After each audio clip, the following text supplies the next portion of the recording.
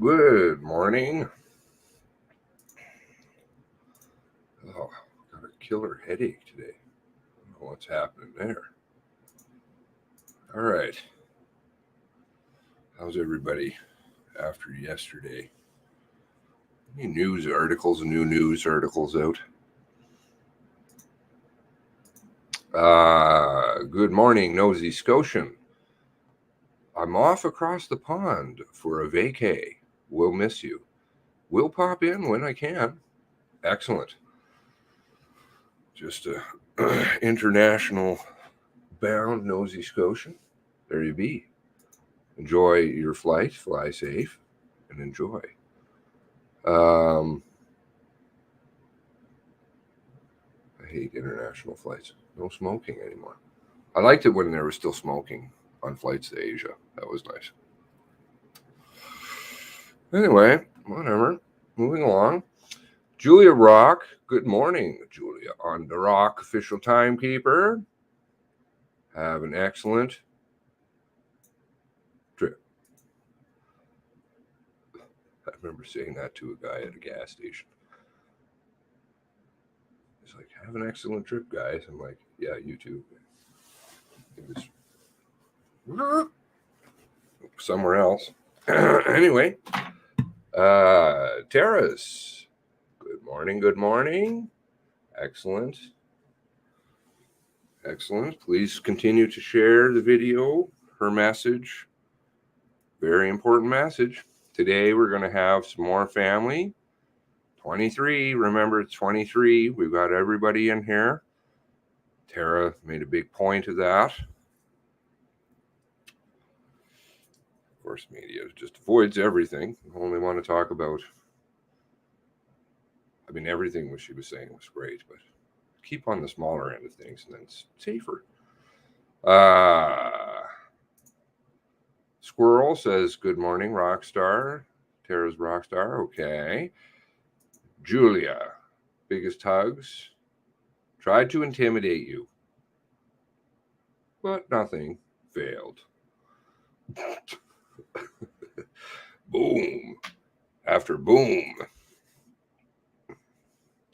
Lawyers could have dropped that.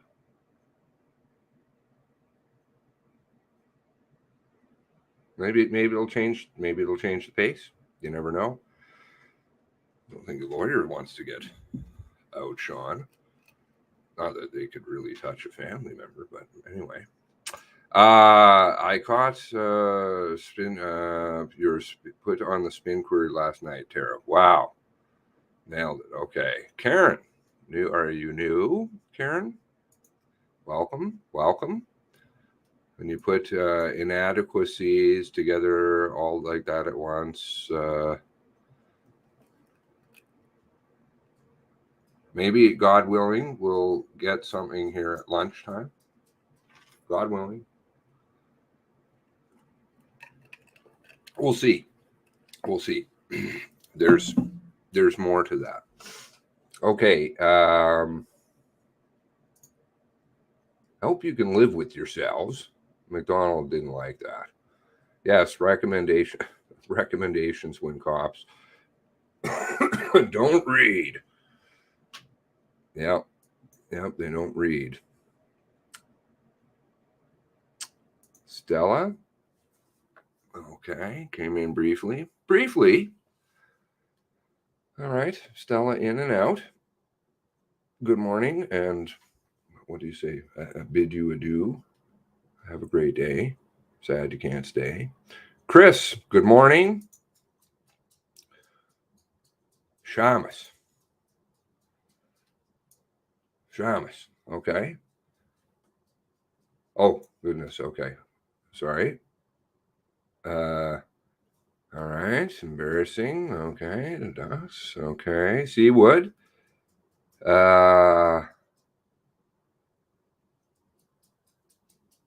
Still having a great day from Tara. Okay. It's quite lively. 49 of you in. Family, remember, please share. We're going to have some family. We're going to have Lisa's lawyer in here today. Mr. Lockyer, who likes a lot of different cases. All very high level, interesting stuff going on here.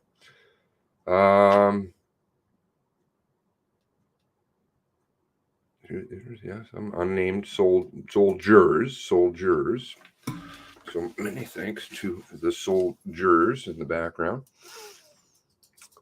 Not really soldiers, though. They're just good peoples. You know, good peoples are good peoples. What is it? People. My people. Isn't that what you said? I don't know. Not an expression I'm quite familiar with, but Nikki, good morning, Nikki. Jeannie. I'm going to put up the clip of Tara. I'm going to put some other things together too. But again, there is more to that, so please stay tuned. Again, hopefully, maybe today. Nikki, Lily Baum. Lots of compliments. Morning, Lily. Tara, don't know you. Very proud of you. 3 commas. What's with the 3 commas? Is somebody's keyboard not working? I've noticed that. Is there a certain pattern with the keyboards? Over the years, I've noticed different people have a lot of comma. I do the ellipsis quite often. Three periods. That's a punctuation thing. Invasion 1, good morning. Good morning. Fantastic job. I need my glasses. And my head hurts. MH. Cheryl, good morning. Good job.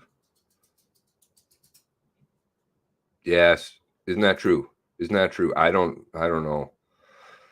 I was talking to her last night and I'm like, I really don't know. I got nothing and I kind of let it hang out. And I got things, but not the same. Definitely not the same. It takes big cojones. Are you identifying as a male now, Tara? No, just teasing. I'm just teasing. CK, just wanted to say again, Tara didn't see the posts, had to watch last night. You 100% beautiful. Wonder what MCC was thinking last night. Oh, it's Ottawa. Having a conversation yesterday with somebody. It's Ottawa. That's having problems. Ripples, they like ripples, right? Don't they? Something about ripples, all this goop that they put in the background. Oh yeah, you can't see my cursor there. That's what that symbol is. The shit that's hard to look at. Ripples. Well, waves, or a wave is building. We have to keep it going, and yeah, because it will dissipate. They'll try. Nova Scotia born, good morning. Crystal Edwards, good morning. Sharon, good morning. Good to see you around. Truth behold, Caper Gal. Excuse me, everyone. The proceedings will commence in 2 minutes. Okay. And just a reminder to ensure your electronic devices are turned to silent mode. Okay, I'm way behind. J9 Mac, good morning. Oh dear. Good morning. Wish I could speak it publicly as well as you did. Awesome. Oh dear, helping all kinds. Of course, everybody helping. I don't know how the tech skills really are quite astounding. Pioneer. Mary Shea Mahik. Have I got that correct? Opening the border. Okay, yes, no more of the stuff at the border. Good news. Glow Watcher. Okay, I'm not going to say anything because The share part, I'll touch on that. Anybody who wants to share or like yesterday, that's good. Or actually like all the family ones. Important. It's a 94. I don't know if they're playing with the numbers though. Aaron, Julian Proud, Memorandum Maury. Good morning, Holly. Good morning, Holly. Good to see you. Good to see you. Okay. Well, I don't know. That might be something they need to look at. Self-assessment's always good. Nosy Scotian. Sarah G. Sarah G, good morning. Wendy Lejeune. Good morning.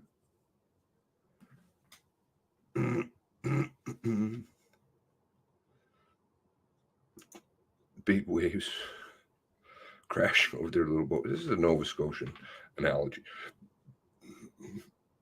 Can't see that quite on the prairies. I have to go my West Coast days. Okay.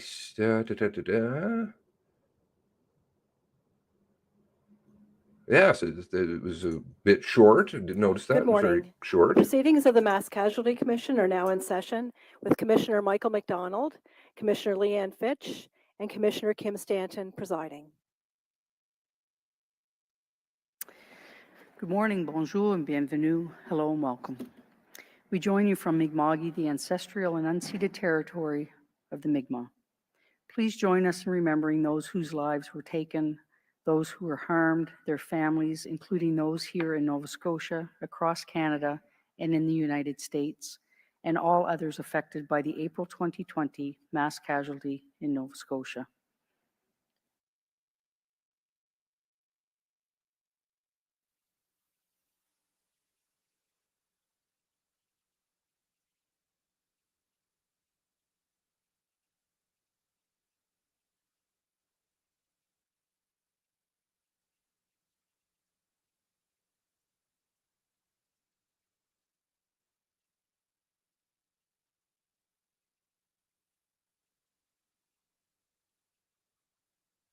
Today, Participant Council will share more final oral submissions. We'll hear from a number of different council representing family members, those most affected, and some organizational participants.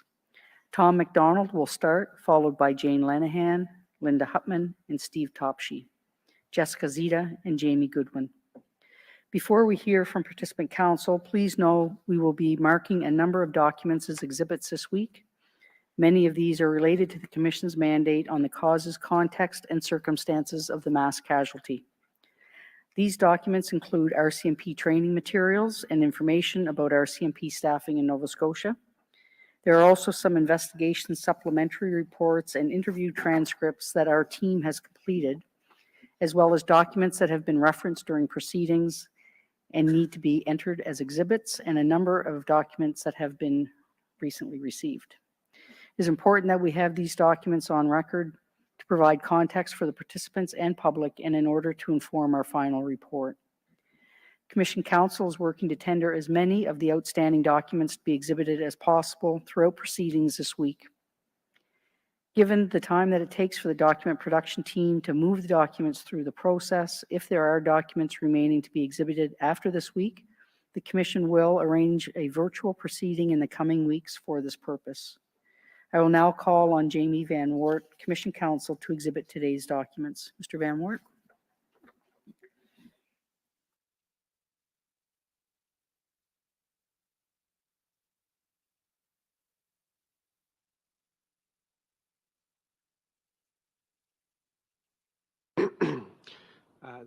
Thank you and good morning, Commissioners.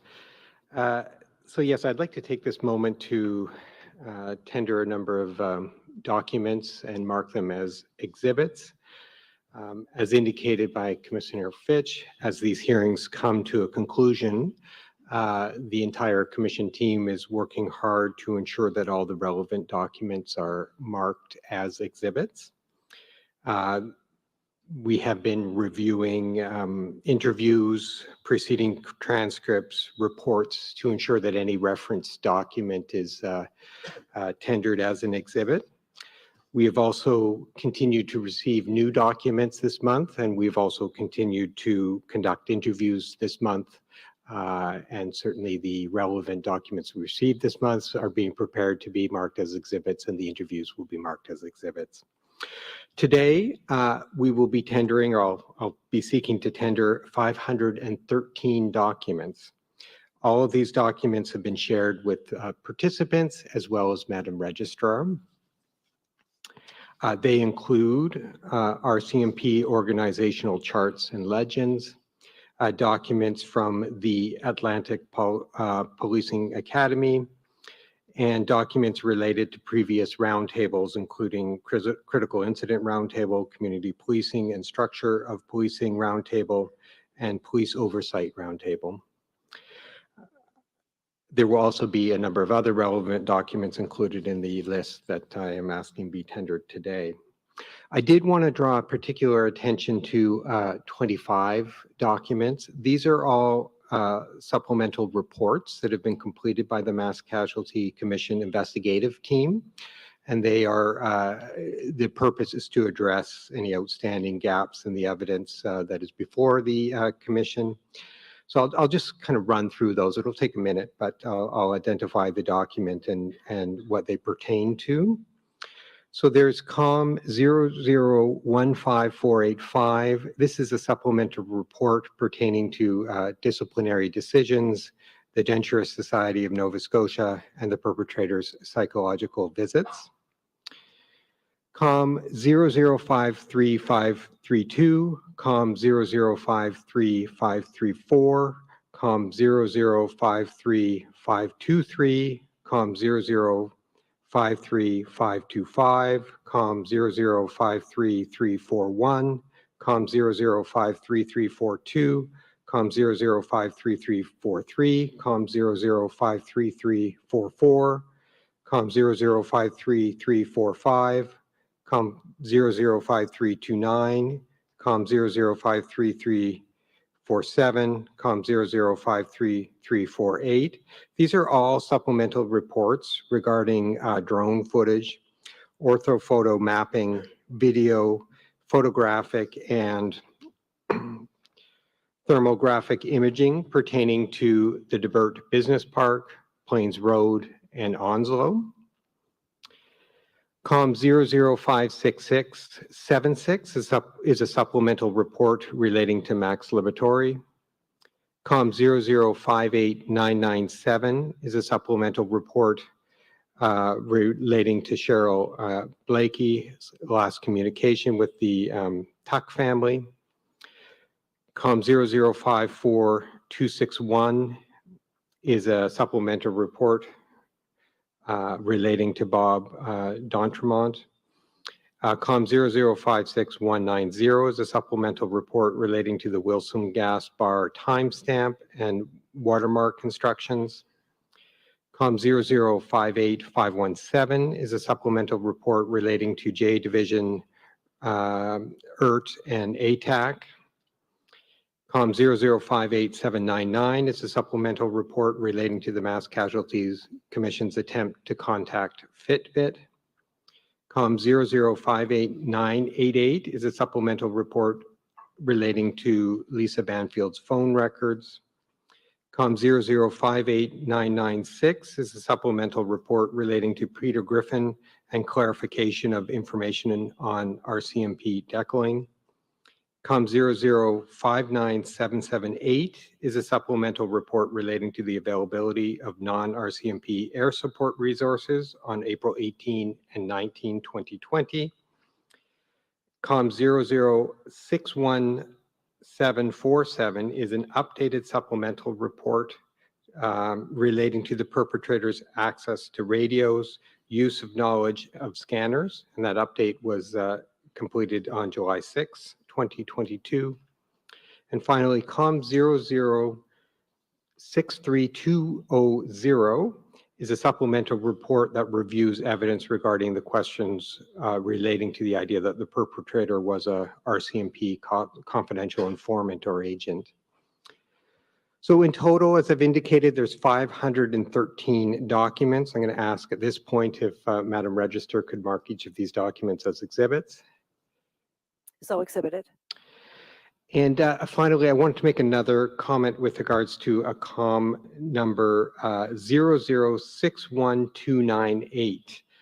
This is a corrected version of a foundational document.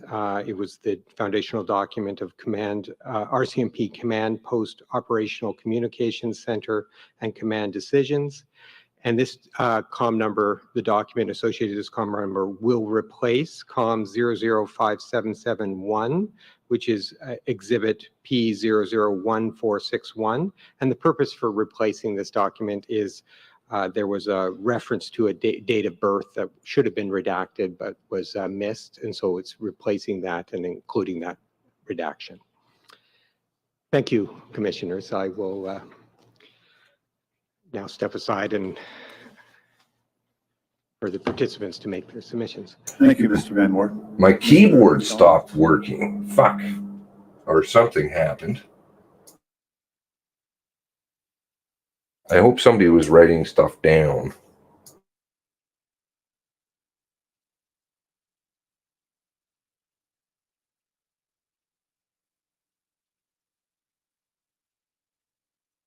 Good morning, Commissioners.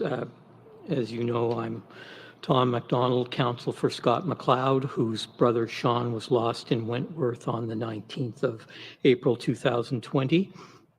The submissions really will cover a number of areas. The first will be the procedural path as we see it to your recommendations, some discrete findings of fact, recommendations themselves, implementation and oversight of those recommendations, and a comment on the process and the report that will come. In terms of the path, I mean, it's self-evident to you as commissioners, but I think it ought to be noted because we're on the record. Really, the path starts with the orders in council, the two orders in council, the Government of Canada's order in council, the Province of Nova Scotia's order in council, and that sets out your mandate. I'm not obviously going to touch on every point in there, but some of those highlights in those orders in council are for you to determine the causes of what happened with this mass casualty, the police response, public communications in terms of the police, meaning the RCMP generally, and of course, family support. You have an evidentiary framework that this commission has put in place to help you get to where you want to go in terms of formulating recommendations and making findings of fact. You heard from many witnesses orally here present in various venues, virtually, by affidavit. There are thousands of documents that were submitted. You heard from experts through roundtables, and you've heard from participants, especially in one-to-one sessions, participant consultations. It seems self-evident to say it, but you just need to stick to your evidentiary framework and follow the evidence. The evidence will give you the answers that you seek in terms of what conclusions you should draw, because the evidence, while not exhaustive, is voluminous, and it's bordering on exhaustive in terms of the number of evidentiary items that you've heard and seen and read. The findings of fact we've chosen to focus on are really 5. One, at the beginning one, is we would, and all of this is said with respect, you will come to your own findings of fact, but we submit that from the evidence that you have heard, there's no other conclusion, but there was confusion within the RCMP command structure in the early hours in Portapique on the night of the 18th. It's clear from the policy of H Division, the risk manager was supposed to be in charge. We've heard these trite expressions, too many cooks in the kitchen, all hands on deck. There were, it was well intended, but it was not following the policy. And I think the risk manager, it was difficult for him to do his job with all of the other hands helping. Well-intentioned, but nonetheless, it wasn't the policy. So there was confusion in the command structure, and I think the evidence is before you that there was confusion. Secondly is the containment issue. Again, well-intended, but at the end of the day, an active shooter became a mobile active shooter. He left the Portapique area and he transitioned to other areas of the province with resulting fatalities. I think there's a finding, and you have the evidence before you, that there was an issue with containment, the issue being lack of awareness of the local area. That's the main issue. So on another day at another time, would the Blueberry Road have been well known to members familiar with the area? Maybe. We'll never know, but it really is an issue in terms of that lack of knowledge. The third finding of fact is the lack of awareness and use by the RCMP of Alert Ready. We would submit it is unacceptable. We've heard the reasoning. I accept the reasoning, which was it wasn't in the playbook, but for the National Police Force 2 years ago in 2020 not to be aware is not acceptable at any level. So it's not necessarily on the lower ranks, it runs through the ranks, and it was not acceptable that there was this lack of awareness and use of Alert Ready. Hand in hand with that is the delay in sending the tweet on the morning of the 19th through the various levels of approval, and then the second guessing, if I can put it that way, of how approval was supposed to be reached. It wasn't acceptable. Those layers of bureaucracy or perceived bureaucracy weren't acceptable, and there was an unacceptable delay in sending the tweet. The last finding of fact is sort of the one that has become more prominent in recent weeks, and that's this allegation of political interference. I think that you should strongly consider making a finding from the Commission's point of view in terms of the evidence you heard as to whether there was or there was not. We would submit there was not in the traditional sense. I say that because Commissioner Lucky gave evidence that she was the person, along with members of her senior management team in Ottawa, who was in the meeting with the political people in Ottawa, with the ministers. She felt there was none. That's uncontradicted evidence. Why? Because no one else who made these allegations that there was in that meeting except her and her senior team. But there was a perception that and an impression that there was political interference, and that's something that needs to be dispelled. It's not a good look for the RCMP to have this sphere of in the air that there may have been political interference, particularly when the senior command in Nova Scotia is of a contra view. So I think from the Commission's point of view, it is something worth addressing. It's not the primary issue that will fall to you, but it is an issue. In terms of recommendations, we really have 10 recommendations. There are many, obviously, that you will look at and would think your final report will be much more than 10. But number one would be a clear critical incident command structure, especially with active shooters, and it needs to be reinforced. Maybe the RCMP have done that now. We've heard, I think, that there are 2 risk managers that may be assigned, but there needs to be clarity in these types of incidents for the future in terms of what the command structure, who is in command, when a critical incident begins and who is in command once the critical incident is declared as such, because we all know that if you have an active shooter in those early minutes, it's not declared a critical incident. It's somewhere in the ether, but it is a critical incident in effect. And so who's in charge? It's supposed to be the risk manager, and it needs to be reinforced. Training and awareness of local areas, rural areas, and that goes to rural policing. There needs to be and should be this local awareness, which is taught with the members, that if the RCMP are going to be doing rural policing in this province, there needs to be local awareness. Mr. Topshee made a very important point, I thought, back in his submissions, it may have been June, which was to liaise with local volunteer fire chiefs, maybe lands and forest people, but there are people in, even if it's a big geographical area like Colchester County, who do know the local areas, and they should be used as a resource, and it should be sort of a first step when people come into the area, RCMP members, to speak to the local people, to know what the local area is and how to navigate it. And that brings us to the third recommendation, which is a reimagination, if I can put it that way, by the RCMP of the rural policing policy, at least in this province, maybe across the country.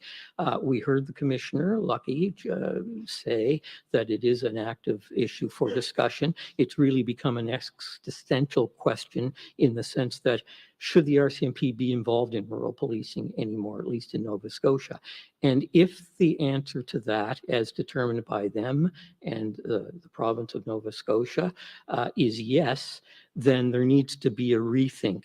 And we've heard about the funding issues. I'm simplifying it, but the RCMP would say we don't have enough. The province would say you have more than enough or sufficient. Whatever the funding is, the RCMP needs to find a way to make the funding work if they're going to be in rural policing in the province.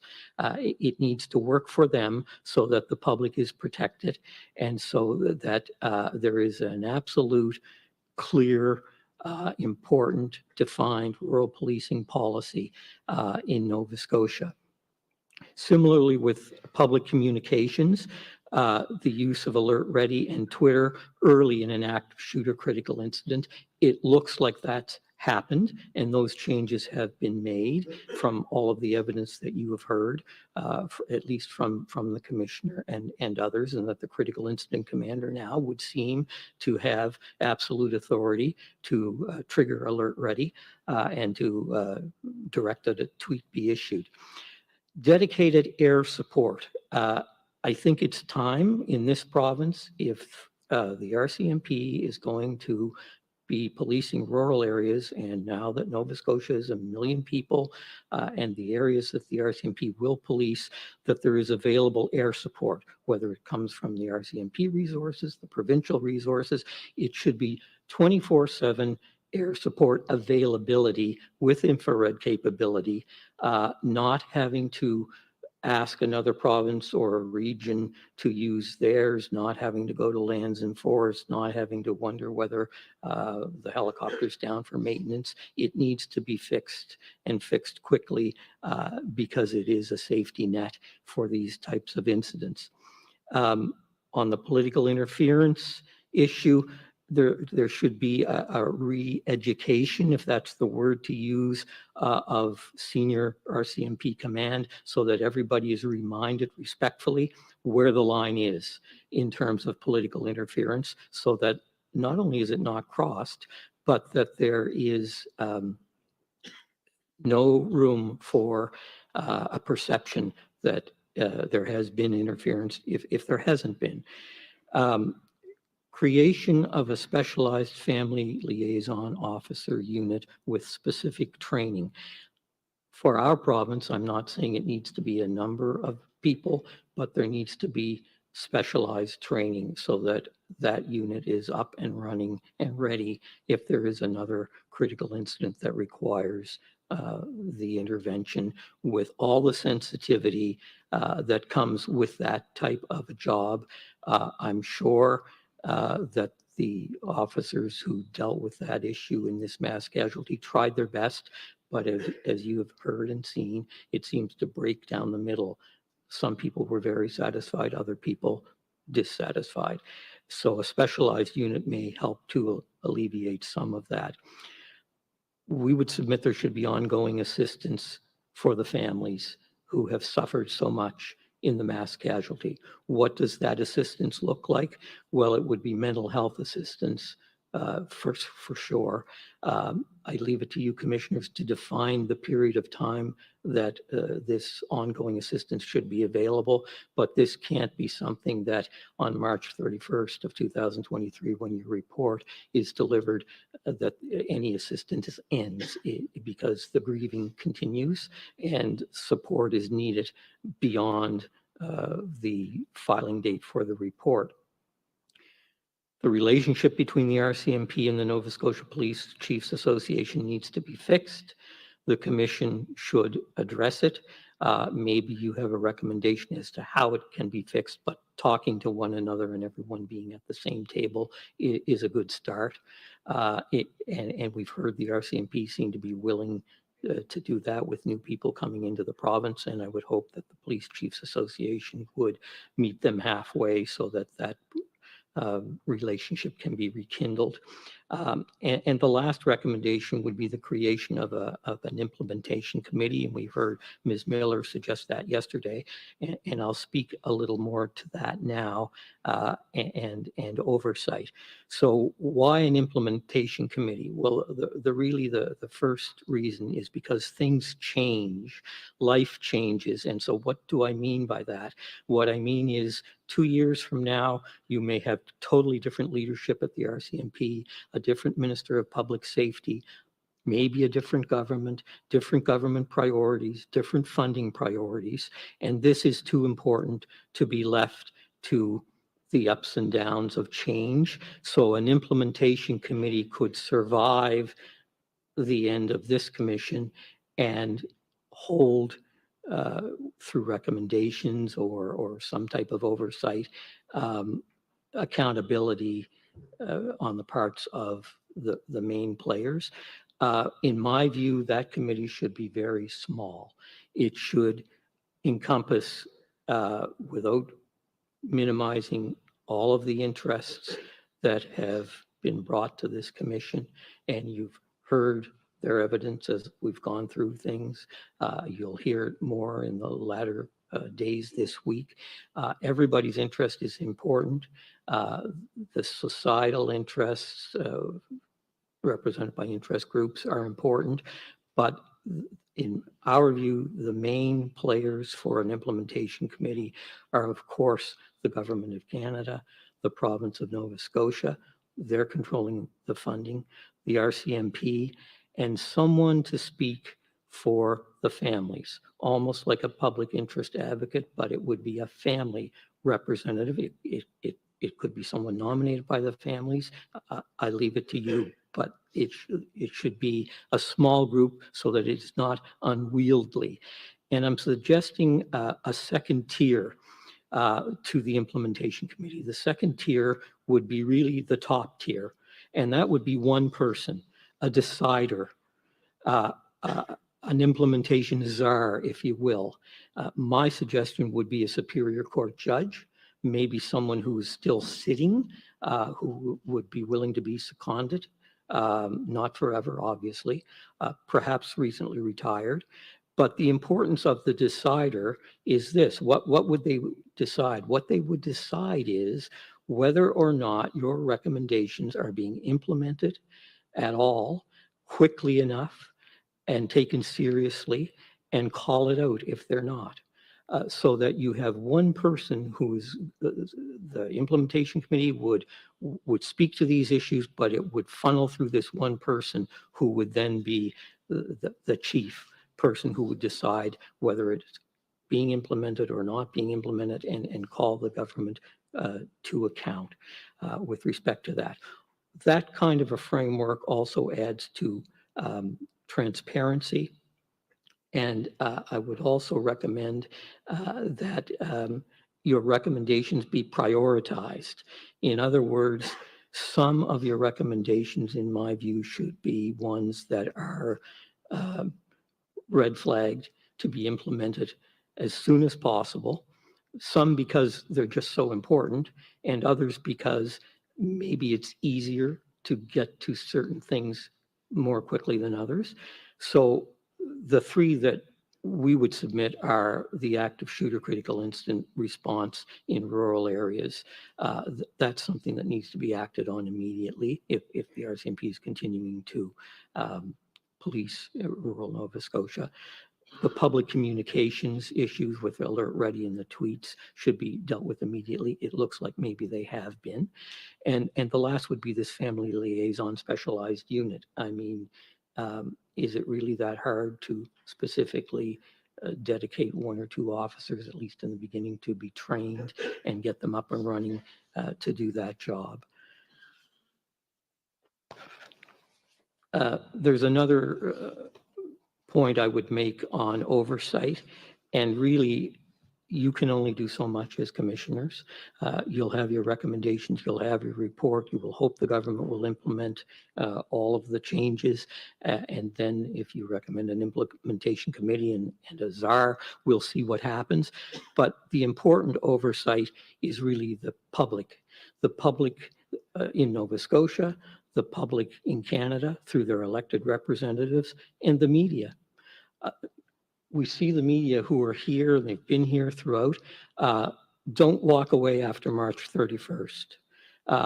Hold the government to account to implement these recommendations, whatever they may be, so that the 22 people whose names we see every day won't be forgotten in terms of this and the expense, as we've heard, whether it's $25 million or what the final amount is. You said, Commissioner MacDonald, and the point stuck with me when Commissioner Lucky was here and also the Deputy Commissioner Brennan, you asked for their commitment. I'm paraphrasing. And I take them at their word that they would help because it was too important. The stakes have never been higher. And that's, I totally agree with you. And to fulfill that commitment, there has to be, in my view, this public/media oversight as to whether these recommendations will be implemented. In terms of the process, in discussions with Mr. McLeod, I make these comments mindful that not everybody sees this process in the same way, whether as a participant or counsel. I respect everybody's point of view. Their story is their story. This is Mr. McLeod's narrative, and by extension, me as his counsel. Mr. McLeod felt heard. In particular, in the one-on-one session, he felt he's been treated fairly by the process. I would simply say, as counsel in coming to this, not from the beginning, when I had a question that I felt needed to be asked and we couldn't agree in caucus, it was elevated to you commissioners, I was allowed to ask it. If I had a question in caucus, I was allowed to ask it even if it wasn't through my voice. If I submitted questions for other counsel to ask, they were asked. So within this very different process, because as you know, I come from a civil litigation background, it's adversarial, it's cross-examination is expected. Within this process, this trauma-informed process, which no one I think is suggesting is a perfect process, Mr. McLeod feels that he was treated fairly, and as his counsel, I feel I was treated fairly. That's our narrative. It doesn't just take away from anybody else's narrative, but I think it's important to make that point. At the end of the day, fairness may be the best that anyone can ask for. In terms of your report, I would only say one thing. I think that it should be written in very plain language, so that, yes, it's going to be a report that will be referred to for many, many years. It'll be read by academics, it'll be read by lawyers and judges and everybody else. But it's very important that anyone in the public who chooses to read your report on March 31st or April 1st, can, if asked the next day, at least explain a little bit to their 10-year-old son or their 80-year-old mother, well, what did the Mass Casualty Commission decide, so that they can, not in a way of expecting to know everything that was in the report, but the public will come away with an understanding of what you did and what you found and what your recommendations were. The last point is really more of a personal one. I wanted to thank council and all of the staff who were always very helpful with Mr. McLeod and myself through thick and thin. It was much appreciated, and sometimes it doesn't go acknowledged, but it should be acknowledged. Subject to any questions, those are my submissions. Thank you very much, Mr. McDowell. Thank you. Ms. Lenahan.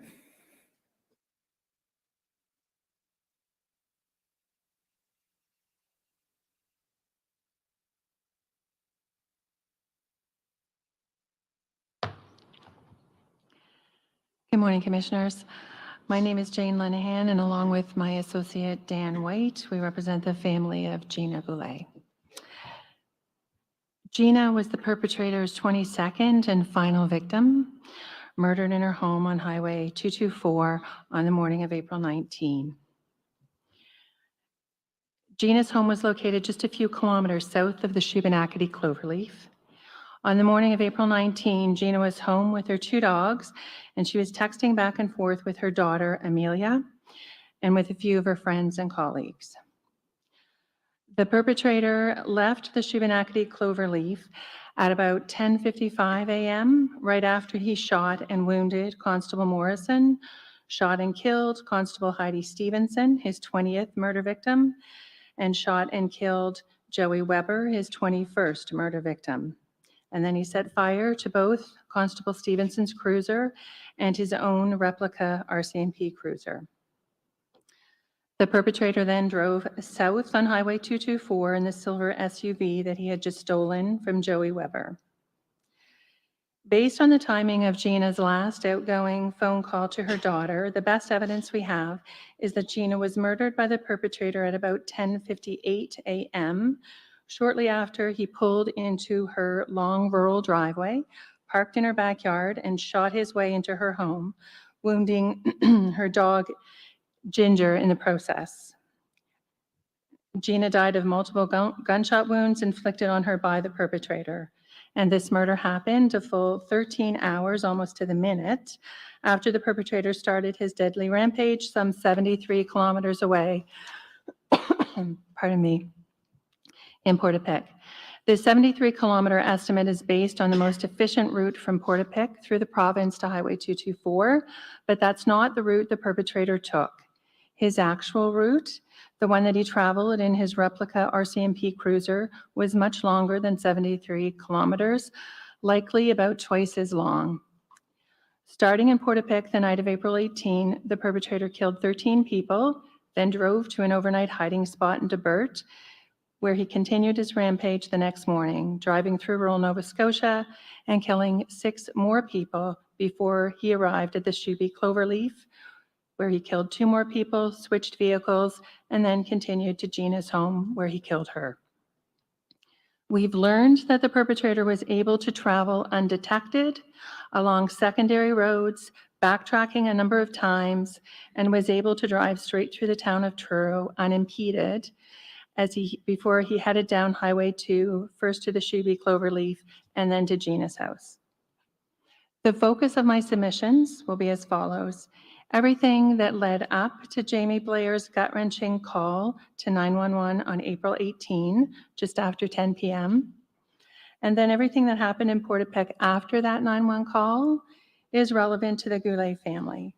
All of those events, decisions, omissions, and missteps led to her murder. However, my intention today is to focus primarily on the events of April 19, the issues that are important to Gina Goulet's family, and the recommendations for change that the Goulet family would like to see come out of this inquiry. The Goulet family fully endorses the excellent representations that have been made, and I'm sure will be made, by my colleagues representing the families who lost loved ones on April 18. But rather than repeat those representations, my instructions are to focus today on why the rampage was not stopped before the April 19th murders happened. Why was the perpetrator able to continue on and murder 9 more Nova Scotians the next morning, given all that was known to the police about the perpetrator the night before? And finally, I would like to set out the recommendations that the Goulet family would urge the commissioners to consider and adopt in the hope that these recommendations will prevent a repeat of the tragic events of April 2020. First, though, I'd like to just backtrack a little bit and talk about why we're here. Why was this Mass Casualty Commission established jointly by the governments of Canada and Nova Scotia? Please note that I'm using the terms commission and public inquiry interchangeably. By now, we're all very familiar with the commission's mandate or marching orders as set out in the orders in council.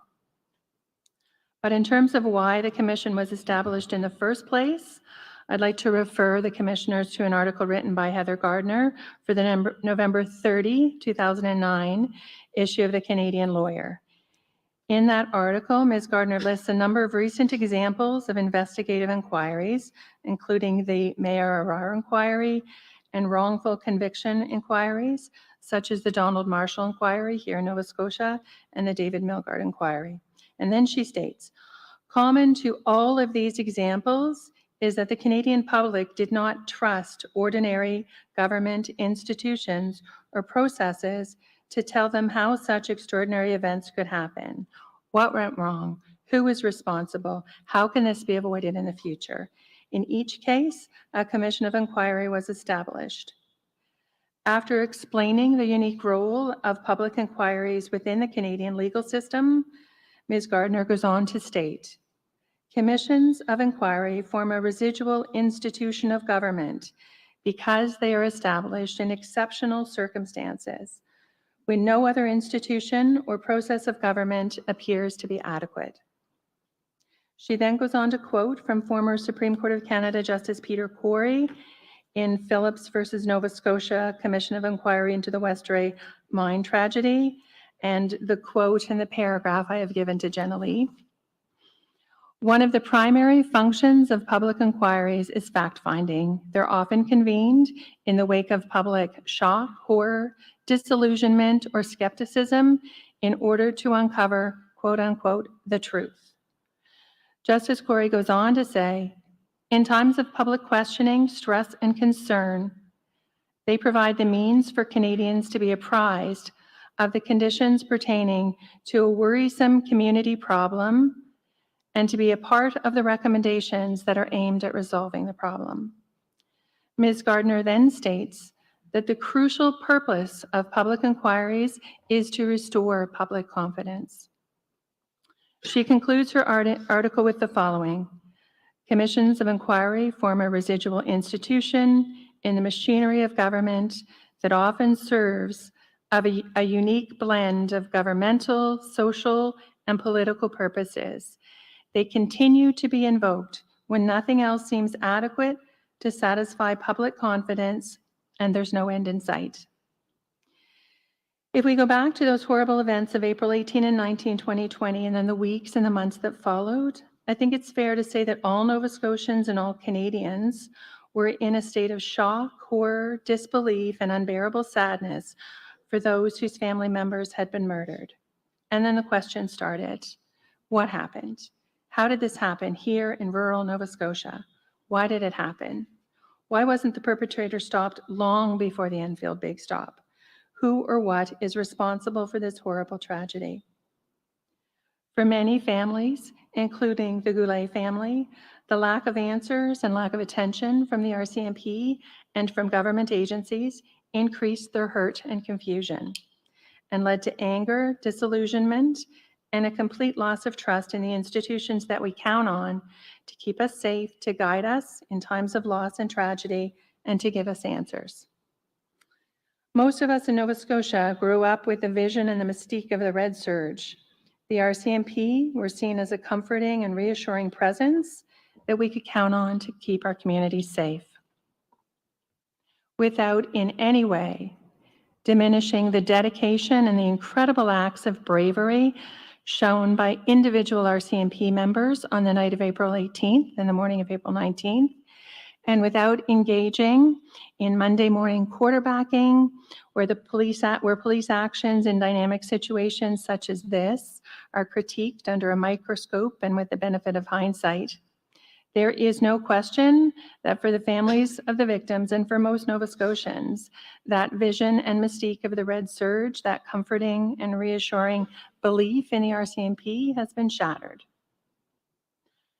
The Goulet family believed that the only way they could begin to put the pieces back together after April 19 to start to heal and move forward with their lives would be to find out what happened to Gina, why it happened, and what they could do to help implement the necessary changes so that no other family would have to go through what they have gone through and they're still going through. But the RCMP weren't talking and seemed to the Goulet family to be more concerned with closing ranks and protecting their own reputation than with properly caring for the community they were supposed to be serving and protecting.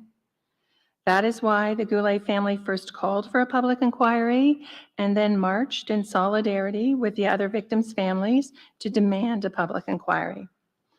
And that is why the Goulet family sat through all those days of hearings, both the working meetings in the fall of 2021 and then the presentation of the foundational fact documents in the winter of 2022, with Gina's photos sitting on the table in front of them, facing you commissioners.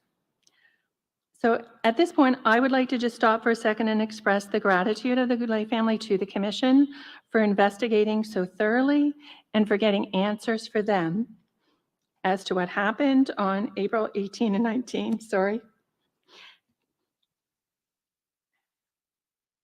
And in particular, what happened at Gina's house that morning.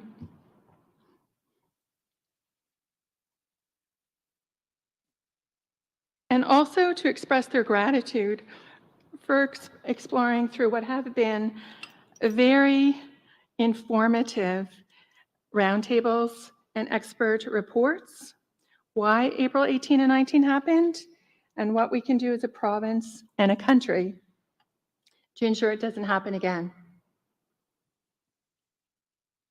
Clearly, the mass murder that happened in Saskatchewan earlier this month means that we have a lot to do still as a country.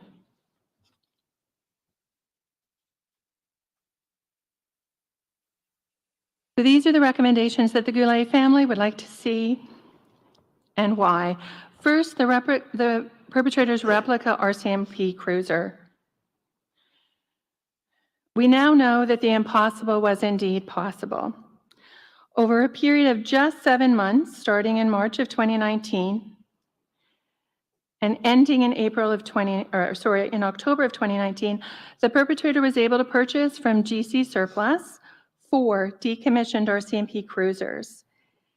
The total amount he paid for those 4 decommissioned RCMP cruisers was only $21,596.81.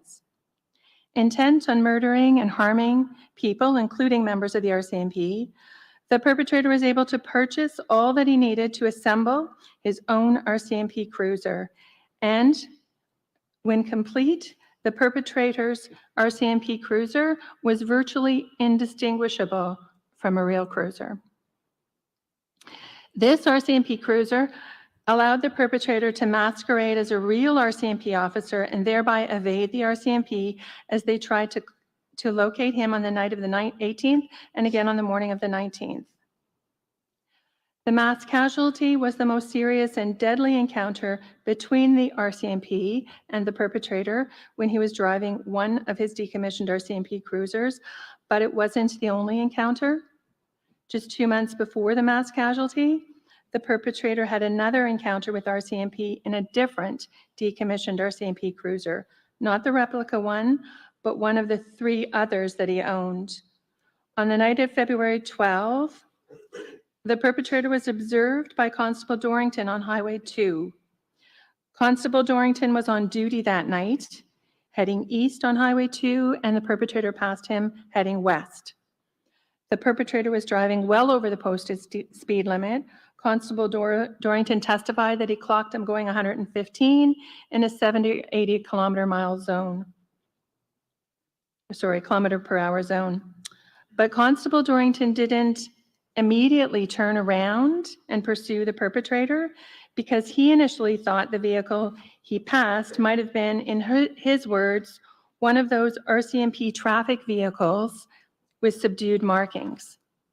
So instead, Constable Dorrington took a moment to call dispatch to see if one of their cars was in the area. After confirming it wasn't a real RCMP car, Constable Dorrington then turned around to pursue the perpetrator, pull him over, and give him a ticket. I'm not suggesting any wrongdoing on the part of Constable Dorrington.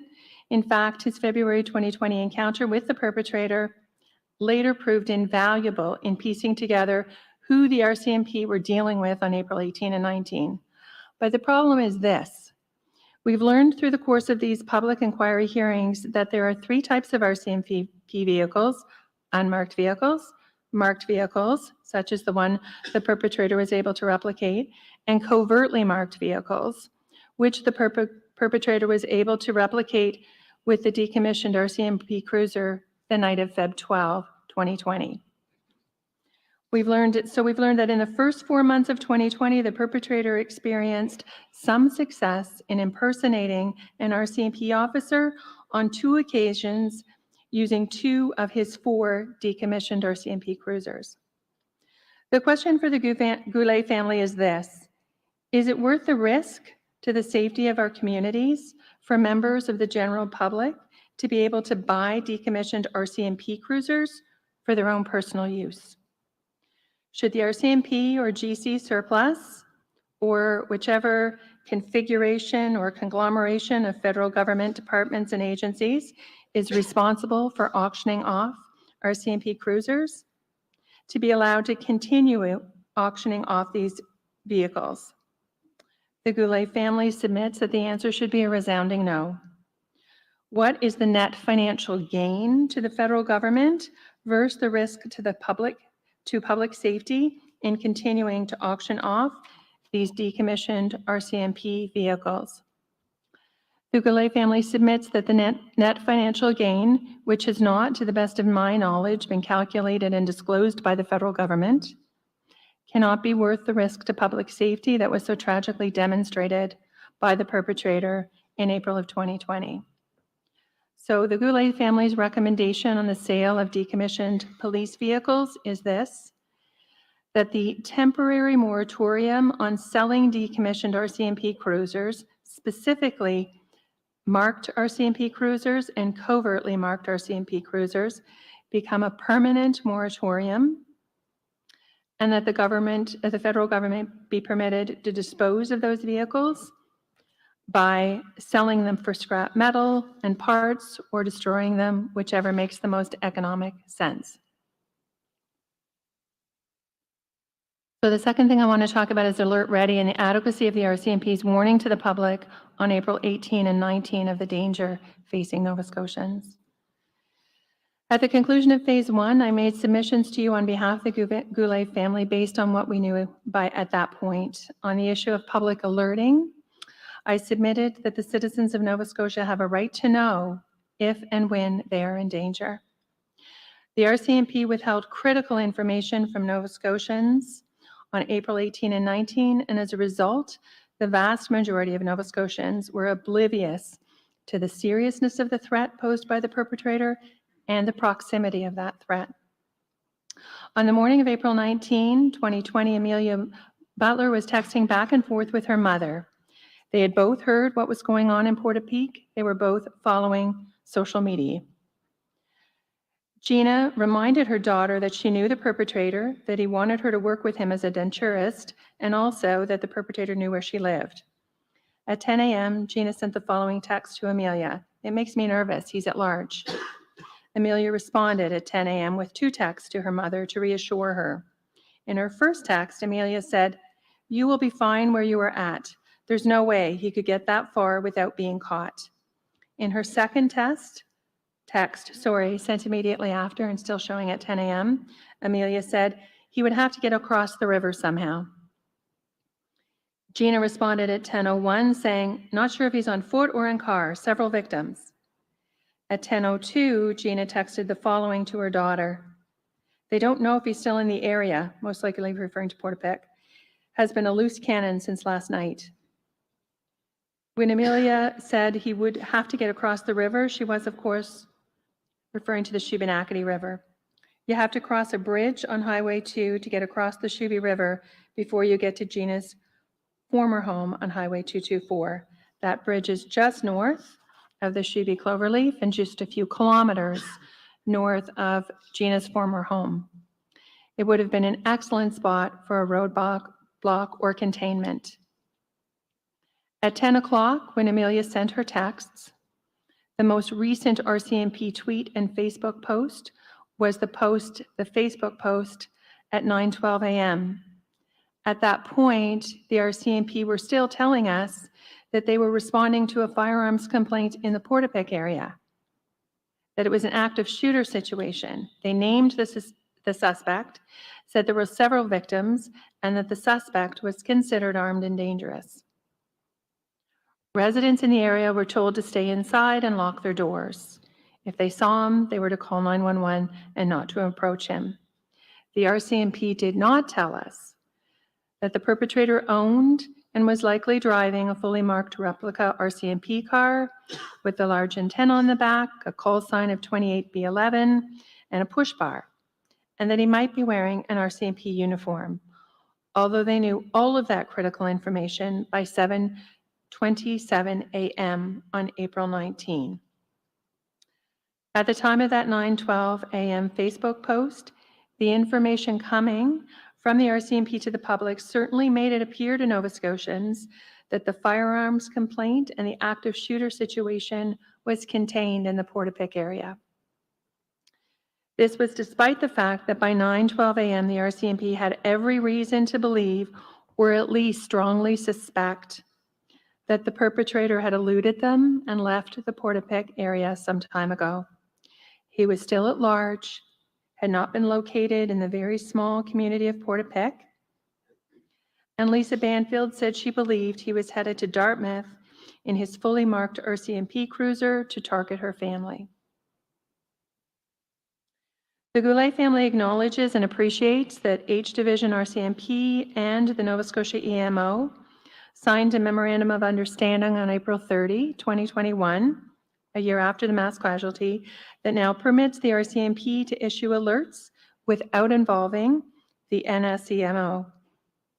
The RCMP response to the June 2, 2022 subpoena for written evidence certainly indicates that lessons have been learned about the need to communicate with the public in a timely manner about threats and dangers to our personal safety. Further, the RCMP seems to have accepted that the use of Alert Ready, in addition to social media posts, is an effective way to reach the public, hopefully to warn the public, but as well to make it possible for the public to report sightings or other information that might assist the police. Further, there appears to be an understanding that it is critical to let the public know what the police know when they know it, and then update the police as more information comes in and the situation evolves. It certainly appears from media reports that the RCMP communications to the public during the recent Saskatchewan mass murders were much improved, both in timeliness and content, from what the RCMP communications to us during the mass casualty in April 2020 were. But I would submit that there remain concerns that the police, and not just the RCMP, but all police, will hesitate in issuing an alert to warn the public because of police fears that a mass public warning will result in a flood of 911 calls that will overwhelm the 911 system and create chaos, that the alert may provoke vigilante justice by citizens in response to the warning, or a whole host of other reasons that seem most likely to be related, or rooted rather, in police distrust of the community they serve. It's police business. The public doesn't need to know until we have it dealt with, etc. As an example of this concern, Chief Kinsella of the Halifax Regional Police testified at the Mass Casualty Commission on August 25 that unlike the RCMP in April of 2020, it was inconceivable that HRP would not consider the use of Alert Ready to warn the public in the event of an active shooter situation. Yet, just days following Chief Kinsella's testimony before this commission, there was a serious weapons incident in Dartmouth on August 28, 2022. HRP were called to a weapons complaint because a man with a firearm had barricaded himself inside a house. When the police attempted to arrest the man, he confronted them with a gun outside the house. The man was shot and killed by police. No alert went out to warn that community in Dartmouth that they were in danger and should shelter in place or evacuate or stay away from the area until police had cleared the area. The Goulet family submits that the comments of HRP Inspector Greg Robertson in his briefing note of April 27, 2020, just a week after the mass casualty, to HRP Kinsella and RCMP Chief Superintendent Gray, where he was reporting on the incident on April 24 of 2020 and the use of alert, are instructive. This is what he says in that briefing note. As for call volume, really, it's impossible to say, as we had a high volume for a fair bit of the afternoon due to, and then he goes on to explain call-outs for 4 or 5 different weapons complaints that afternoon. So basically, there were weapons calls in multiple areas, given the time frame of only a week after the Portapique and surrounding areas call, and the heightened sense of vulnerability that the public is feeling on top of the pandemic anxiety. So in one sense, the alert clarified what was actually going on and where. I think, however, this would be an opportunity to educate both us, HRP and RCMP, and EMO, and the public on what information will be in these alerts in the future, the purpose of them being to warn of potential danger and to actually read the message and not call 911 unless required. I think honestly, being the first one sent, it's a learning process for everyone. I think the education piece, combined with a specific location area in future alerts, as well as something in the alert to advise not to call 911 unless XYZ, would prevent a surge in calls and address the concerns over an increase in call volume overall in the future. And then he goes on to say, I realize the alert may tax us operationally for a short time, but if we do have an active shooter, the ensuing results could be far more taxing. In a real situation, an alert may save a life. So the recommendation on the use of Alert Ready that the Goulet family would ask the commissioners to consider making is as follows. That all police forces serving the citizens of Nova Scotia work together cooperatively with the Nova Scotia EMO to develop 1, a standard protocol for the use of alert, 2, an education program for all Nova Scotia police forces that specifically addresses their hesitation, meaning the use is the police is hesitation, and their concerns about the use of Alert Ready, and equally important, educates our police forces on their duty to warn the citizens they serve of impending danger. And an education program for distribution to Nova Scotians as to what is expected of us when an alert is issued and how we should respond. This work should be overseen and subject to the approval of the Public Safety Division of the Nova Scotia Department of Justice, who will ensure consultation with our communities. The protocol for the use of Alert Ready in Nova Scotia should include direction that all Alert Ready messages are simultaneously posted on social media sites such as Twitter, and Facebook. The next thing I want to talk about is the relationship between the RCMP and the municipal forces in Nova Scotia. As one of my colleagues summed it up, we don't care who started it. It's been astounding to learn that this petty feud between the RCMP and municipal forces, who does what better, who's trained better, who's better resourced, may have had tragic consequences for Nova Scotians on April 18 and 19. And it's been disheartening, to say the least, to learn during these inquiry hearings that the poor relationship between the RCMP and municipal forces has actually gotten worse, not better, since April of 2022. As our police forces continue to point the finger at one another, there is far too much at stake in terms of public safety for all of our police forces in this province not to resolve their differences immediately and learn to work effectively together. This should not be an option for the RCMP or for municipal forces. This should be a priority, if not the priority, for police reform in Nova Scotia and Canada. Our police are public servants. Their job is to serve and protect the public. And while many of our police officers in this province did exactly that on April 18 and 19, there were some pointed examples where the poor relationship between police forces frustrated their ability to serve and protect us that day. As the facts unfolded as to how the perpetrator was able to get as far as he did on the morning of April 19, my clients were very upset to learn about two specific incidents between the RCMP and municipal police that could have changed the outcome of April 19 had the relationships between our police forces been better.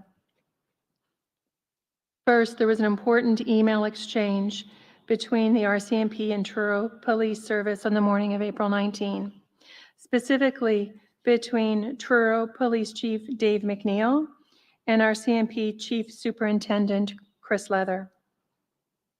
During his testimony before this commission on July 28, Chief Superintendent Leather acknowledged during his cross-examination by participant counsel, Mr. Scott, that he received an email from Chief McNeil somewhere around 8 in the morning offering to provide assistance if needed. Chief Superintendent Leather agreed that he responded approximately 2 hours later. The email in question was sent by Chief Superintendent Leather at 10 a.m. In that email, and he copied Assistant Commissioner Bergerman, he said, "Thanks, Dave. Sounds like we may have the suspect pinned down in Wentworth. We'll be in touch." 2 minutes later, at 10:02, Chief McNeil replies, copying Assistant Commissioner Bergerman, "Thanks, Chris. We can cover local calls if the detachment members are tied up. Just ask. Take care." Chief Superintendent Leather never does reply to Chief McNeil, nor does Assistant Commissioner Bergerman. And of course, we all know that they didn't have the suspect pinned down in Wentworth. When asked about this by Mr. Scott on July 28, Chief Superintendent Leather testified that he knows now that the information he gave to Chief McNeil was incorrect. The suspect was not pinned down. Chief Superintendent Leather acknowledged that he didn't follow up with Chief McNeil to correct the information because he was too busy. But Chief Superintendent also made a point of testifying that Chief McNeil would have known that there were better people closer to the ground than Chief Superintendent Leather, that Chief McNeil should have contacted. However, he didn't point that out to Chief McNeil. He didn't give a name and contact information of another RCMP command person that Chief McNeil should talk to instead. He just tells us that Chief McNeil should have known better than to contact Chief Superintendent Leather. So Chief McNeil, the number one for Truro Police Service, offered the assistance of Truro Police Service directly to Chief Superintendent Leather, the Crops Officer in Nova Scotia, the number two for the RCMP in Nova Scotia. But he's criticized by Crops Officer for contacting someone too high up in the RCMP chain of command. This type of bureaucratic response may make sense to the RCMP, but with all due respect, it makes no sense to the victims' families, and we're left to conclude that Chief McNeil made the offer to the RCMP, was told the threat was contained, and then never heard anything further. This exchange was an important one to my clients, as the perpetrator was able to drive through the town of Truro unimpeded about 15 minutes after that email exchange.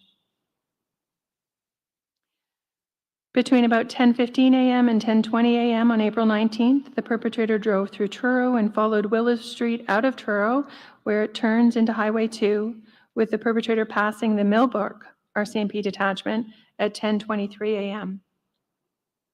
Had the RCMP and the Truro Police Service had a better working relationship, it seems very plausible that the RCMP would have included Truro in briefings of important information as this incident unfolded, so that Truro Police could be on the lookout for the perpetrator. The fact that Chief McNeil was not told specifically by the RCMP that an RCMP cruiser had been seen by a witness, Marianne J., at the scene of Lillian Campbell's murder in Wentworth at about 9:35 that morning, and then that RCMP cruiser headed south towards Truro is inexcusable, and it left police in the dark about the danger headed their way. The second example has to do with Halifax Regional Police. Chief Kinsella testified before this inquiry on August 25.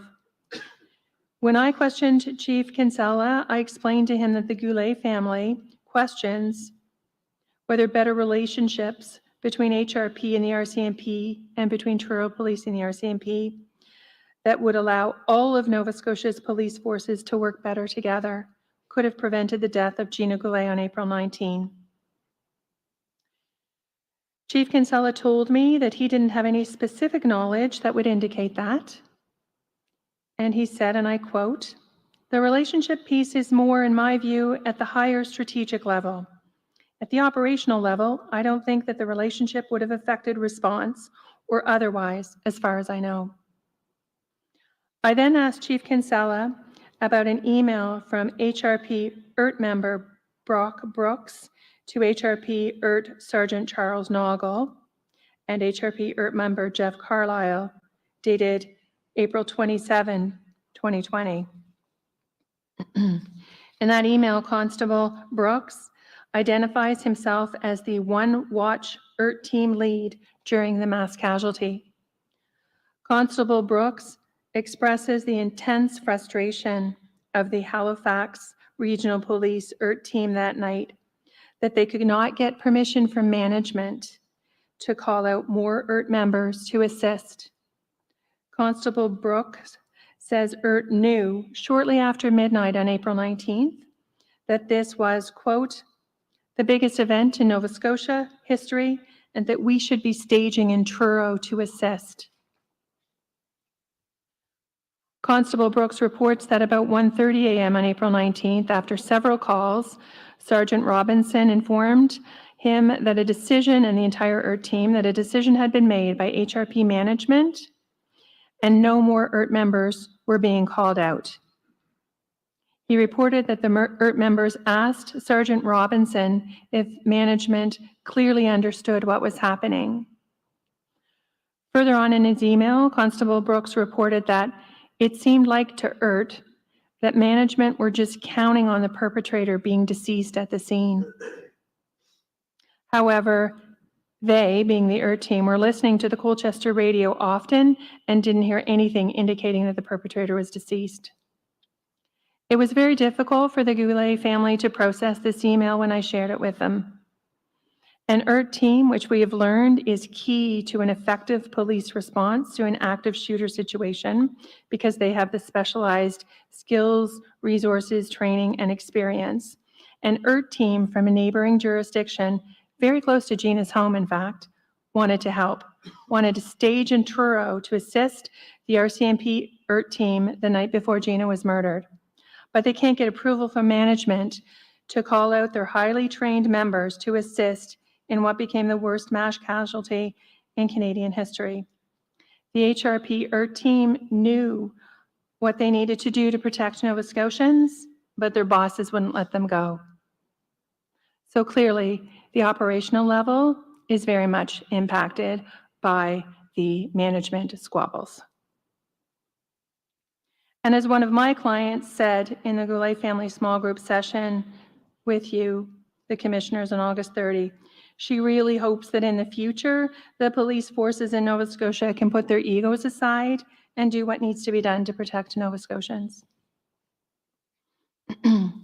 So I have a recommendation for you to consider with respect to the relationship problems between the RCMP and municipal police forces in Nova Scotia. And in saying this, it's really just a first step, but it may very well be a firm statement or example to all police forces in Nova Scotia that Nova Scotians demand better from them and demand change so that policing resources are used to keep our communities safe. Recommend that Nova Scotia have one emergency response team with sufficient members or shifts or teams needed to effectively serve and protect a province the geographical size of Nova Scotia with a population the size of Nova Scotia. We understand that we have 3. By all of the evidence that we've heard, it seems that 3 is more than enough. Recommend that the emergency response team be comprised of equal members of RCMP members and municipal police officers. Recommend that governance, leadership, or command and training of this province-wide ERT team rotate every 5 years between the RCMP and the municipal police forces. So in Nova Scotia, that would mean either HRP or Cape Breton Regional Police, given that they're the only other 2 police forces in Nova Scotia who have their own ERT team. Air support. The lack of air support during the mass casualty was canvassed thoroughly by my colleagues yesterday, and the Goulet family supports those submissions and the recommendations flowing from them. I have a few additional comments. First, we submit that during the mass casualty, the lack of air support was more about failures in communications than lack of resources and availability of air support. We all know that Plan A was to call Moncton, but that helicopter was off-duty sick. But we submit that a component of Plan A was also for H Division to immediately notify Deputy Commissioner Brennan of the active shooter situation. DC Brennan testified before this commission that in his role as Deputy Commissioner in charge of contract policing, he should have been notified of the situation on the ground in Nova Scotia on April 18 as soon as possible, so that he could determine if H Division needed any additional services or equipment in order to properly respond to the threat. DC Brennan testified that he first learned of the active shooter situation in Nova Scotia after Constable Stevenson was killed, which was close to 11 a.m. on the morning of April 19. So he learned about it 13 hours later. DC Brennan should have been notified as soon as the critical incident package was authorized the night of April 18, so that he could canvass whether H Division needed additional resources. Plan A included notifying Deputy Commissioner Brennan, and that wasn't done. Plan B should also have been to notify Deputy Commissioner Brennan. We acknowledge that lessons have been learned by the RCMP on this issue and changes have been made as a result. That seems evident from the RCMP H Division response to the June 2 subpoena for written evidence and from the recent Saskatchewan tragedy. The Goulets would like to suggest that the commissioners consider a recommendation that the lessons learned by the RCMP on the lack of air support during the mass casualty and the changes made as a result be included in the operational manual of the OCC as an air support checklist, so that the next risk manager or CIC, critical incident commander, who's faced with a request for air support knows exactly what to do and whom to contact. Technology. The failure or inability of members to use pictometry during the mass casualty event was also thoroughly canvassed by my colleagues yesterday and by the Phase 2 excellent written submissions of the East Coast Prison Justice Society and the BC Civil Liberties Association. The only additional recommendation that the Goulet family urges the commissioners to make is that the RCMP members should have 24/7 access to virtual IT or information technology support. Given the ability of IT professionals to work remotely and, if necessary, gain access to and take control of members' computers, this does not need to be a big ticket item in terms of cost.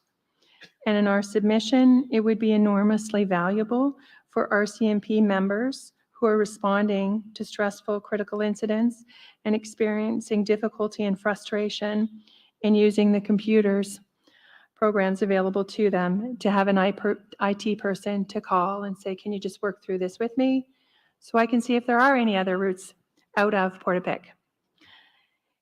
In addition, the use of IT professionals to guide and assist members rather than focusing only on IT training for police could be part of the detasking discussion, removing tasks from police that they're not ideally suited for or trained for, and giving those tasks to others better suited to the task so police can focus on police work.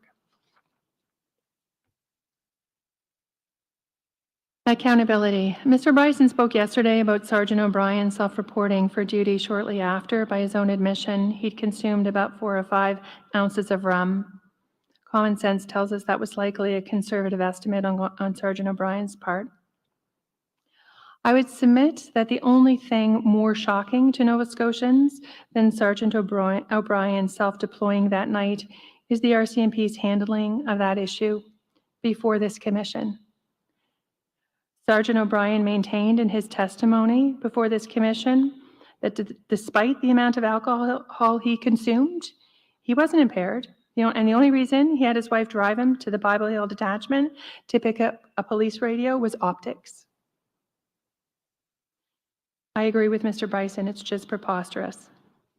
Rather than simply acknowledging at the outset that Sergeant O'Brien's behavior that night was unacceptable and had been dealt with by the RCMP, and ensuring Nova Scotians that they can and should expect sobriety from RCMP members on duty, that evidence had to be drawn out of RCMP management in cross-examination by participant counsel. Chief Superintendent Leather told us that he wasn't really aware of any of those circumstances, but he conceded in his testimony on July 28 that members consuming alcohol and reactivating themselves or going in for duty it's not just ideal, it's not allowed by, and the transcript says policy, but I think it might be a typo, or police, I think it's policy.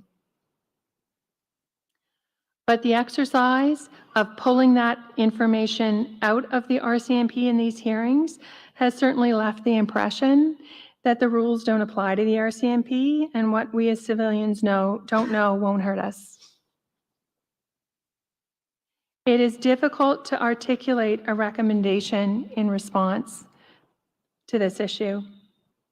The only thing that will suffice, I would submit, is meaningful civilian oversight of policing in Nova Scotia.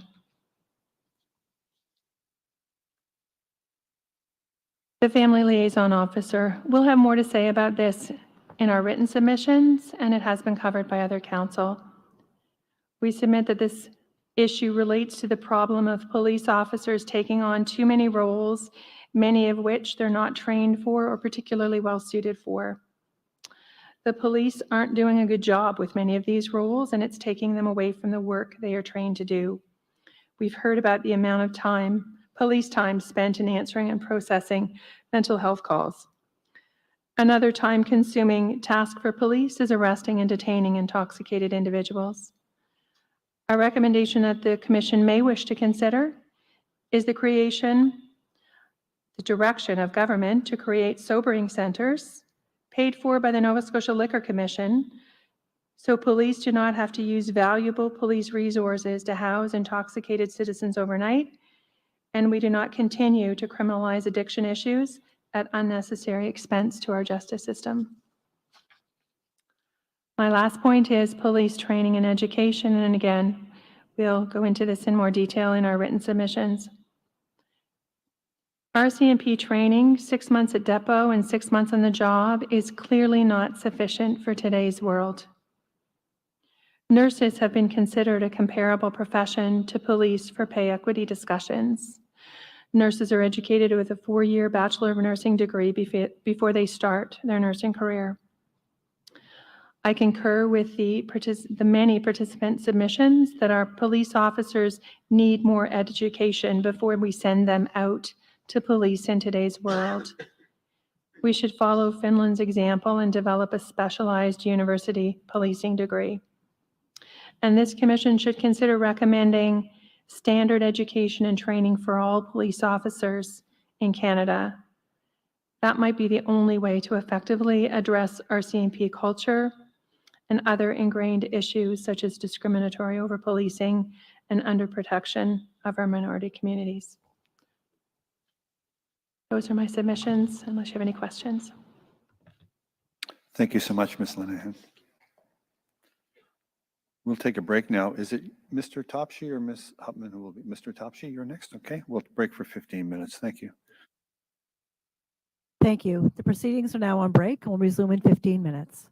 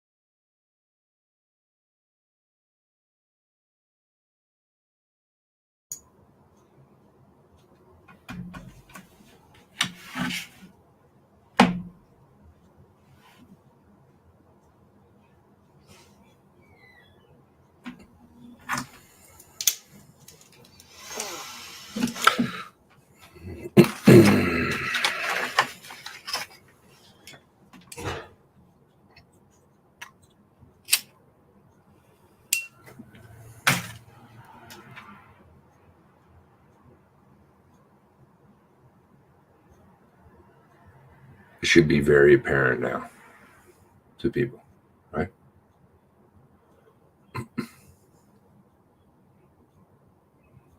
Hopefully.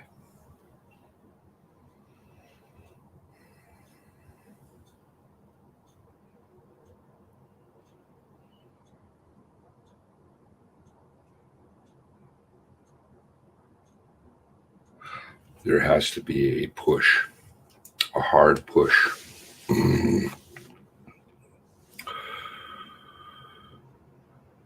On two different fronts, I think. One, the Mass Casualty Commission needs to be investigated. I don't know any process other than calling for a royal commission. I think we need to organize mass email. In addition, social media platforms, etc. In addition, since everybody wants to toe the line,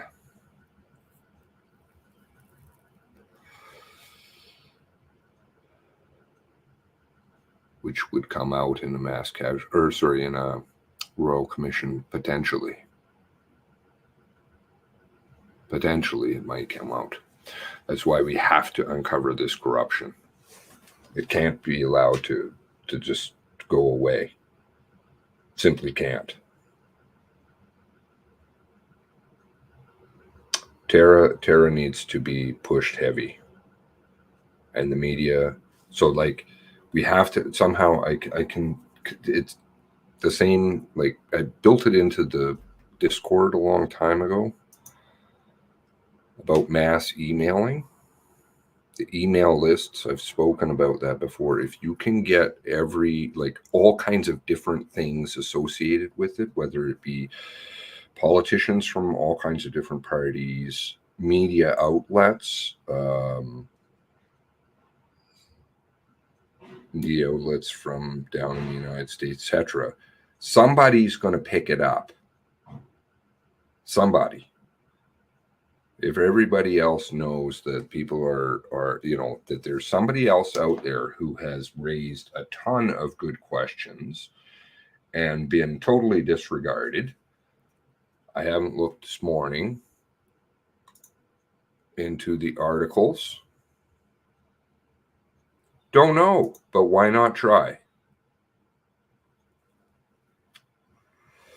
Why not try? There's very concerted effort to bury what she said, which are, if without 1819 is 1819, and the lawyer, when she's saying that there are these problems because you've got two simultaneous things running.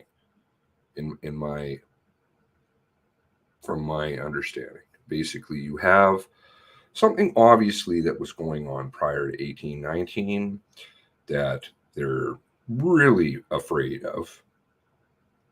In addition to, three, in addition to mistakes, true mistakes, and they're wanting everybody in this boat. And the third one is the corruption. And the corruption, if you go after that one hard and really we need to, or else this will just be repeated. It will be another thing, and it will be more mandates. It will be people soft soaping and sorry this and oops, you made a mistake and we're really impressed with how you did it. Literally, lawyers are now saying this is the way that it should be done. Tacitly, by saying, we found this process fairly good, even though, it's got its kinks, we got to work it out here. The government is just scored a huge, exactly what they wanted. Every government, and that does what? What does that do? What does that comment do? To just run around and be like, yeah, every government's corrupt. Yeah, I know the politicians are stealing. I know they're lying to me. And what happens again? How does that change it? How does that change it? Action changes things. Words don't.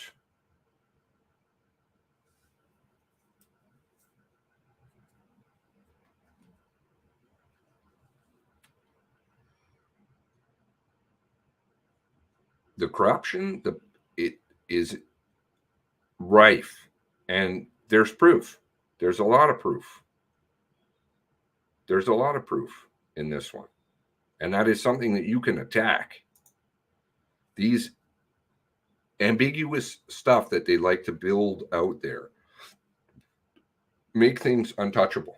When you say racism in the RCMP is systemic, let's just pick that one. I'm just picking random things. if you say that the racism in the RCMP is systemic, you can say that till the cows come home. If you have one member who is racist, you could say that it's systemic. What do you do about it? Well, it's a systemic thing. And how are you going to fix that? Well, we just need to have some more commissions. We got to have maybe we got to write a few more reports. Why don't I hire my friends? We can do all of this. That's how they just keep this process going. And then they build it bigger and bigger because, you know, I'm not picking on you, but that kind of comment just floats around. Well, yeah, okay. And how am I supposed to fix that? Okay, so with a comment, let's just say, with a comment like that, again, I'm not picking on you. How am I supposed to fix something? That is acceptance. Every government has corruption. Meh. There's nothing in there to say it will change. When a comment like that floats about, it's the same thing. Again, not picking on you. It is the exact same thing that they sow. McNeil sows on the 20th. The 20th, Trudeau sows. Did he sow? I'm pretty sure he did. Definitely Lucky did right away because they know that this is a tactic. Well, we'll probably never know the answers. That's code. Don't go there. Don't look. And we'll just pacify the plebes. It's okay. We'll just never know the answers. Sorry. Now that people dig, they're like, well, sorry. All it is mistakes. Remarkable coincidences at gas stations. They don't like people saying, well, you know what? I hear you. And I've heard you for a long time. And frankly, I'm tired of your shit. So now I'm going to do something about it. Use the same mentality. If Tara or family members, certain family members, or myself, or some of you and many of you had said just at the beginning, well, you know what? Probably never going to know the answers. Where do you think today would be? I certainly know where this channel would be. Wouldn't be here. Wouldn't be focusing. Those flags wouldn't be on this wall. Because I'd just be like, well, nothing I could do about it anyway. There's nothing I can do about it. That floats around all the time, that resignation. And it pisses me off. What's happened to people?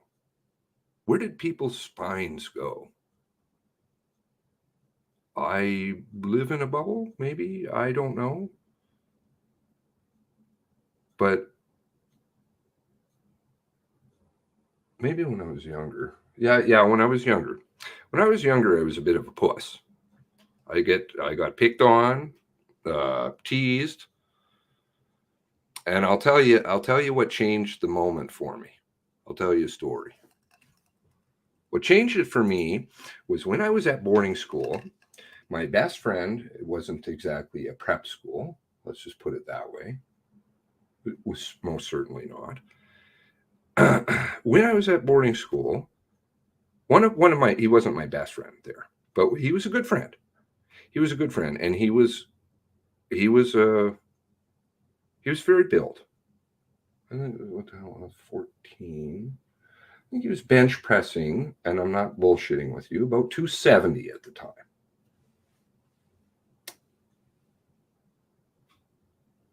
And he didn't take any special stuff. He held me on the ground One day he just grabbed me and I don't know, I must have been something about something or other. And he beat the fucking piss out of me. He kept punching me in the head. And he's like, fight back. And I'm like, what? Whoa, whoa.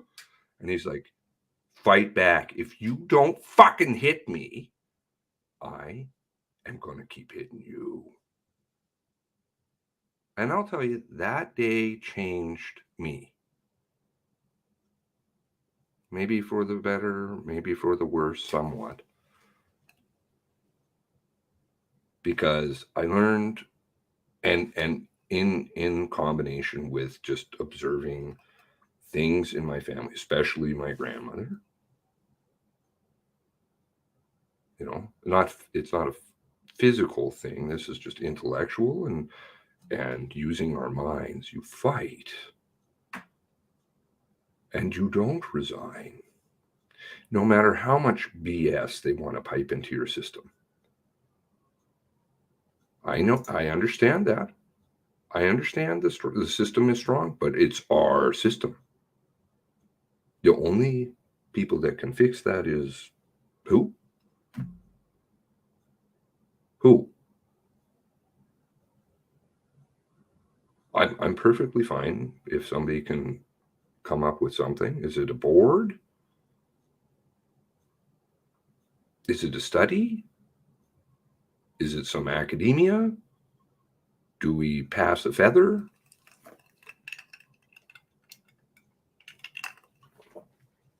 What world do we leave our kids?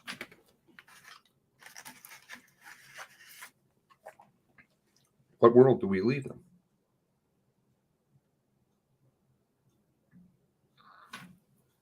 It gets taught to them. It gets ingrained. Can't do anything. Sorry. Move along. Just let that bus run over you. If you step out of line, that's okay.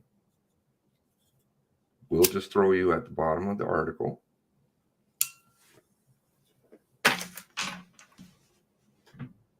Righteous indignation.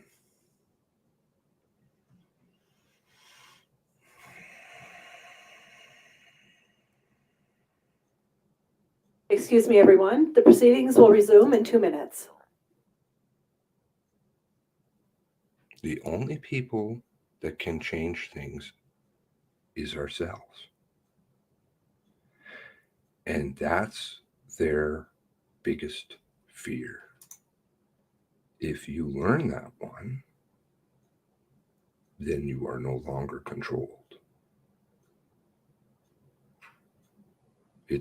I'm not calling for revolution or anything crazy. It's just strategizing and using different skills. And it isn't turning on Bachelorette where you tune out. And then you teach that to your kids. And what do they observe? That. The corruption continues. They learn that. They say, You go back in time, people they stood up far more. Kids would literally go off to war and fucking die. They didn't even know what they were fighting for.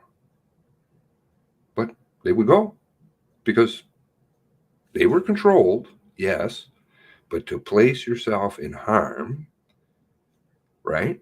Harm's way. And unless it's there's a draft, propaganda for sure gets to people. But people can choose. They can be influenced, but they still can choose. And to choose to lay down your life for something you don't know shows real dedication. If a war were to break out today, I wonder how many people would actually sign up. We've raised a society, we all collectively have become pussies because they just run us over. The lawyer used a very interesting phrase there. I'll use the commission and the government interchangeably.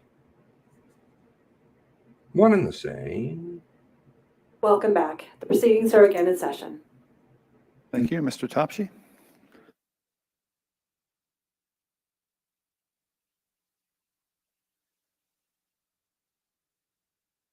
Good morning, Commissioners.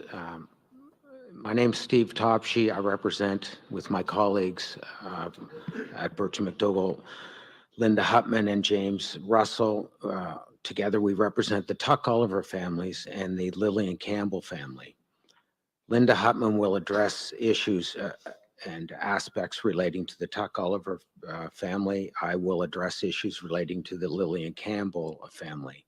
Those aspects are notification of next of kin, alert ready, roadblocks, checkpoints, air support, and local knowledge in rural areas. I will then turn to the RCMP contract policing issue and the lack of transparency, accountability, and oversight, all of which we will address more thoroughly in our written submissions. Lillian Campbell was a resident of Wentworth, Nova Scotia, where she lived with her husband, Michael Hislop. They had one son, Chaz Hislop.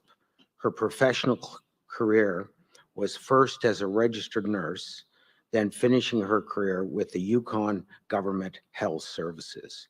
The couple moved to the Wentworth Valley after retiring from their jobs to enjoy their retirement years. Lillian Campbell was murdered at the side of Highway 4 in Wentworth at approximately 9:30 on Sunday, April 19th, 2020. Earlier that morning, Lillian went for her daily walk sometime between 9:02 and 9:12 a.m.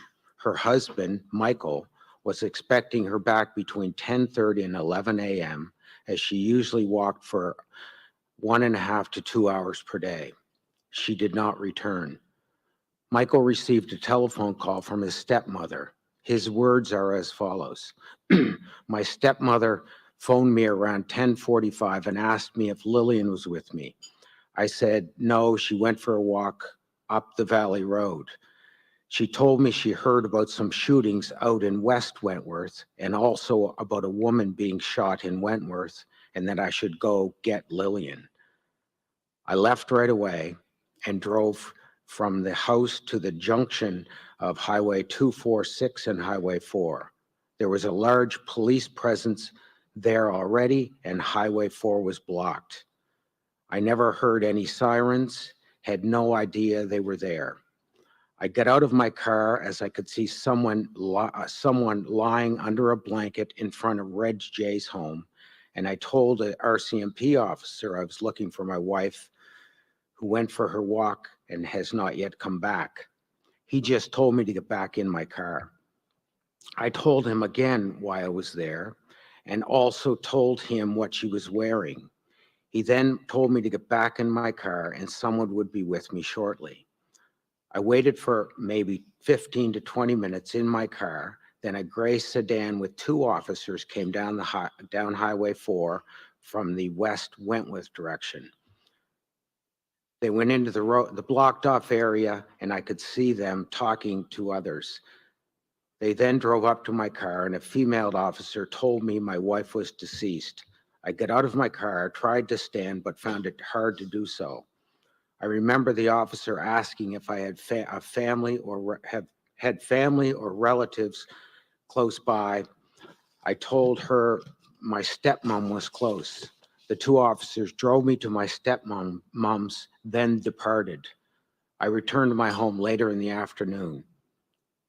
Later on the afternoon of the 19th, 2 RCMP detectives came to my home and offered their condolences, took down Lillian's personal information, and left. They mentioned that someone would be in contact with us at some point in the future. I received calls from victim services, also from the RCMP Major Crime Unit, but it was given little detail on what actually happened. Just received information on support services that they provided me. The majority of the information I received was from the various media sources. So notification of next of kin. As we just heard, Mr. Hislop remained in his vehicle for approximately 20 minutes alone as he was directed. He was able to see the body under the blanket. He did not know where his wife was. Imagine if this was happening to you with your loved one. It was inhumane. We're not saying the officer's actions were deliberate or planned, but it appears that they had no training or plan on how to deal with family members in the aftermath of such tragedy. Unfortunately, this pattern of behavior repeated itself through the tragedy. The next of kin notifications for Miss Heather O'Brien and Miss Christian Beaton come to mind. We ask the commissioners to make recommendations regarding protocol for proper next of kin notifications. The Alert Ready system. Lillian left her home between 9:02 and 9:12 a.m. on the 19th. She did not have her cell phone with her. She was murdered sometime around 9:30 a.m. In their home, the television was on, computer was open, and cell phones were turned on. Lillian and Michael were not Twitter users. We do know that Twitter was the communication method used by the RCMP. We also know the RCMP was going to send out an alert ready on the 19th, but before it could go out, the perpetrator was killed. That was around 11:25, shortly after 11:25 a.m. We acknowledge the efforts and steps that have been taken in the past 28 months by the RCMP to set up policies and procedures and training for the use of the Ready Alert, as well as the system just used a short time ago in the horrific mass casualty event in Saskatchewan. We suggest that the commissioners make a recommendation that the federal government be immediately tasked with implementing a national public education program on public alerting and future alerts. Roadblocks and checkpoints. At one point during the early hours of April 19th, it was surmised that the perpetrator may be headed to New Brunswick, where his parents lived. The RCMP directed an officer to the Cobequid Pass toll facility on the Trans-Canada Highway, Highway 104, which is one possible route from Portapique to New Brunswick. A checkpoint was set up there between 12:03 a.m. and 9:45 a.m. The location of Lillian Campbell's murder was the old Trans-Canada Highway, Highway 4. It is also a possible route to New Brunswick. The highway is well known by locals and travelers. No checkpoints during those time periods, as I recall, were set up on Highway 4. Recommendation from the Moncton Inquiry 3.6 calls for a policy and protocol through an emergency operational plan to identify entry-exit points and major transportation routes that should be alerted and monitored in the event of a relevant crisis. It appears the RCMP Division had this policy on the books, but it was never implemented on the 18th and 19th. Oversight is needed on this issue. Air support. It is perplexing and seriously concerning that while this tragedy was unfolding in Portapique, the RCMP in Nova Scotia were unaware that the RCMP air support services were not available. It was only at approximately 11:16 p.m. on April 18th, 2020, that the RCMP risk manager, Brian Rehill, was informed there was no air support available. Excuse me.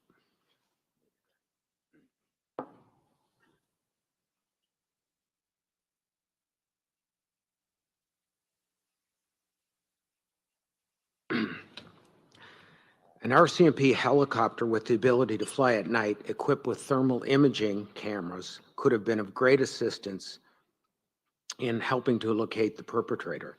General duty members called for air support as noted in the foundational document Air Support, and I quote, "General duty RCMP officers on the scene in Portapique were also seeking air support services.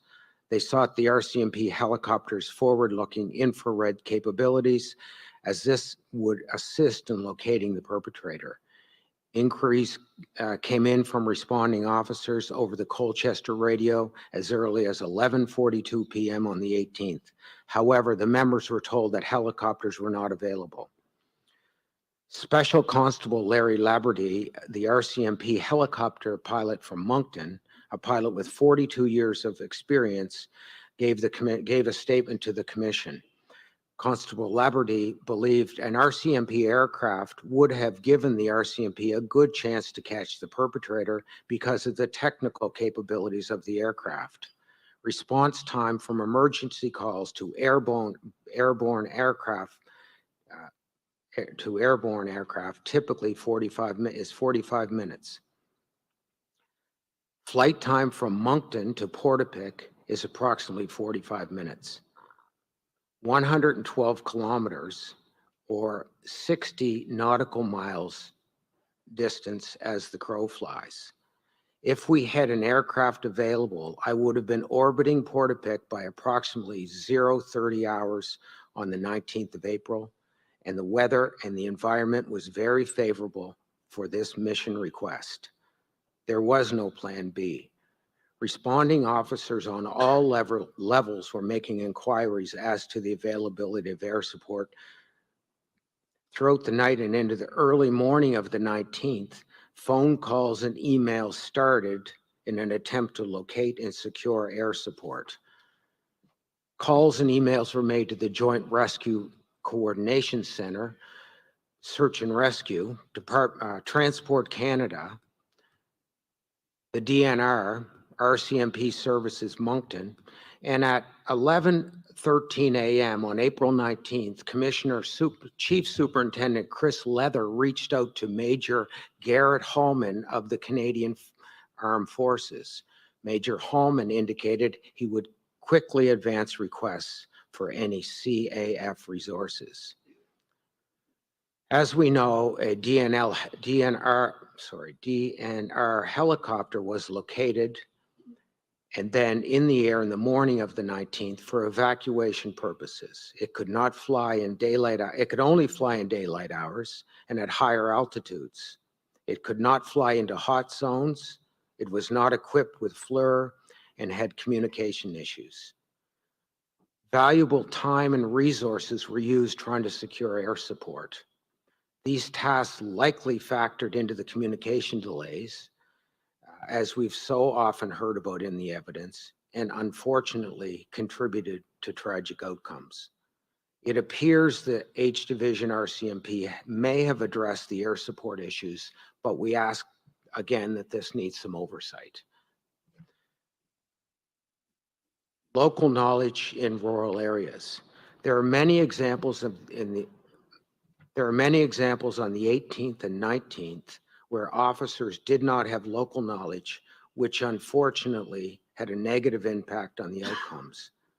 From the first responding officers to the risk manager, to the critical incident commanders, to the ERT team, many were from outside Colchester County, and few had a working knowledge of the road systems in the area.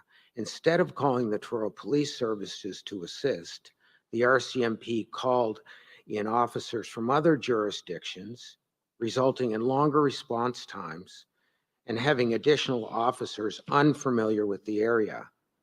This resulted in 2 officers becoming lost in the town of Truro and requesting directions from the Truro police officers.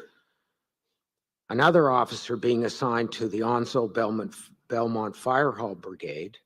This officer did not know where the shooting was taking place and indicated he was pretty confused on where the events were going on. The perpetrator drove by this location.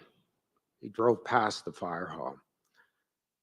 Command post and comfort centers were set up at local fire halls. There were fire chiefs, deputy fire chiefs, as well as community residents there. These people had local knowledge of the roads, the back roads, the people in the area. They were not called upon. Nova Scotia conservation officers Mike McDonald and Dale Cashin could have been called upon. They knew the geography of the county, the communities, the roads, and the back roads. They had mapping tools.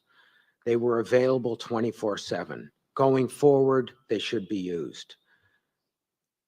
We ask we say the commissioner should make, the commissioner should make recommendations regarding the usage of all available community resources, including conservation officers, local fire services, municipal police, RCMP, EHS, and all others in a critical incident.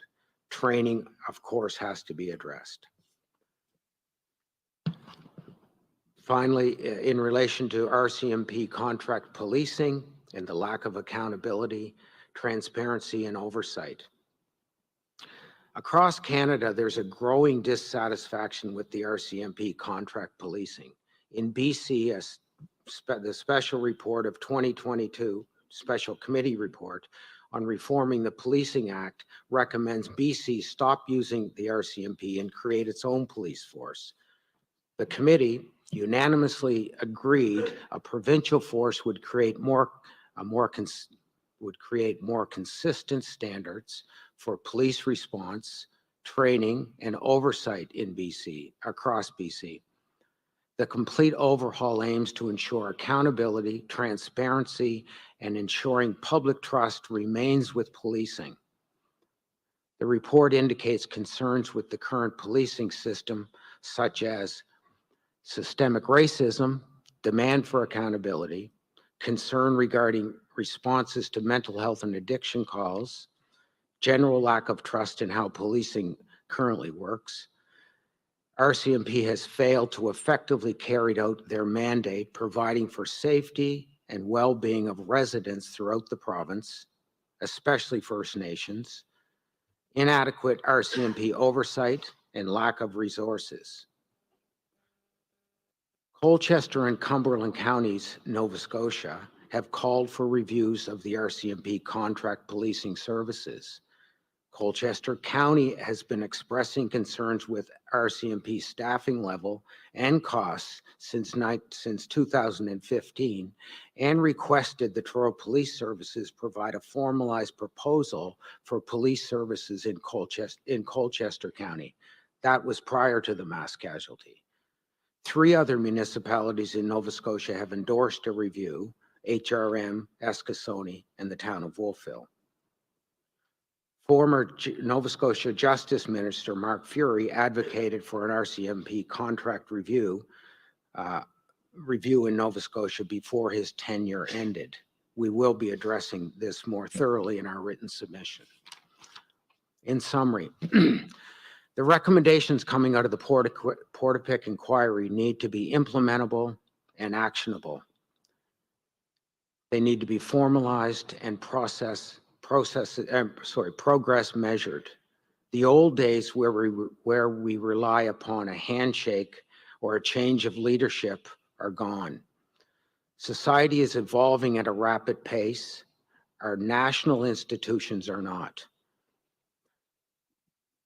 We encourage the committee to come up with recommendations that include oversight to ensure the proper and timely implementation of the recommendations, transparency, number 2, transparency in the steps the RCMP are taking in the implementation of the recommendations, and there needs to be local accountability to build trust in our policing institution and ensure the safety of the public and the police.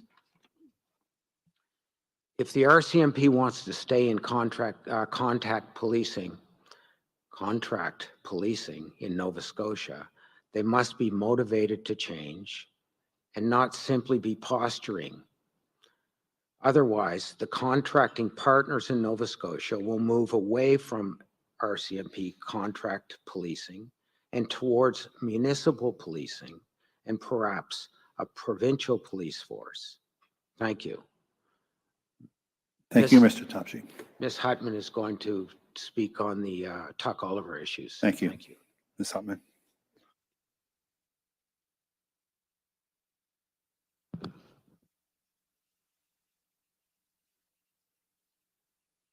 Good morning, Commissioners.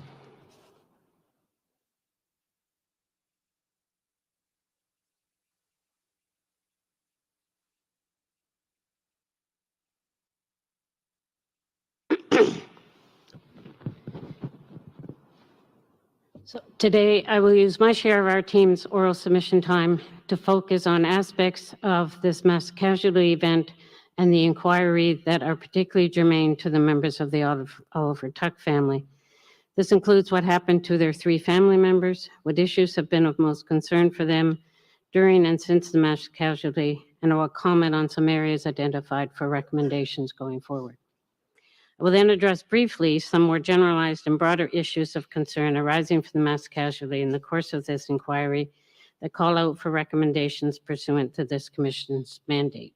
Some of those I would note have been addressed by previous submissions of our colleagues, but I will just highlight without going into any detail.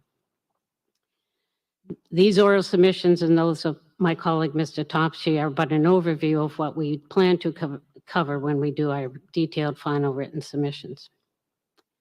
I will address the evidence of what happened on Cobequid Court. A few brief comments on the evidentiary record and timeline applicable to the murders of our clients' family members in their home on Cobequid Court on the night of April 18th, 2020.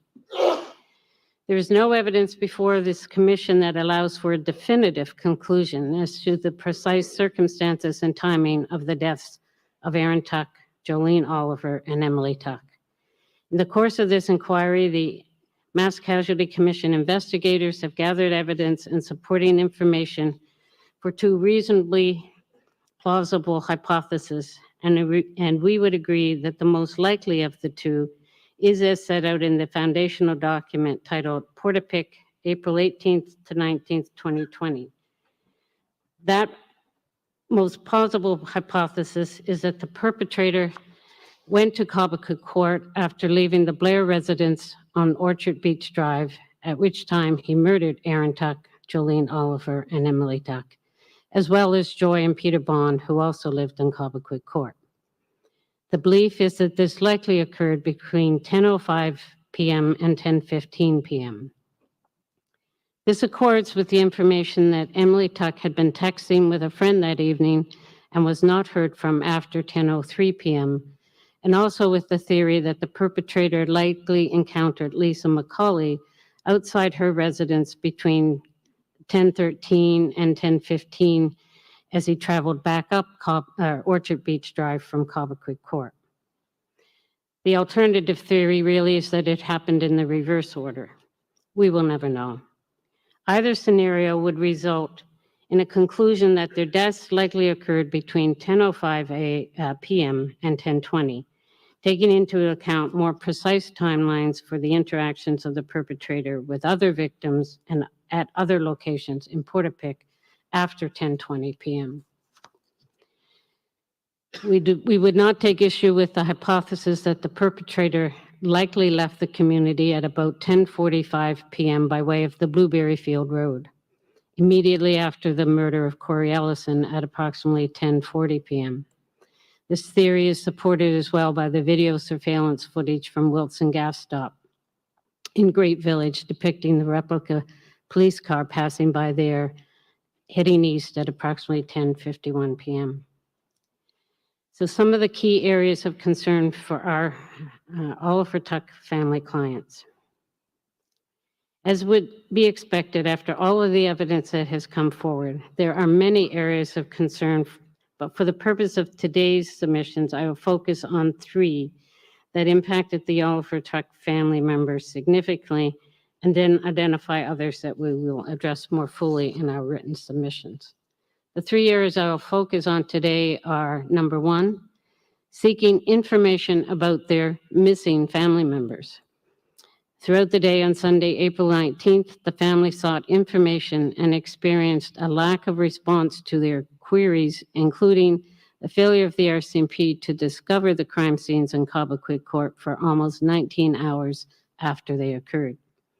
Number 2, next of kin notification, including difficulties with obtaining timely and accurate information about their family members after they were discovered, being actually informed that their family members were deceased and what happened to them from that point on. And number 3, victim services, and under this heading, we will include the involvement and their involvement with the RCMP family liaison officer contact. So seeking information about their family members on Sunday, April 19th. And I'm going to go into a bit of detail now. The members of the Tuck Oliver family had a horrendous experience seeking information about their family members who lived on Cobequid Court. And they deserve to have that emphasized here as the inquiry proceeding draws to a close. As outlined in the foundation document titled Information Seeking from Families and Next of Kin Notifications, their ordeal began at approximately 7 a.m. Mountain Standard Time, which was 10 a.m. here in Atlantic, when Bonnie Oliver placed a routine Sunday morning call to her daughter Jolene's cell phone. There was no answer. When a second call shortly after that was not answered, Mrs. Oliver assumed the family had gone out and that Jolene was simply not able to take the call. Then she turned on her television. She saw news reports of shootings occurring in the community of Portapique, Nova Scotia. Mrs. Oliver, along with her daughters Crystal and Tammy, immediately made multiple attempts to reach Jolene, Aaron, and Emily by phone and text with no results. Bonnie Oliver then placed a call to the RCMP. Not sure what number or area where she reached them, but she was told they were busy and to try calling the RCMP detachment in Bible Hill. When she did that, she received no further information, but she left her contact information and provided information about the family members that she could not make contact with, including who they were, where they lived, and those kinds of details. By 11 a.m. Atlantic time, Bonnie Oliver was so distraught that Crystal and Tammy took over the efforts to reach the RCMP. In the early afternoon, Emily's cousin Sarah began reaching out to Emily's friends via social media to see if anyone had news, but they had no information on the family. Throughout the afternoon, the family members continued their efforts to reach RCMP by calling 911 and later by calling one of the RCMP media officers who they had seen given an update on the news. They received an answer to that call, gave their information, provided the personal identifying information for Aaron, Jolene, and Emily. We know from the foundational documents that approximately 3:20 p.m., Corporal Jarrett McDonald took over from Sergeant Andy O'Brien as Scene Security Commander in Portapique. His notes reveal that over the course of his shift, the OCC sent messages to the mobile workstation in his car about multiple inquiries from people worried about friends and relatives that they knew lived in the area. At least one of these was noted to be a woman in Alberta looking for information about her sister who lived on Cobequid Court. Finally, at approximately 4:49 p.m., Corporal McDonald attended at the Oliver Tuck and the Bond residences on Cobequid Court in response to these inquiries, and he discovered 2 deceased at each residence. It was not until additional members were later tasked to go with him at approximately 5:30 p.m. or thereabouts to canvass all the homes in the area that the body of Emily Tuck was also discovered. Between 4:02 p.m. and 6:30 p.m., an individual at the OCC sent several emails to the Major Case Command Triangle relaying requests for information about Jolene, Aaron, and Emily Tuck, including requests from Bonnie Oliver, Jolene's employer, the mother of a friend of Emily's, a friend of Aaron's, Crystal Mendulik, Jolene's sister. And then at 7:55 p.m., another email went to the Major Case Command Triangle advising of an inquiry from Sarah Mendulik to 911 seeking information about Jolene, Emily, and Aaron. That was forwarded to Constable Bent at 8:12 p.m. We know from the sources used to compile the foundational document that the search of all buildings on the roads in the community were completed at approximately 8:35 p.m. and no other deceased aside from the discovery of the 5 new victims on Cobequid Court were found.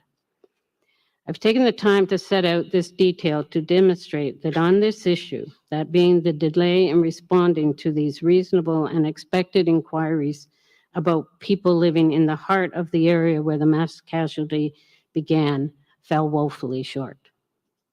It demonstrates that there were no pre-established protocols or procedures existing to respond to this aspect of a mass casualty situation of any type, that being the influx of calls from concerned loved ones for those family members or friends that they may have had in harm's way and they have not been able to make contact with. In today's world of rapid fire news dissemination via all manner of mediums and all the related tools that people use to share information electronically, it has to be expected to happen and it has to be prepared to be dealt with. Law enforcement agencies, wherever they may be, need to be prepared to deal with influx of calls about possible victims in a planned and organized manner and with people dedicated to that task. This issue of inquiries from families or friends of persons unaccounted for who are seeking information on their loved ones when they are not able to contact them falls under several of your mandates to inquire into and make recommendations, including 1, the response of police, specifically here the RCMP, and 2, steps taken to inform, support, and engage victims, families, and affected citizens. To that end, I refer to the participant consultation session on victim advocacy organizations held on August 29th of 2022, and in particular, the presentations on behalf of the Toronto Police Service and the Peel Regional Police on their respective units now in place to respond to a variety of areas of a mass casualty event, but in particular, to do the intake and follow-up on incoming inquiries about missing persons, persons not accounted for, which friends and relatives have reason to believe may be in the midst of the event that is occurring. Their model includes having people dedicated to that task. I believe the Toronto Police Service unit is called the Victim Management Response, and the Peel Region unit, the Major Event Management Mass Casualty Unit. The presentations of these initiatives indicated that both are works in progress, but they have established the framework for response, including who does what, when, and how. The information shared by those presenters, who were Inspector Thomas Warfield and Detective Constable Helen Burton for the Peel Regional Police, and Constable Danielle Bottineau for Toronto Police Service, was instructive of how taking the initiative to be proactive and prepared for worst-case situations can and should be on the radar for all policing agencies in this country, and not the least of which is the RCMP in its role as both a national police force and a service provider of contract and Indigenous policing across the country. Of key interest in both these presentations was the existence of personnel, in some cases civilians, to get dedicated to taking calls from people seeking information on possible victims and standing up very early on in an event, a 1-800 inquiry line for people to call into and provide the information on those who they are seeking. They then have discussed their procedures and technology they have ready now and that they have people trained on to then take and match up the inquiries with information that's being brought from the scene.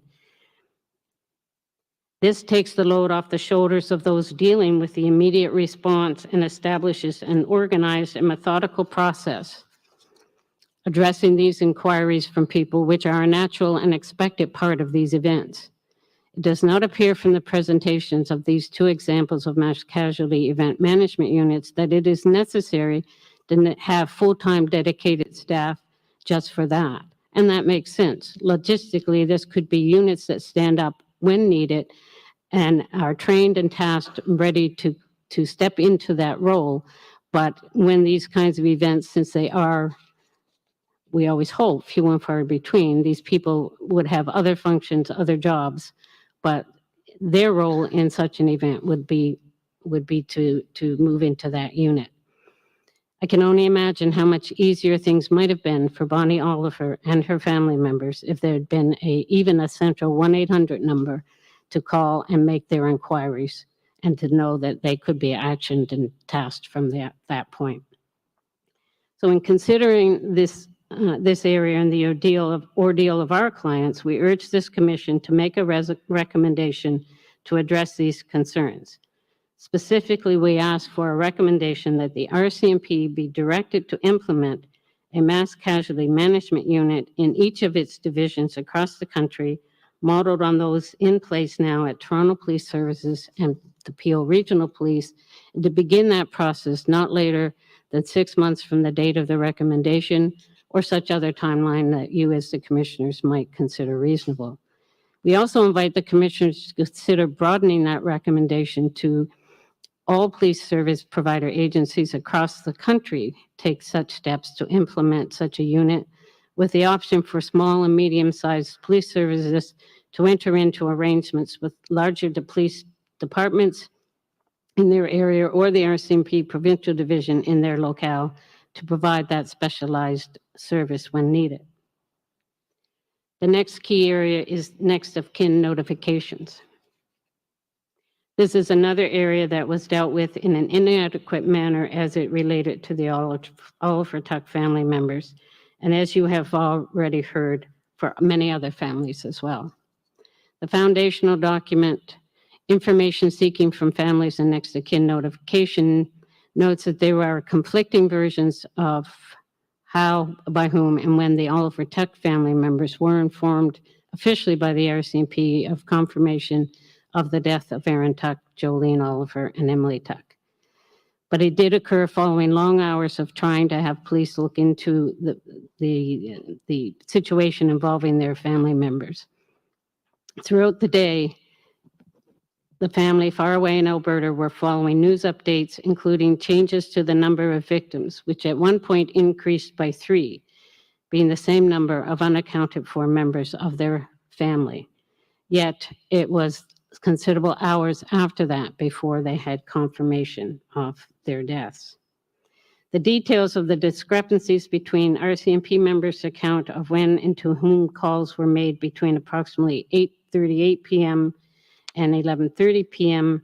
Atlantic Standard Time on April 19th are set out in paragraphs 165 and 170 of the foundation document dealing with next of kin notifications. It is unlikely to be resolved at this point in terms of who called when and at what point.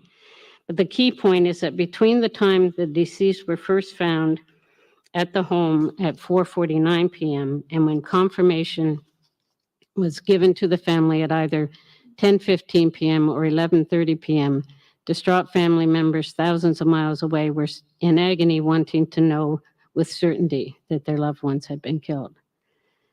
Considering they'd been calling for many hours and had given many different call takers detailed information on where their family lived, who lived there, personal information that could be used to identify them, it still took 5 to 6 torturous hours to receive the notification that they were seeking.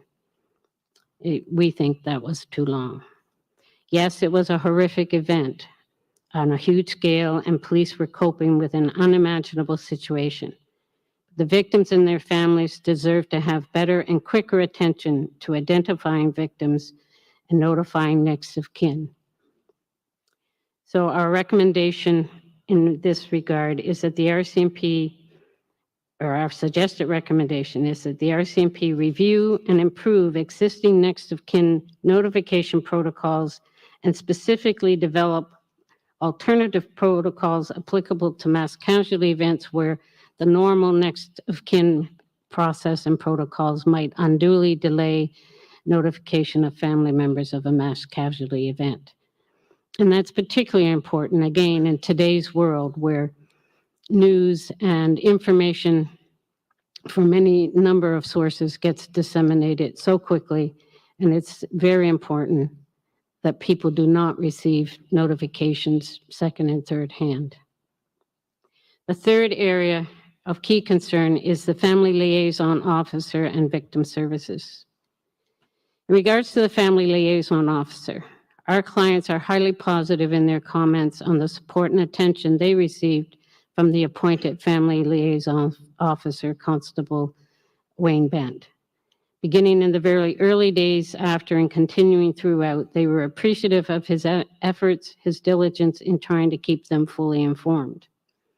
But we do find support through the evidence that came out during the inquiry proceedings that suggests this was a mammoth task to assign to one person, and that in fairness to the many families involved in this event and to Constable Bent, many more liaison officers should have been appointed for this event.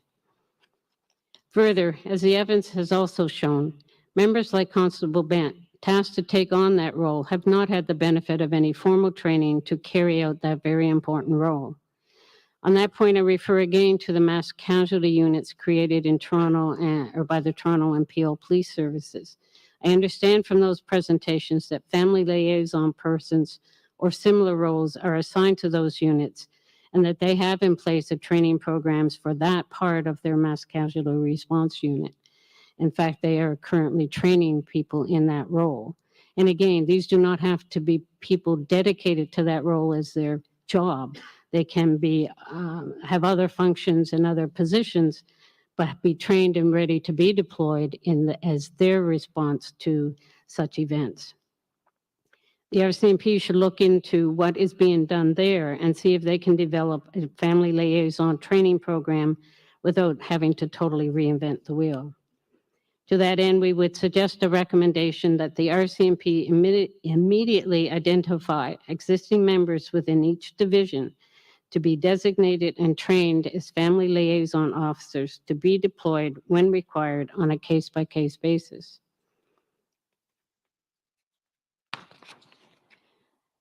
Victim services. Our clients availed themselves of a number of services through the Nova Scotia Victim Services Program. However, their location in Alberta was significant and caused a number of issues for them, which would not have been the case, or may not have, especially would not, likely not have been the case for those seeking the services here in Nova Scotia. Initial contact with the family by the agency here in Nova Scotia was reasonably prompt at approximately 4 days post-event, but it would also have been of assistance to have had a call in a shorter period of time. It was difficult for our clients to get a clear picture of what was available, how services could be accessed, how to deal with the paperwork, and the process to obtain counseling was also difficult and stressful for the family members.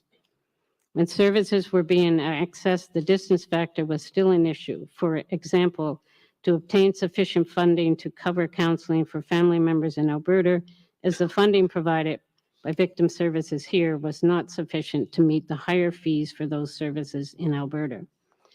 It worked out in the end with additional amounts being provided, but it took a lot of back and forth, and the effort to navigate all of those issues added to the stress and negative impact of the tragedy on the family that they were already experiencing. While many people at Victim Services were helpful on one level, overall, it was very difficult to utilize and coordinate from afar.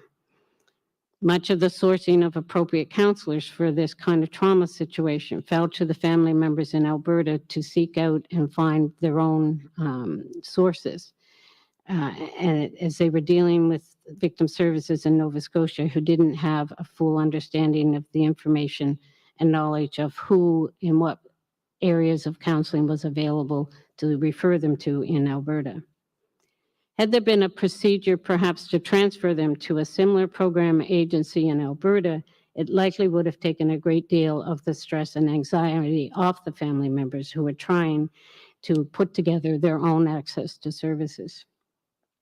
It's not clear to us whether there exists an established means of transfer of cases to other jurisdictions with billing back to province of origin, but in the absence of that, it would be an improvement and we think a practical recommendation to be looked at and implemented if possible. So our recommendation in that area would be that the provincial government of Nova Scotia, that it be recommended that the provincial government of Nova Scotia explore with other provinces exchange of service arrangements and agreements to allow for transfer of cases where eligible recipients of the Victim Services Program in any province who reside in another province can have their case file transferred to their province of residence, whose agency will then work with them to arrange and coordinate the appropriate services for the situation, with likely bill back arrangements to the province where their eligibility for services arose. Now I will make some brief comments on other areas of concern, which are more broader and than the specific ones. And as I mentioned, some of these areas have certainly been dealt with through some of the other presentations. And the fact that we do not speak to these areas in depth here should not be taken in any way as indicating a lesser importance. Quite the opposite. These areas are more general and broader nature in their impact on victims, families, and others affected by this tragedy. And today we want to, for the most part, to focus on the specific issues for our clients. The other topics of concern relating to the event itself, which will be addressed in our written submissions in more detail, and which previous presenters have addressed, include, in no particular order, shortfalls in the immediate containment efforts in Portapique, that is to say, from the first moments of arrival to at least 30 to 40 minutes following that. Failures and breakdowns in the dissemination of first-hand witness accounts of critical information, i.e. the name and description of the perpetrator, the description of the vehicle he was driving. Failure to reach out to local residents or to acknowledge information provided by those leaving the community that would have assisted the boots on the ground to have greater situational awareness of the community, including potentially the Blueberry Field. Command and control confusion throughout the event, and especially in the first critical hours. And I would add to that as well, and echo the comments earlier by other presenters about that it was designating this as a critical incident could have happened earlier and might have expedited some responses. The inexcusably lengthy delay in releasing the information on the perpetrator's use of a fully marked replica police car and clothing, known from the very first 911 call and given by subsequent witnesses being the Blair children and Andrew and Kate McDonald, all within the first 30 minutes of the event.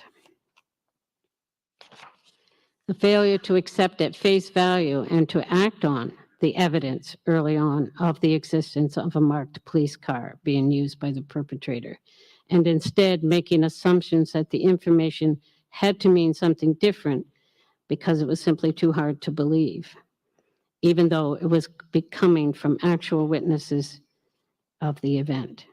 Communications generally and radio traffic overload, containment, security, and control of crime scenes, chronic understaffing of RCMP general duty members.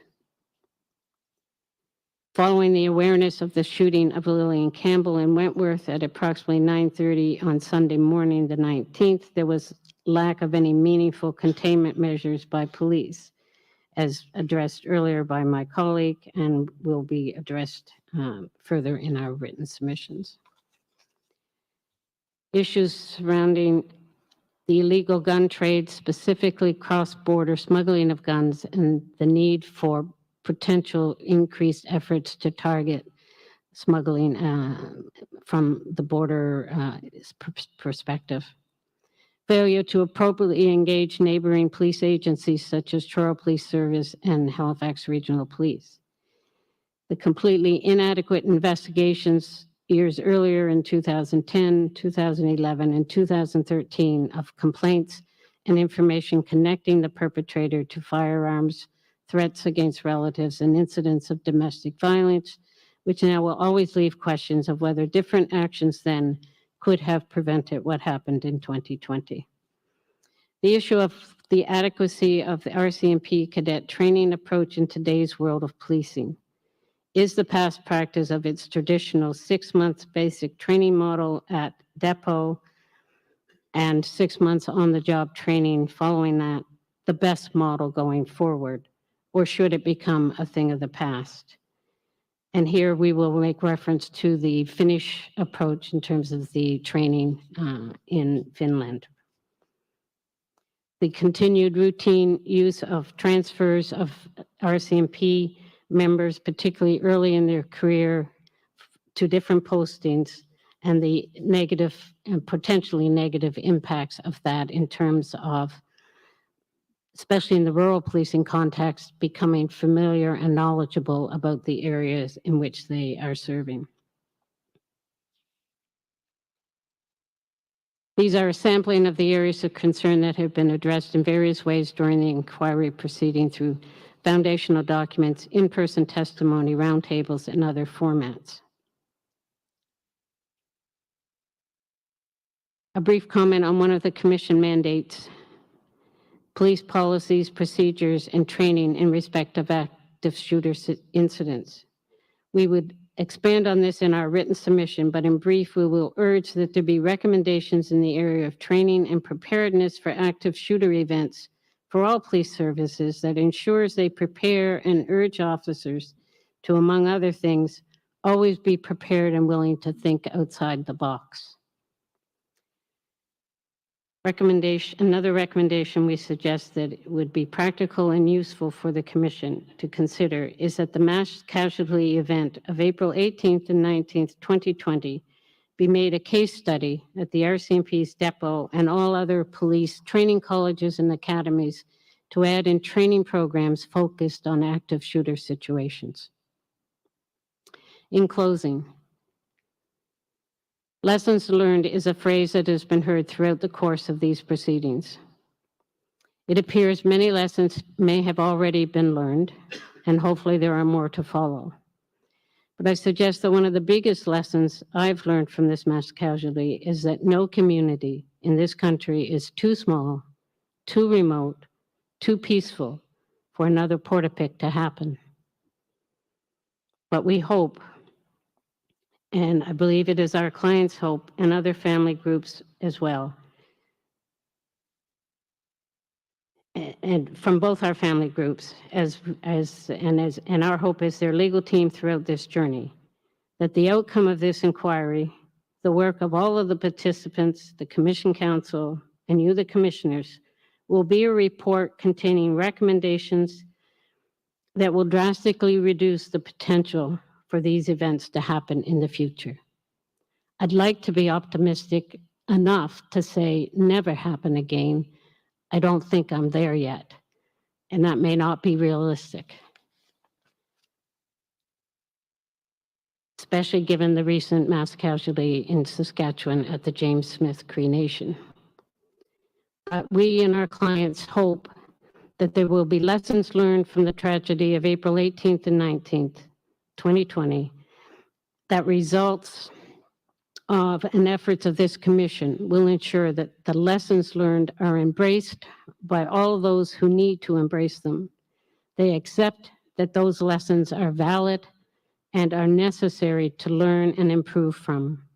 That everyone involved, police, governments, make their best efforts going forward to accept those lessons, that they recognize and accept that there were shortfalls, that they accept and have a willingness to correct mistakes and to be accountable when they should be, so that in the future, to the greatest extent humanly possible, such heinous actions can be prevented. But if not prevented, that there is in place greater preparedness by our policing services to respond quickly, effectively, and as highly equipped and trained as possible with all the necessary tools and training to contain the threat and protect and preserve innocent lives so a tragedy of this nature and scale does not happen again. And that preparedness extends to all facets of the responding to the mass casualty, whether it's police, victim services, all of these other issues that have been identified. We hope that this is the legacy of this Mass Casualty Commission, and through the result of its work, the legacy of those who lost their lives on April 18th and 19th, 2020. Thank you. Thank you, Ms. Hupman.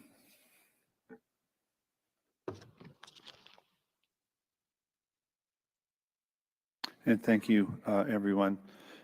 I understand that there's a there's a scheduling challenge for Ms. Jessica Sita, who was scheduled to appear next and will be coming from outside the province and will not be here until later today. So we propose to deal with that by having her appear at 9 o'clock tomorrow morning, which means we will be beginning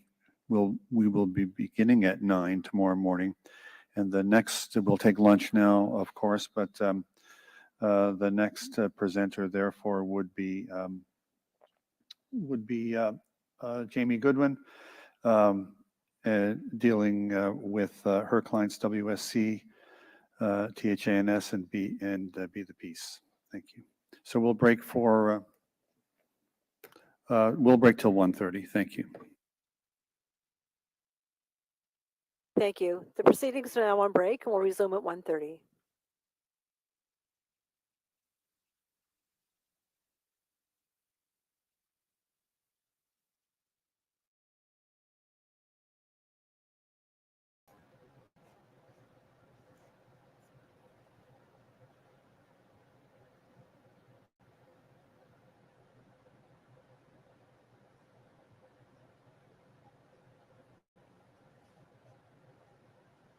Oh, I can't hear you, Seamus. I don't know if you can hear me.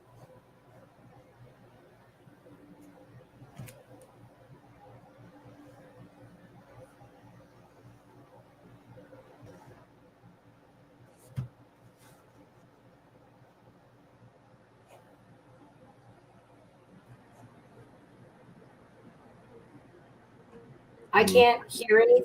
There it is. There. You can hear me? Yep, now I can. Good. Okay. All right. So, how was yesterday? Thanks, you guys. Like your strength and your love and your support. That's how I got through it. That's the only way. I don't know how I didn't lose my shit when that fucking girl stood up and cut me off like that. Like, I don't know how I didn't. I can only say that I was feeling all your strength and support. That's all I know. I don't know how I did it because it's not my personality to take that kind of shit and not say anything. So it was talk about divine intervention. I noticed that it didn't show on the video, but as soon as she stood up and I kept getting shut down, I did this and I bit my lips so that I wouldn't say anything. And Josh Bryson told me right beforehand, he's like, if you start to get nervous, he said, you just take a deep breath in through your nose, out through your mouth, take your time. And that's what I did.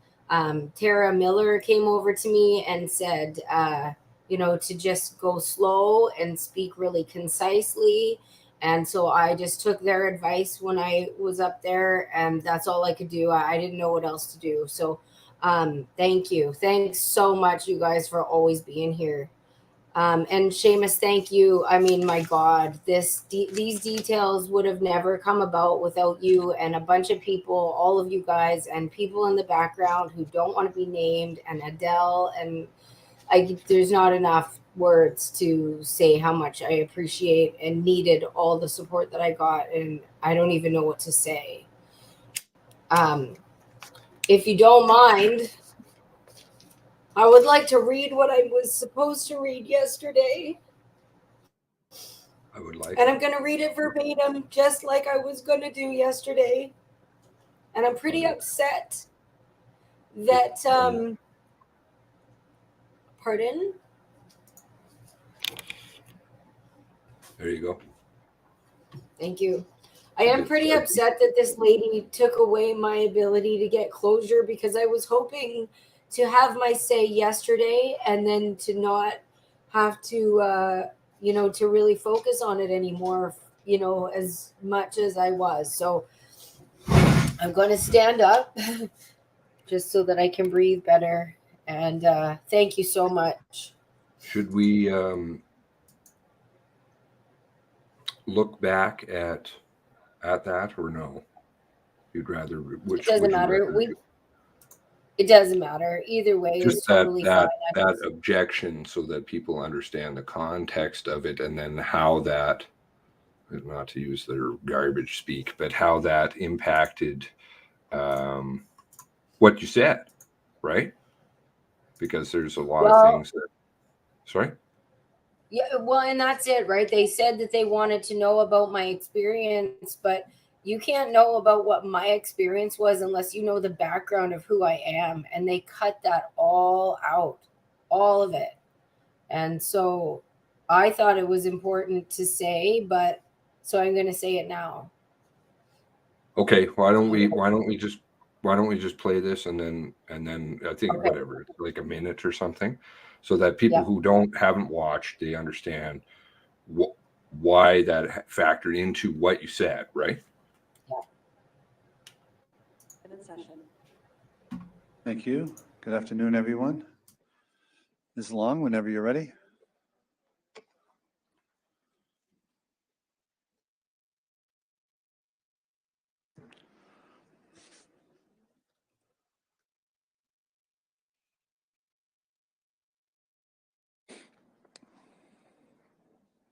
Whenever you're ready, Ms. Long.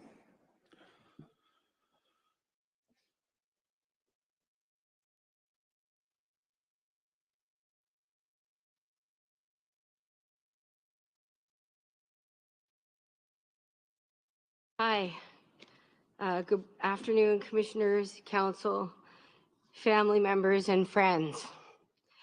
My name is Tara Long, and I am Aaron Tuck's sister and closest living relative, blood or adopted. To my knowledge, I've tried to find Aaron's birth father, but I have been unsuccessful. I'm here because on April 18th, 2020, my brother Aaron, sister-in-law Jolene, and niece Emily were murdered. And after more than 2 years and millions of dollars spent on this inquiry, I have more questions than answers. Let me be clear, I don't want to be here. None of us want to be here. I'd rather be spending my time in Truro with my family, hearing about Emily's job as a welder. That's what she wanted to do. I want to be looking. Sorry.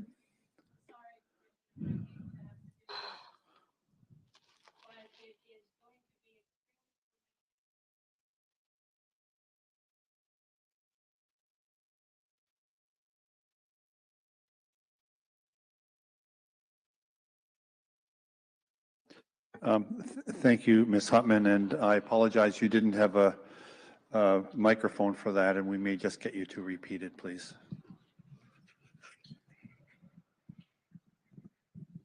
Commissioners, it's unfortunate that I have to interrupt this presentation, but in our to uphold our obligations to our client and our representation of them, I must object to any connection or any suggestion of a relationship between Jolene Oliver or Emily Tuck and Ms. Long. It will be extremely traumatic and have very negative consequences on that family, our clients. Thank you, Ms. Hutman. So, Ms. Long, I'm going to, as a self-represented litigant, presenter, I apologize, try to give you some guidance. We're here, just bear with me. We're here to hear what your experience has been as a participant. You've put on the record, it's already on the record, why you are a participant. So I would ask you now to start telling us about your experience as a participant in dealing whether it's with the RCMP, whether or not, victim services or not. And of course, we're most interested in hearing any recommendations you have that would help us going forward to make communities safer in the future. without the background as to who I am, I can't tell you about my experience. Well, we have your background, so now My you, experience is based on the fact that I was kicked out of my family when they died. And that Emily Tuck was my brother's daughter. That makes her my niece. okay, you've put that on the record. So what I'm trying to do is help you get to the next step, and I presume you have notes there Oh, I have notes. that and I that intend deal to- with your that deal with your is based upon. Okay, so I'm just. Excuse me, just one second. Based upon materials that are before the commission to assist us in coming up with appropriate recommendations. Okay, please. I hope that you people can live with yourselves. And Ms. Long, just to help you, commentary like that is not helpful. Please. So just On Sunday morning, I woke up and I got a phone call from a mutual friend asking if I had heard from my brother, Aaron.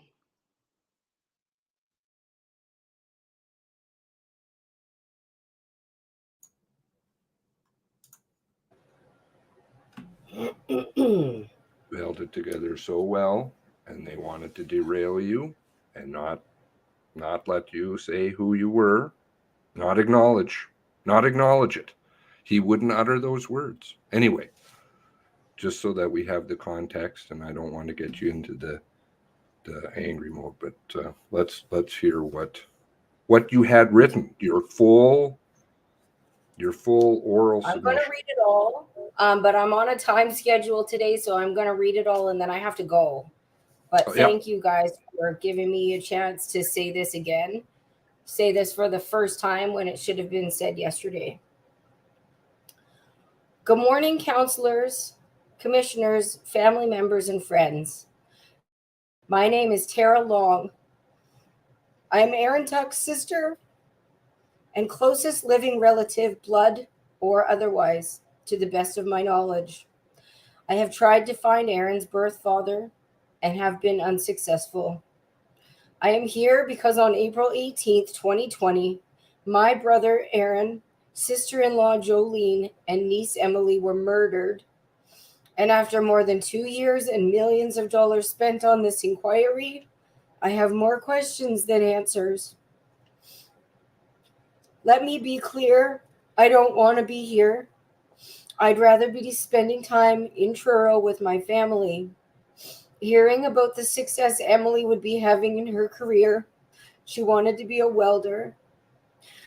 Looking at the recent work she and Aaron would have done on the Pinto, and catching up with Jolene. But my family is gone, and I am the only one who can speak for Aaron, so I am here.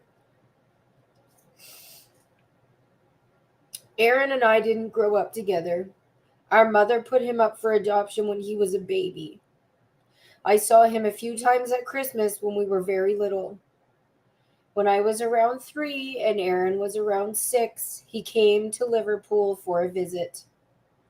The story of that visit, according to Aaron, is that he took me fishing and he caught a fish. Apparently, I stole that fish, and when we got home, I told everyone that I caught it. Being who he was, he didn't set the record straight, but he never let me live that down either. And he told that story almost every time I saw him. On October 16th, 1993, I was 16 and Aaron was 19. I was overcome by a need to reconnect with my brother. It wasn't easy, but I managed to find his phone number and I called him. My call woke him up. After I confirmed that I had the right Aaron Tuck, I asked if he knew who this was. And in his gruff voice that was thick with his Cape Breton accent, he said, It's my fucking sister. I can still hear his voice in my head. I will never forget that. That day changed my life. I found the missing piece. We talked on the phone several times, and we made plans to meet at my friend Tanya's house. Aaron and his friend Clarence drove up from Cape Breton to the South Shore. Tanya and I thought it might be a funny idea to switch identities and pretend that she was me and I was her when we met them. I found out later that Clarence and Aaron thought about doing the same thing. Neither of us did that, but we often laughed about how funny it would have been if we had. We moved a lot over the years, and we lived in London, Ontario together with our mother. And then we all moved to Boston Bar, BC, and in with Aaron's birth father, Oren. We lived there together for about a year before Aaron moved back to Cape Breton and I moved to Vancouver Island. Though we lived on opposite sides of the country, we remained very close and talked on the phone often. Fortune brought us together again when for a while we both lived in Calgary, where we could and did visit each other often, whenever we wanted. Our lives took us in different directions again, and I moved to Saskatchewan while he and his family moved back to Nova Scotia. Geography couldn't keep us apart, though, and in 2015, I moved back here to be closer to them. And we were finally in the same province again. We had always dreamed about one day having a piece of property where we'd live and raise our families together. We didn't fight like siblings generally do, but we did have two fights in our lives. One was a stupid fight over a Pink Floyd The Wall cassette that I destroyed of his, and one probably saved the lives of my daughter and me.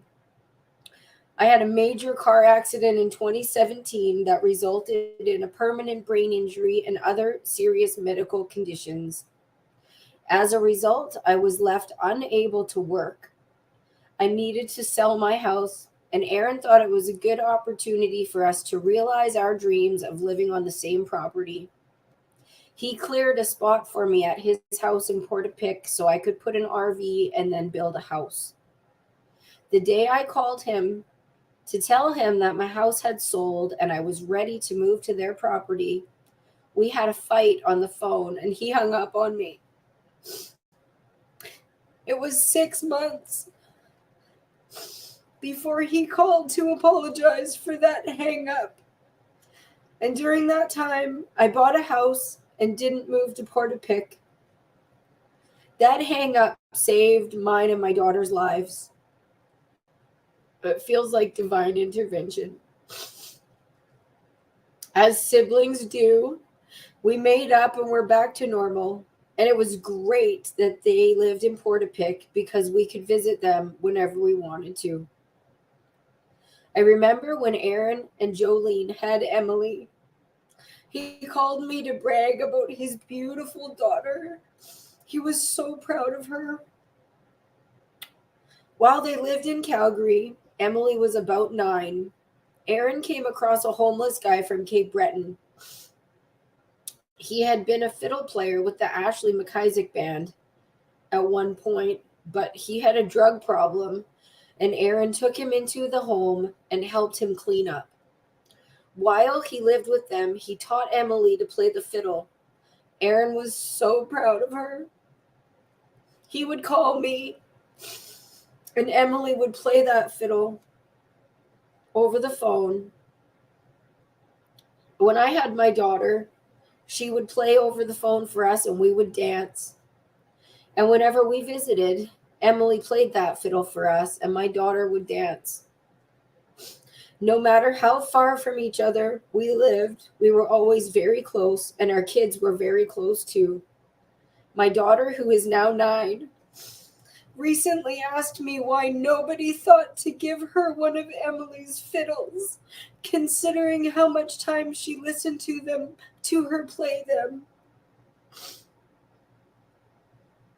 I had to tell her that we're not considered family because of Aaron having been put up for adoption, even though we are family. And she doesn't understand how anyone can say that. As much of a tough guy as Aaron was, he had a soft spot for kids, especially mine. The last time we went to see them, I bought a bag of chips for her. She was about 6. When she opened the bag, before she took any for herself, she offered Aaron one. And he melted. I will always remember his face when he looked at her. He simply melted. I'd never seen him do that before.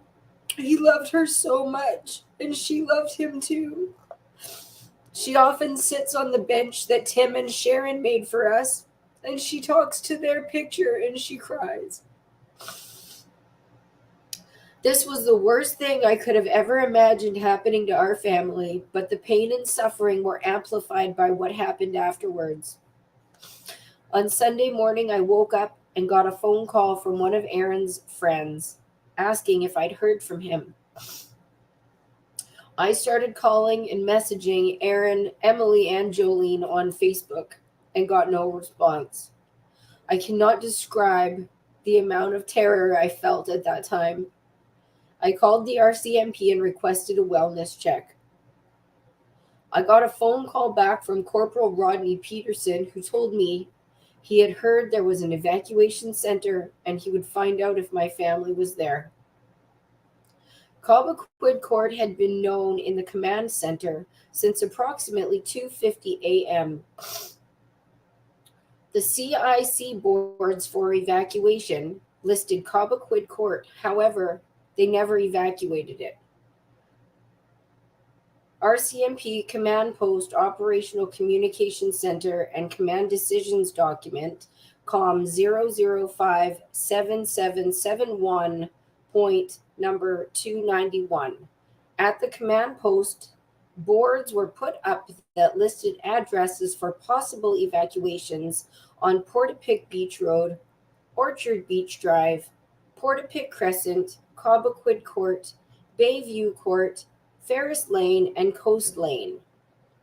Why is it, if there were no gunfires going off and other people could be evacuated, like the Griffins, why would you leave Bayshore Road and Cobequid Court until the next afternoon, approximately 14 hours later? If you believe the gunman to have been deceased and there is a period of inactivity, why are you sending members home at 6:30 a.m. instead of evacuating residents? I heard on Sunday night that there was a confirmation of dead bodies at my brother's house, so I called the RCMP. I was told that the 3 bodies had been found, but they couldn't confirm who they were. I was never given confirmation by the RCMP that it was Aaron, Emily, and Jolene. The way I found out was after getting nowhere with the RCMP, I called the medical examiner's office, and I was told that they were on their way to her office, so she assumed that they were dead. To this day, I still haven't gotten confirmation from the RCMP. I remember speaking to Skipper Bent at some point. It may have been Monday. He asked me for a photo of Aaron and gave me his email address to send it to. In my state of mind, I typed in the incorrect email address and the photo never made it to him. After that, he told people that I didn't send the photo and I was kept out of any communications that had to do with my family and was treated like an outsider. I was never allowed to go to Aaron's house to say goodbye. I wasn't after things of monetary value. I asked for something that smelled like Aaron, like a hoodie or something I could hold on to, and I never got it. Later, Skipper Bent testified at the MCC that I set up the house cleaning, but I wasn't even considered a family member at that time. And still, So I wouldn't have had that kind of authority. Immediately, things didn't add up to me, and as time went by, they made less sense. The timeline of when events started is hard to pin down.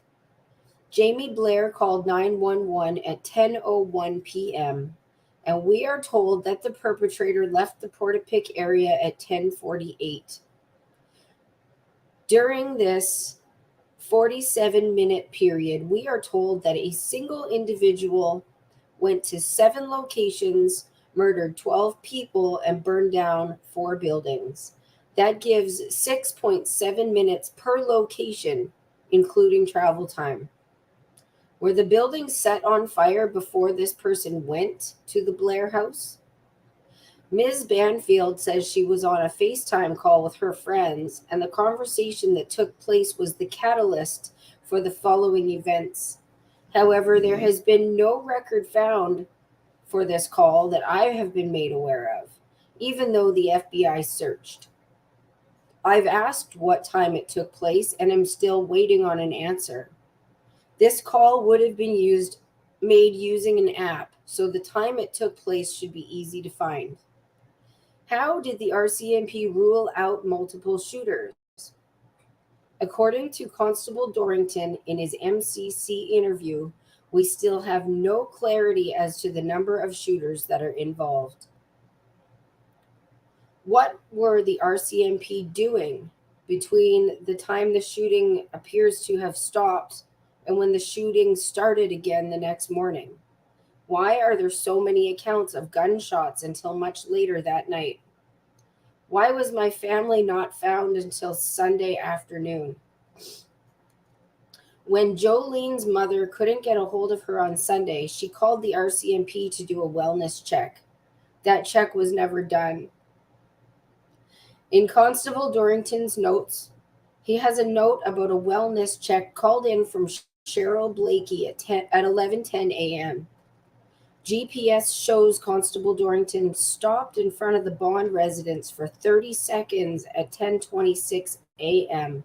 COM 005-8252, as well as at the intersection of Orchard Beach Road and Cobequid, directly beside my brother's house at 10:27 for another 30 seconds. COM 005-8252. He was tasked by Sergeant O'Brien to search for bodies. How did Dorrington not see the bodies of my brother and Mr. Bond in the front doorway of these residents?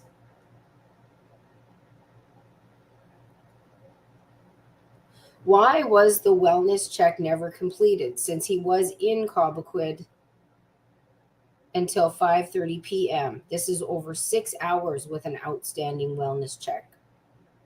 Skipper Bent sent a text message to Aaron's phone at 1:15 p.m. on Sunday afternoon to see if they were all right, rather than going to check when Cobequid had been under an evacuation order for now nearly 11 hours.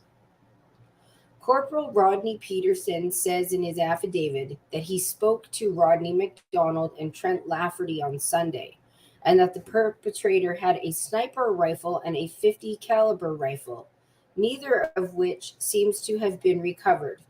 Where did that information come from? Where are these weapons? The East Hants radio logs show that Sergeant Halliday says the perpetrator was a highly trained sharpshooter. Where did that information come from? Were there inquiries by the MCC into the mentions of these weapons, as well as him being a highly trained sharpshooter? Aaron was found in the doorway of his home. To have killed Jolene and Emily where they were found, the shooter would have had to step over them to get into the house. There was no DNA from any of them found on the suspect's person or clothes. According to the autopsy, the first 2 shots didn't kill Aaron. He would have been fighting the perpetrator for his life and to protect those girls. Were Aaron's hands bagged and tested for DNA?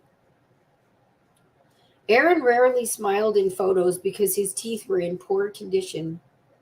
Just prior to his death, Aaron had his teeth fixed, and you can see that in some of his more recent photos because he was smiling. But his autopsy says his teeth were natural and in good condition. If the shot was intraoral, how is it that the autopsy fails to mention dentures? How does the ME explain 2 gunshots wounds to the head and chest, both at an upward trajectory when Aaron would have been standing? There has been multiple references to there being more than one shooter. How was this dispelled? Greg Pinio and Ashley Wood were the paramedics who drove Ms. Banfield to the Colchester Hospital from the Great Village Fire Hall, but neither of them have given any statements or interviews. Why? There are over 400 pages of emails referred to in the foundational documents between Ms. Banfield and the perpetrator. Why has only a small portion of these been released? Of those that have been released, they raise more questions than answers. Kevin Von Bargen, a lawyer and friend of the perpetrator, turned over thousands of emails between himself and Wortman. What are they talking about?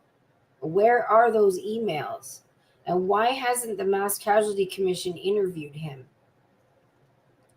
In her affidavit, under threat of perjury and potential jail time, Constable Vicky Colford swore that she does not recall having a conversation with Katie McDonald about the Blueberry Field Road exit.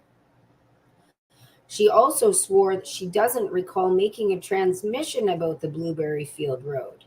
Additionally, she swore that the first time she recalls seeing a map of the Blueberry Field Road was days later at an RCMP press conference. How is it that her recollection is so different from the radio transcripts? Why has this not been inquired into more by the MCC? The photo that Nick Dorrington had of Gabriel's license from when he pulled him over was being sent out to members upon request. Why wasn't it sent out to everyone immediately? Why did Dorrington not send this to the command center?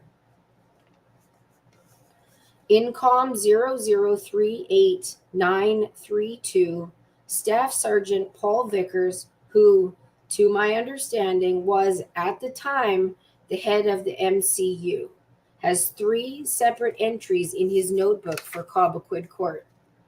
At 4:48 p.m. on the 19th, he has an entry for 46 Cobequid Court with 2 deceased males, an entry for 41 Cobequid Court for a deceased male and 1 female, and a separate entry for 45 Cobequid Court with 3 more bodies. There is no RCMP or MCC interview with him and no member report for him. What does he mean that there are 3 more bodies at 45 Cobequid Court? Why hasn't the MCC followed up on this? This is further validated in Chief Superintendent Janice Gray's notes. She attached Crops Officer Chief Superintendent Leather, COM 0051382. She has an entry on page 6 of her notes for 41 Cobequid Court with 2 victims, a female and a male. 46 Cobequid Court with 1 male, and subsequently at 6:40, 2 hours after the bodies were discovered, on page 7 of her notes, she has another entry for 45 Cobequid Court with possibly another 3 bodies. Why does somebody at her level of chain of command have a 3rd entry 2 hours later? Why has this not been followed up on by the MCC? Underneath this entry, it appears she has a subsection listing 3 RCMP regimental numbers, which are 56169, Chad Morrison, 45161, which is Heidi Stevenson, and 44900, which is Inspector Daniel Ulmer. Why has she written this in her notebook? Has this been followed up on by the Mass Casualty Commission? Why has Janice Gray not given testimony in front of the MCC? This leads me to the Issues Management Team /H Strong 2. COM 0018505, the forensic report on page 7, crime scene report, states Forensic Identification Services investigator Sergeant McKenna gains entry to the secured property at 45 Cobequid Court the previous day. The previous day, he already went to 41 and 46 Cobequid Court. 45 sits in between these two residences. Why does Sergeant McKenna return to 45 Cobequid Court when it isn't a crime scene? Why didn't Sergeant McKenna visit 45 Cobequid Court at the same time he visits 41 and 46? Why does he gain entry to a secure residence only to report that, quote, there are no persons injured or deceased and no indication of anything of concern having occurred at the residence? In respect to these three pieces of evidence, has the MCC done any follow-up as to why or how Cobequid Court plays into the days of April 18th and 19th, 2020? According to Janice Gray on page 5 of COM 0059587, her interview with the MCC, she says John Robbins was the liaison for H Strong Issues Management Team after Gray was. Page 66, Gray says that John Robbins was the head of the IMT and that his role in this inquiry was being responsible for preparing documents and reports that would be given to the MCC. He also decides what he shares with them in addition to reporting back to CNIP in Ottawa and Deputy Commissioner Brian Brennan, CNIP at the RCMP. Mike Butcher was the RCMP disclosure analyst, and John Robin, who was head of H Strong IMT, as well as overseeing disclosure to the RCMP, internal Hoyt investigation, the external ESDC labor investigation, and to the MCC. In Tim Mills' MCC testimony, he says, in referring to the appointment of these two husbands of Nova Scotia senior officers, quote, that's not incompetence putting them on the issues management team. You can't be that stupid. That's cover up. That's corruption. There's no two ways about it. This is in addition to his MCC statement, quote, that's not even stupid. That's just corrupt. And I'm not talking money corruption. I'm talking power corruption. I've seen it. Two sets of standards, you know. We'll investigate the general duty members or, you know, the rank and file. You're not touching an officer, commissioned officer. We're protected. MCC council quickly moved on from Mills' statement. Why hasn't Chief Superintendent Gray, John Robin, Mike Butcher been called to give testimony before the MCC? What exactly was H Strong 2 IMT? What was their purpose? And most importantly, did their role of disclosure liaison hinder or interfere with the MCC mandate? Justice Cromwell has written many letters regarding the DOJ not being forthcoming with documents. How much more information are they not sharing with us? Why is the DOJ hiding so much from the families and the Canadian public? On March 17th, 2021, the MCC and the DOJ entered into a clawback agreement. What are the details of this agreement? Why isn't this agreement public? How does this impact the MCC and their work? And does this seem like transparency? Chief Superintendent Leather says that the DOJ told him to be reactive instead of proactive when talking about certain information. Is this standard practice? How many other witnesses were told this? How much information are we not given because of this?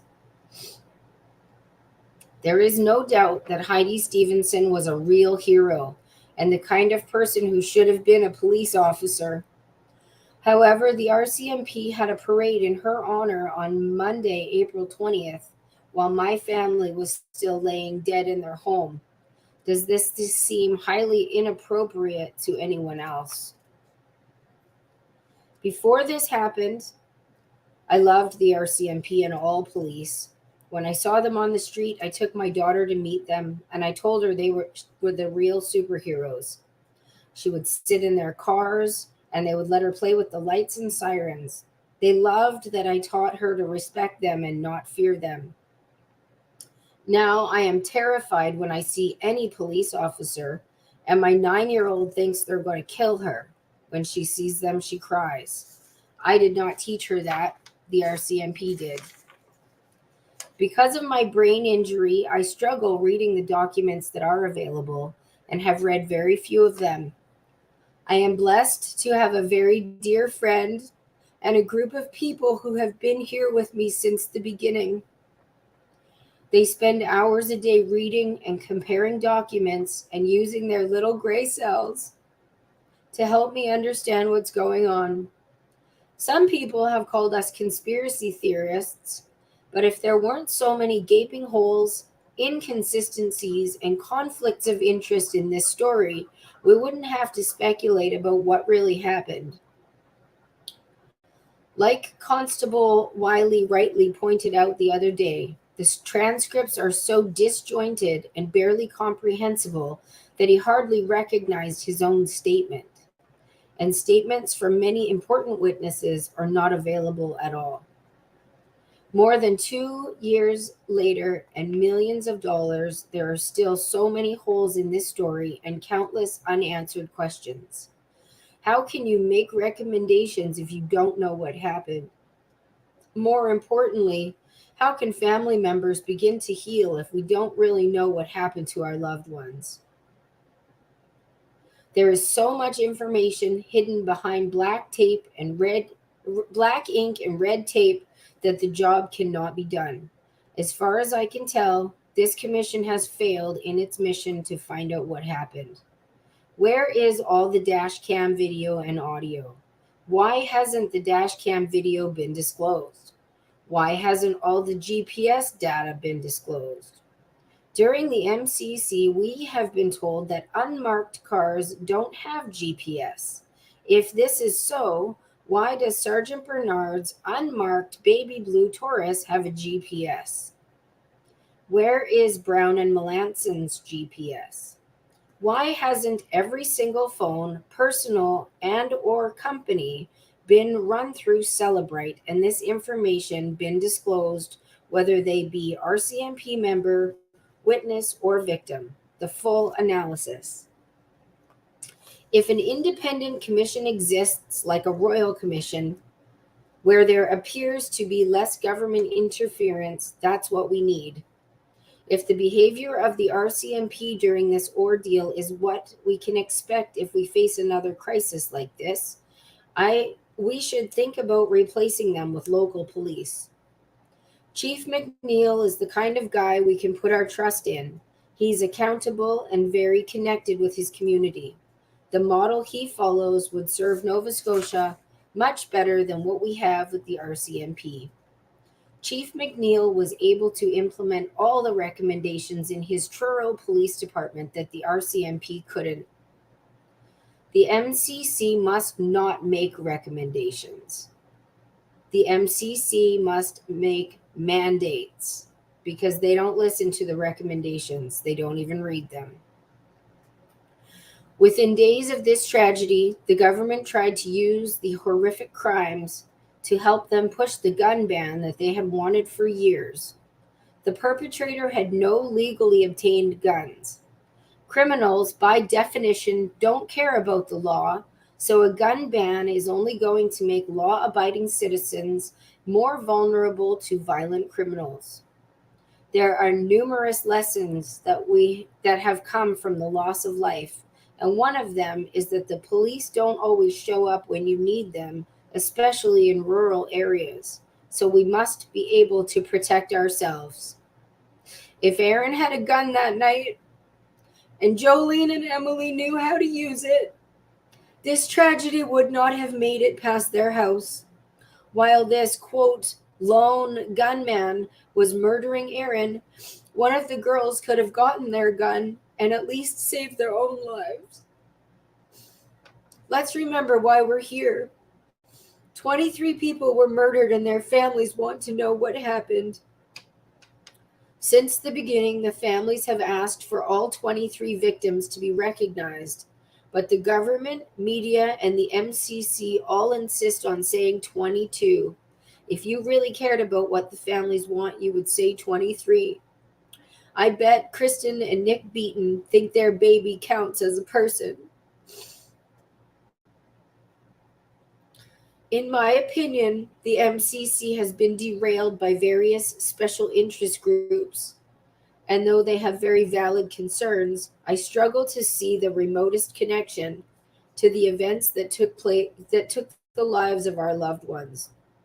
We have all patiently waited and listened to see when and how this process was going to provide us with answers. We are still waiting, and time has run out. Thank you. God bless the 23.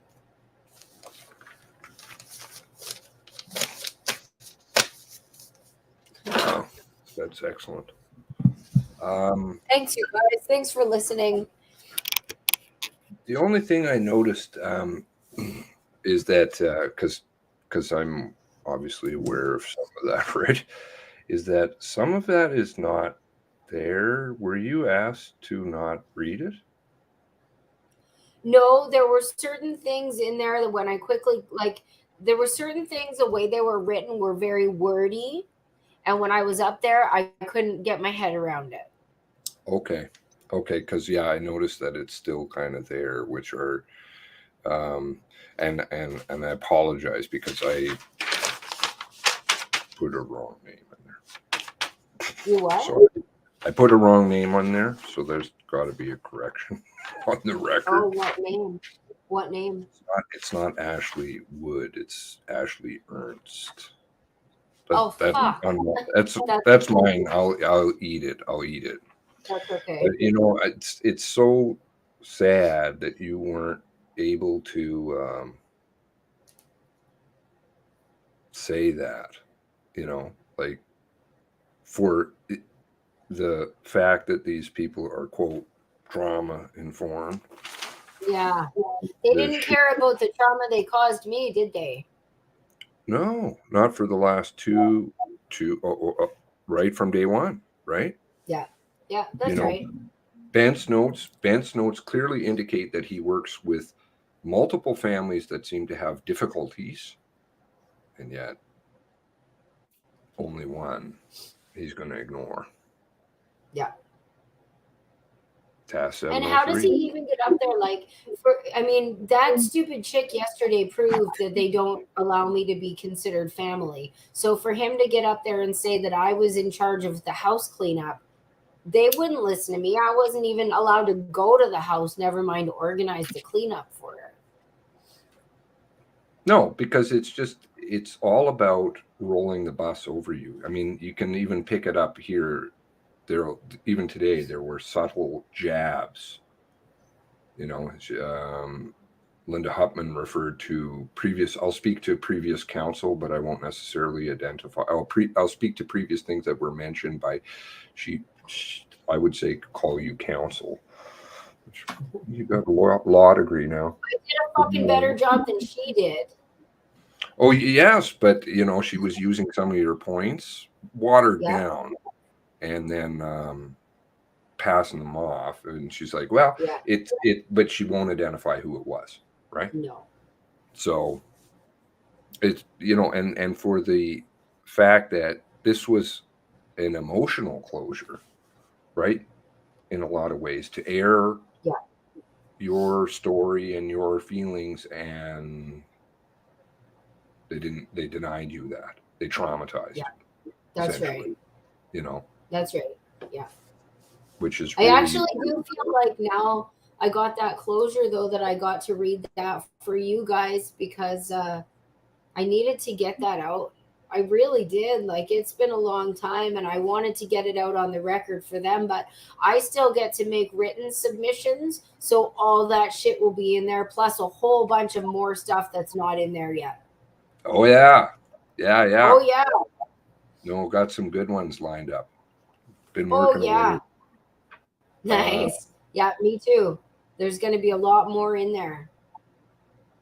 The I wanted to just touch on well, okay, so no, actually I don't. I just, because I know you're limited on time.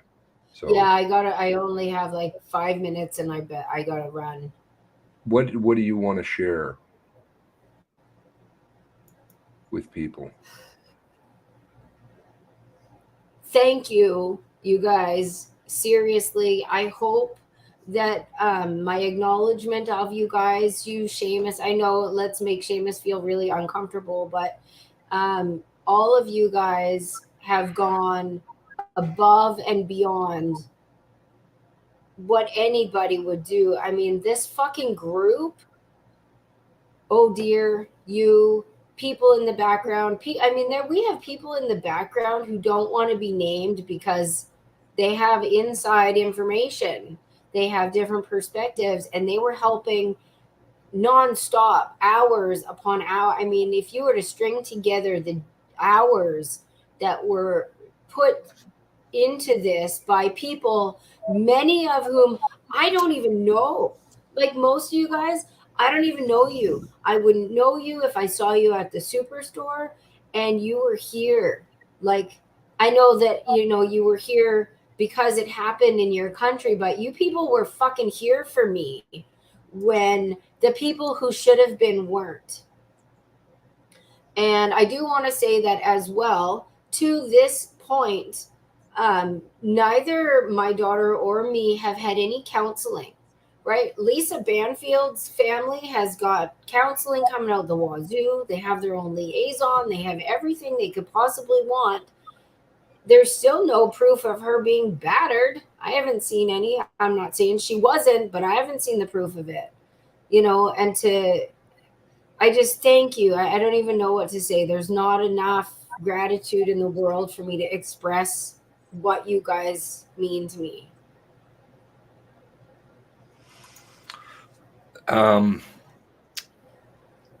Somehow, I mean, I don't know how we can do this, but somehow we have to get it so that you are formally acknowledged as family. So that I don't even understand how they're doing this. I've never have. Sorry? I'm a little bit selfish, and I will say that I was hoping to be able to say like my backstory yesterday with the hope that it would reach the ear of some lawyer somewhere who could see that it wasn't fair. Like even the class action lawsuit, I can't be a part of it.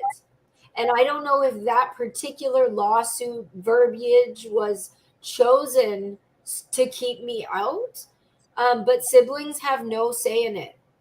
And it's not even that, like, I'm Aaron's sister, which I am by birth and by relationship. Like, we had a relationship that we chose as adults. And I can't participate in the class action suit against the RCMP. But Aaron's, like, our mom is dead. There's a good chance his dad is dead. I mean, he was kind of going that route when I knew him 15 years ago. Aaron's adoptive mom, adoptive dad, and adoptive stepdad, they're all dead. He had no other like adoptive siblings, step siblings, any kind of siblings that you could insert into this situation. I am what's left. Like out of all the people who like we have an uncle, but they didn't really know each other. And I have a daughter, and she and I knew and had a very strong relationship with Aaron and Emily and Jolene. To say that I couldn't mention my niece and my sister-in-law, like how, I don't know how that lady can live with herself. But I was hoping to get to say all those things that I just said, so that maybe there would be a lawyer somewhere who would think that's not fair and I'm going to help her. I mean, how can Jolene's family be the people who speak for her? And they weren't even married. And I'm not diminishing their relationship because they were together for like 20 years. They were, for all intents and purposes, they were married. But legally, they were not married. And the Olivers have no, he was mine. He's not theirs. He's mine. And to take that away, I don't even know. I don't even know how anybody can do that. And that lawyer, how do you live with yourself? And I'm glad that I got to say that on the record yesterday, even though I got scolded for it. I don't care. I'm glad I got to say, how can you guys live with yourselves? Because how can you go home at night knowing that you're a part of what they did to me yesterday? This is the seedy underbelly of what's going on, because they know you are, like, this is the thing. You are a severe threat. Nobody's disclosed about how that's all transpired that I'm aware of, right? And Yeah. so how is it that legally they are entitled to Aaron? How did that even You happen? think of, like, that's why I was putting the comment there. I guess I must have missed that biology class, because if they came out at the same place, then Right. That's we're what talking. somebody said to me yesterday. They're like, you came out of the same body. That is your brother. Like, Aaron used to joke and tell me that I was the only one he'd be willing to share the womb with. You know, like him and I were very fucking close. It would be different if he had been adopted and I never met him and I came out of the woodwork when this happened looking for maybe money or something. But those fucking guys had nothing. They had family. That's all they had. And then like, Aaron didn't even introduce me to people as Tara. This is my sister. Yeah, That's it's on how he Facebook. referred to me. It's on his Facebook. Yeah, my sister. Yep. Right? Fuck. Yep. And the RCMP knew right away. There is a file. There is a file. That's right. You know, so to keep you in this limbo state of you're related, but you're not, it's all intentional. And people who watch this who don't understand the backstory to that, it is to keep you out of a suit against the RCMP. Why? Because you will go all the way. You will not settle. And it's not about the money. It's about uncovering what really happened. And if people want to find the truth, you know, you're a good person to stand behind. And additionally, on top of that, nobody who is adopted should ever have to go through what you've gone through. Considering the fucking kinds of family mixtures that we have now, to be able to say that I'm not his family is bullshit. It really is. And I don't know if, like, even when at the beginning, when the Olivers went to their house, they found a box of stuff that Aaron had been putting together for me, and it said, stuff for my sister, right on it. So anyone who says that they didn't know who I was, that's not true. It's not even true. They know who I am. And I have to say that it's not all of their family. right? I've gotten some really good support from Tammy and Ricky, and I appreciate that so much because it's really hard to be kept on the outside of this. Anyway, I do have to go, and Oh.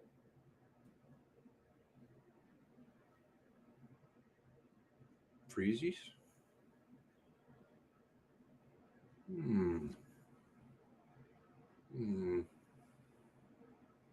Okay.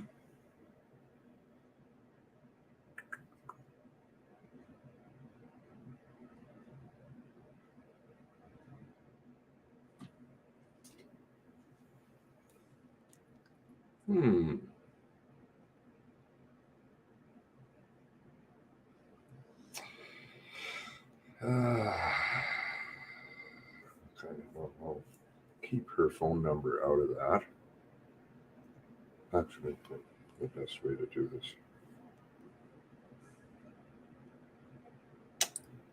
Yeah.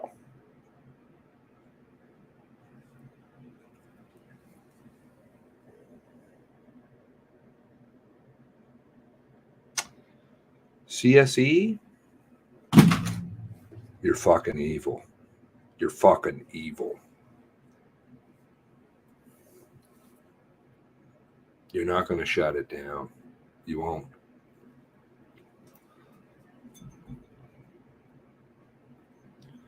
And I hope that people can understand that and relate to it on a personal level. Put yourself in those shoes. Action is needed. You want to uncover the corruption. She's a ticket. She's a ticket there. You know, and it shouldn't happen to any family ever again. Bent's notes clearly indicate that he is dealing with mixed situations, complicated situations, families that aren't necessarily getting along. They didn't like her. They didn't like her because of the video we did together. They didn't like her because the associations that she had, obviously, with a couple of people, myself and Adrian, that was going to be a major problem.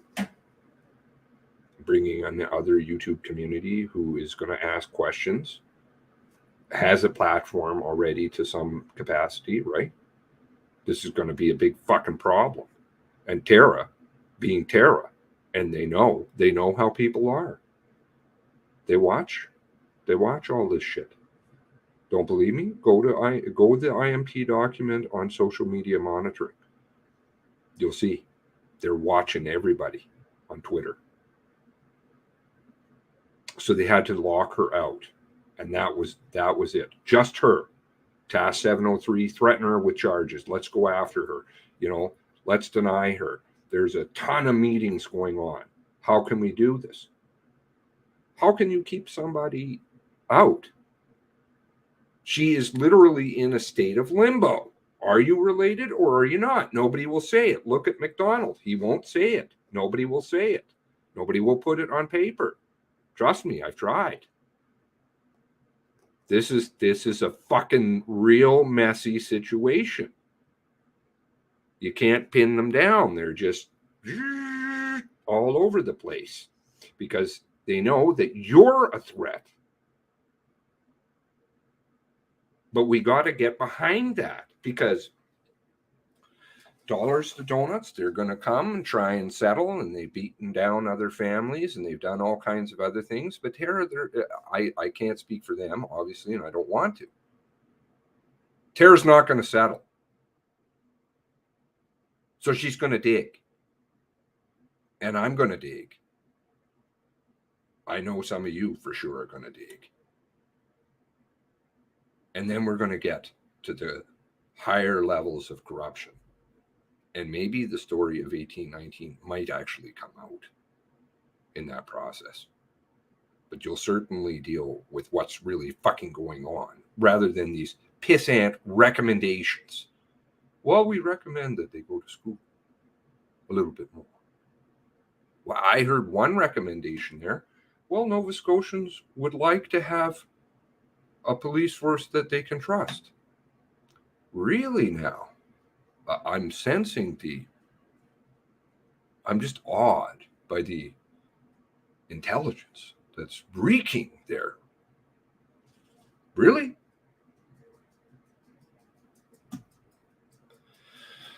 So there were a couple of things in her statement that were in there and didn't quite make it out, which I'm not even exactly sure, but I know some of them. I was trying to pay attention as we were going along, but the comment from Dion Sutton didn't make it in, which is unfortunate, because Dion Sutton is a very important person. Okay, so how do we do this here? Don't like him either. Okay, here.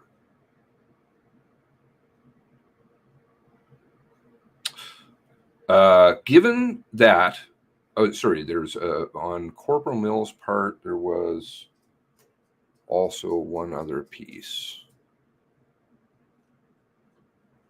Right. Okay. That's not corruption. We're protected. The white shirts are protected, right? Here, why hasn't Chief Superintendent Gray, Robin, Mike Butcher, and newly appointed, and it should also be, sorry, I should put that in there, obviously, but should have been inquired more about with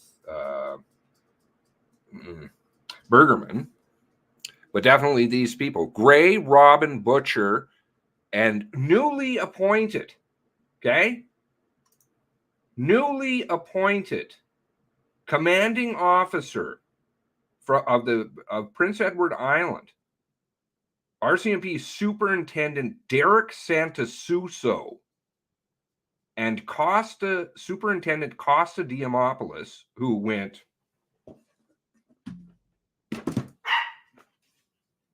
Jenga. How many of these ones? Derek took a bump. Chief Super of sorry, it should read Chief Super. I'm sorry, I mistyped that. Derek Santasuso of PEI. He heads PEI. He was involved with IMT. The cleanup. The cleanup is really big, like huge. Huge. And I know I've gotten messages that Ottawa is shitting their pants about the red portion. Big problems. That's why it's in red. That's why I put it in red. It's fucking disaster zone. It's going to cause all kinds of shit if people keep stressing on it. Given that Corporal Mills, Corporal Sutton, and Sergeant Bernard, this one didn't make it in, which I'm sad about, and others have been highly critical of middle and upper management and their promotional system. Corporal Sutton, in his MCC statement, went as far to say, quote, even some of the supervisors, as far as I'm concerned, and there's a lot of incompetence when it comes to that. Like you can have the rank of sergeant, but realistically, yeah, that's great. You passed your exams. You wrote pristine competency, and you got this job. But your actions on the ground are just totally incompetent. Less than a cadet, really. And you have to, and he's speaking like this. And that's just part of our promotional system. That's kind of lost here. A lot of times you're not promoted on your work ethic and your safety. You can write about it, all the tests, all the education, all the shit that they're trying to spin it out again. All the lawyers are just, let's do some more of it. You can write about it, but it shows on the ground, you know, not tabletops, not in basements of gyms for nighttime practices and fucking watered down pair tests now. What kind of a police officer you are. So that's kind of frustrating when you see people in these ranks that I wouldn't, me personally, wouldn't trust a goldfish with, to be honest.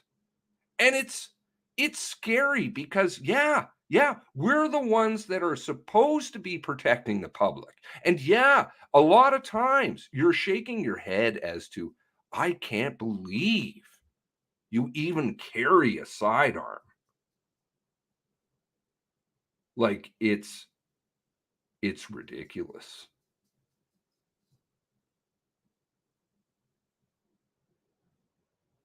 You have Mills, you have Bernard, you have Sutton. These guys know what the fuck is going on. They've been in there for a long time.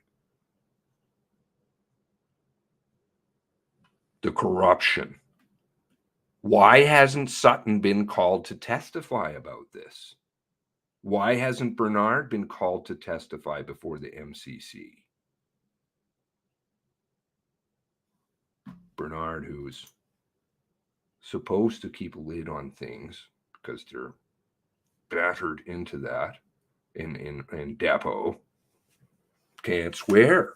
Swearing bad. Look at his interviews. I've read them here before. What the fuck, man? He's angry. He's really mad. He's gone. We're losing all the good ones. I wanted to touch on something else. Hopefully I keep checking. 60. There are a few adopted family members that I know of and are still able to participate in the lawsuit. How is that right? Because it's Tara. That's the problem. Tara is Tara. Tara is me. Tara is you. It's divine, right? Tara wasn't just Tara. Tara is a lot of people. Gray cells working together. People are going to read. People get tired. The next person's going to pick up the... Who is that in here? Member. Incurable. Right? And he's like, I'm tired. My bag's full. He knows what I'm talking about. His bag's full. That's fine. That's when people pick up the bag. And others carry it.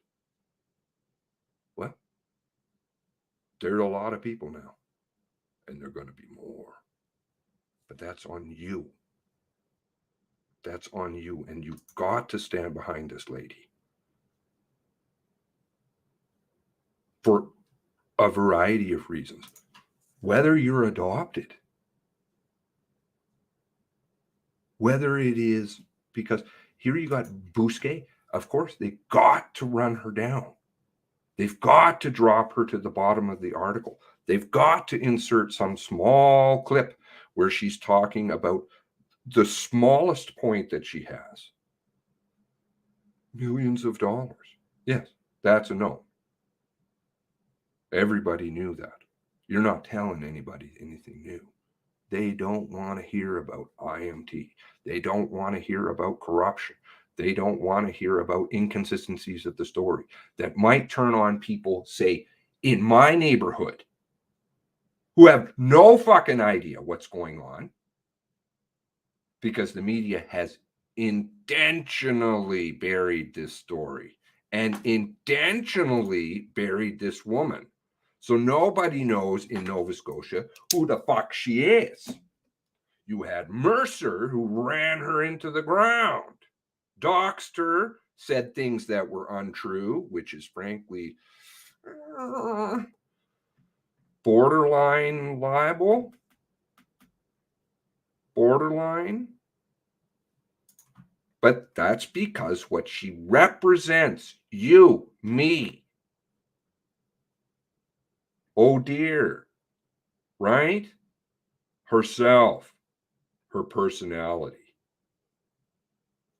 Somebody that's a fighter. You've got to get behind this one if you want the truth. Not just because she's wronged, because lots of other adopted people are wronged, because the system is wrong. She's a ticket. She is a ticket. Believe me. I haven't been shooting bullshit out of my ass. Right? Been warning people, warning families. I've been talking for a long time. Don't know if I'm speaking Chinese.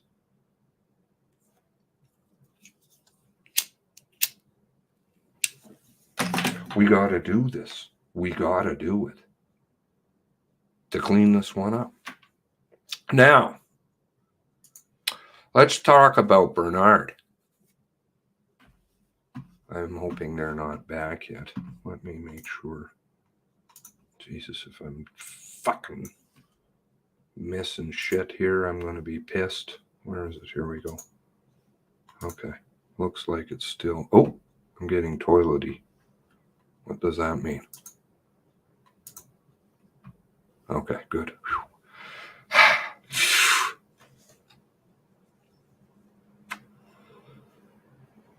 Yeah, exactly. But it's the intention.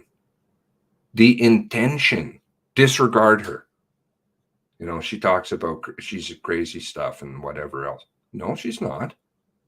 She's not. She's anything but crazy. Frankly, the fact that she's still sane after all of this, the fact that you're still sane, the fact that I'm still sane.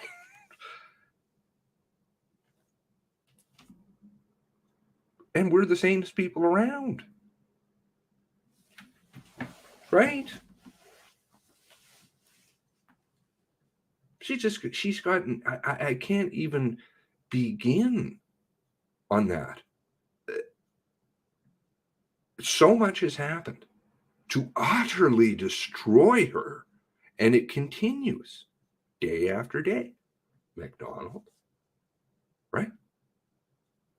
Bousquet. Anybody in their right mind would attach themselves to her right away. I sent Frank a tweet. Hey, you want to talk to a family member? Way back. I like your work. I like what you do. Got some people here. We're doing some investigating. Might have some stuff for you. No. Doesn't even read it. Never read it. My friend has 3 family members who died. Would you like to talk to her? Doesn't even want to know. Didn't, Tara wasn't this is in 2020. June, July? Doesn't even read it.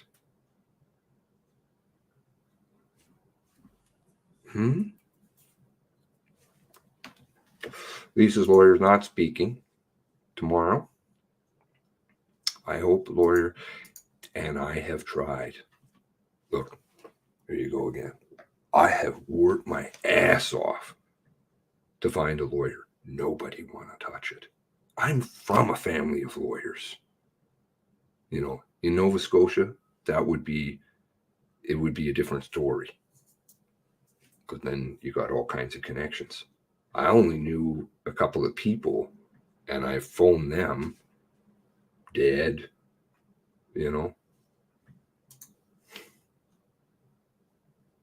But God is shining. He wants this to happen. He really does. For those of you who don't believe, just take my belief and say it's just some gut feeling. Wants it to happen. Now, Bernard. Let's have a look at Bernard. because the Blueberry Field thing got to go the way of the dodo. Getting a little tired of it.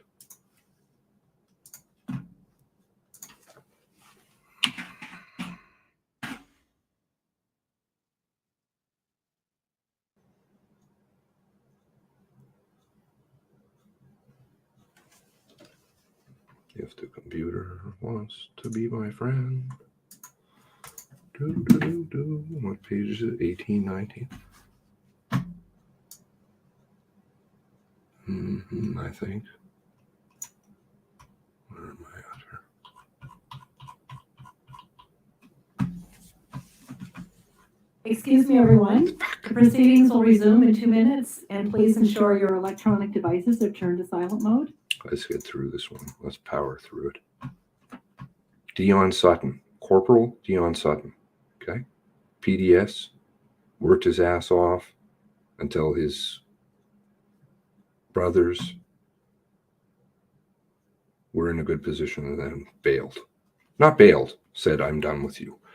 And then, yeah, just calm, drive in circles. You know, I'm going in at the time. I did pass one police vehicle passing me, and one of its members did wave, but I didn't pay it no attention because I was unaware the suspect was in a police vehicle. Looking back, I don't even know if that would have been him or if he was still in the area already. I don't know. Okay, so he passed a police car. He passed a police car going the opposite direction, and this was past Great Village. Yeah. Think about that for a moment. It's a car going out. They wanted to fucking sow that goop around. Now, what do we have here? What time's Dion Sutton outside of Great Village? Heading towards Portapique, small distance. It's a time frame between 11:29 and 11:30. And then moves on to the dog vest. Look at Burl. Derails it on purpose. Boom. Yeah. And you said your dog's got a vest as well? No further inquiries. You passed a police car? Really? Their timeline. Boom! I'm not saying that I necessarily agree with it 100%, but their timeline just went in the toilet.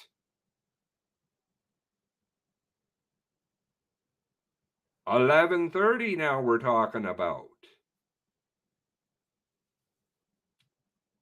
You follow? Destroyed. So the whole thing is now up for grabs again because he told the truth.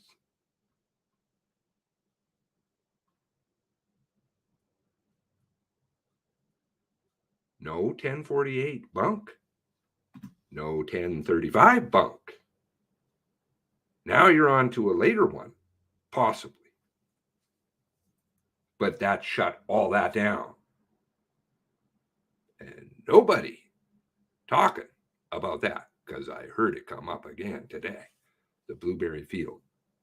Vicky Colford. I don't remember hearing. Shut up. I don't want to hear you right now.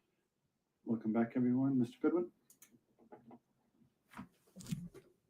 I'll turn them back on in a moment.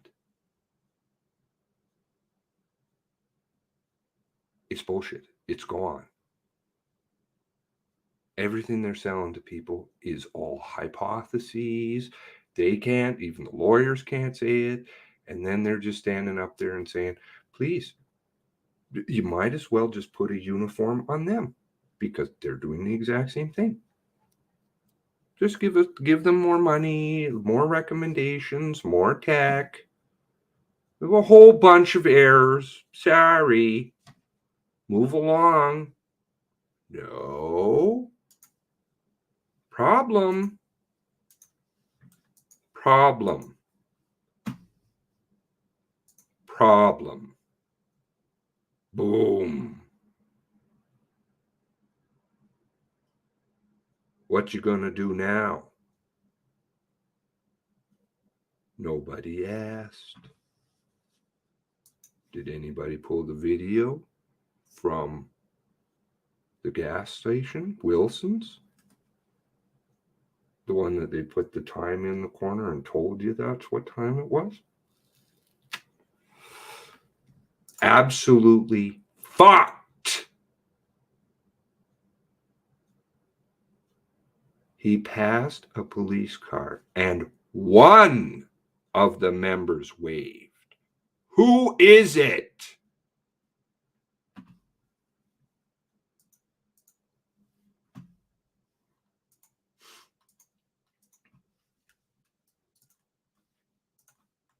Together how we are all supposed to move on. All of the worst Canadian mass casualty events have been clearly connected to violence against women. Does this prove causation? No. But the high correlation in the form of red flags and warning signs is essential to examine and consider in how policing and other systems respond to the dangers posed by people who embody the coercive controlling behaviors of the perpetrator and who we ignore and overlook at our own peril. The Commission has an opportunity to refocus our national attention on solving the systemic and deeply rooted gender-based hate that fuels so much violence in Canada. We need to recognize gender-based violence and intimate partner violence as a multi-causal epidemic that it is, one that requires a multi-system government response working collaboratively with community-based agencies and those most impacted by it. We echo concerns of other council as to the inadequacy of the RCMP response, the lack of preparedness to effectively manage this critical situation, the obvious communication issues, and the failure to fully investigate the complaints and allegations of violence, abuse, and illegal firearms. Thorough investigations could have resulted in the perpetrator being stopped long before we got to April 2020. Our coalition was disheartened by the apparent disinterest some officers showed in reflecting on their past actions, whether other steps might have been more appropriate, or how other situations could be addressed differently in the future. We were especially disappointed by the unprofessional and sometimes patronizing disregard some officers have exhibited. These attitudes and the lack of accountability on the part of the RCMP in general does nothing to instill confidence in the RCMP as an institution. Indeed, this has exacerbated the loss of faith and trust in this institution. It highlights the need for significant cultural change in policing generally, and the RCMP in particular. There's a clear need for extensive education, basic training that incorporates values, bias, and trauma-informed responses. Our first request is that we call on the Commission to use its platform to call out the false dichotomy between public and private violence. We cannot make sense of the murders of April 2020 without understanding the perpetrator's history of family, gender-based, and intimate partner violence. While some perceptions persist that no relevant connection exists between that violence and the events of April 2020, this is more a reflection of how we silo issues in an attempt to simplify them. Violence in the home does not only harm the woman or partner who experiences the physical or controlling abuse. That violence spills over to affect others, often the children, and in this case, the broader community. Children living in violent homes are subjected to physical abuse themselves, but even when they're not, they suffer harm from knowing about or witnessing violence against their mothers. These experiences can work to normalize violence against women, setting some kids down the path to be abusers or victims in the future. Domestic violence pervaded the perpetrator's childhood and adult life. He was a victim of violence and poverty, and having been molded by that violence, he became the monster who terrorized us in April 2020. He enacted violence against women in every aspect of his life. It was part of who he was. It was well known that violence and poverty act like cycles, trapping people as their victims until some of them emerge as the new abusers. We are not suggesting that anyone should have sympathy for the perpetrator because of his childhood. What we are saying is that if we do little to prevent or intervene when children are victims of domestic violence in our society, one of the wealthiest societies on earth, we should fully expect to create more victims and more perpetrators. This leads me to the second area where we ask the Commission to address in its report and recommendations.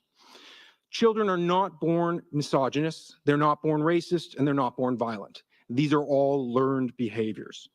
Given what we know about the epidemic of intimate partner violence and the specific impact on children witnessing violence at home, we need to prioritize early and ongoing education on this issue and to counter the toxic aspects of masculinity that can set the stage for future violence. While often community organizations, like my clients, are called upon to go to schools and give talks about intimate partner violence and gender-based violence, this is only a stopgap measure. More is needed. The curriculum taught to our children is devoid of meaningful discussions about the pervasiveness of gender-based or intimate partner violence. It is devoid of discussions about our emotions and healthy relationships. Young boys are still too often raised to believe they need to embody the masculine in all of their emotional responses. As the author Bell Hooks puts it, there is only one emotion that patriarchy values when expressed by men, and that emotion is anger. Real men get mad, and their madness, no matter how violent or violating, is deemed natural, a positive expression of patriarchal masculinity. Anger is the best hiding place for anyone seeking to conceal pain or anguish of spirit. Our children need to be taught that these issues exist. They need to be taught that it is pervasive. Even if they are fortunate enough to have a violence-free home, they need to know that some of their classmates do not. They need to understand that victims hide their bruises. They need to know that violence is never acceptable and that they deserve better. We ask the Commission to recommend that education regarding intimate partner and gender-based violence be incorporated in school curricula beginning at a young age and continuing all the way through high school. Children need to understand that violence takes many forms. It is not just physical. They need to understand the types of controlling behaviors that can be harnessed coercively and instill great fear and dependency, including financial control, just as the perpetrator did to his common law partner. Children and youth also need ready access to trauma-informed mental health resources to help them comprehend and process the fear and confusion of interpersonal violence without it dragging them into the cycle. Autumn House in Amherst runs a program for children of violence, for the children of violence, to help them understand and grow and to prevent the cycle from pulling them back in. These programs require sustained funding, and they should be expanded. These programs work and they will build a better future. They just need the government's support. Third, women and abused partners know there are significant consequences when leaving an abusive partner. They fear losing their children, their home, their pets, their communities, and sometimes even their lives. Transition houses of Nova Scotia and shelters across Canada assist victims in escaping places of abuse.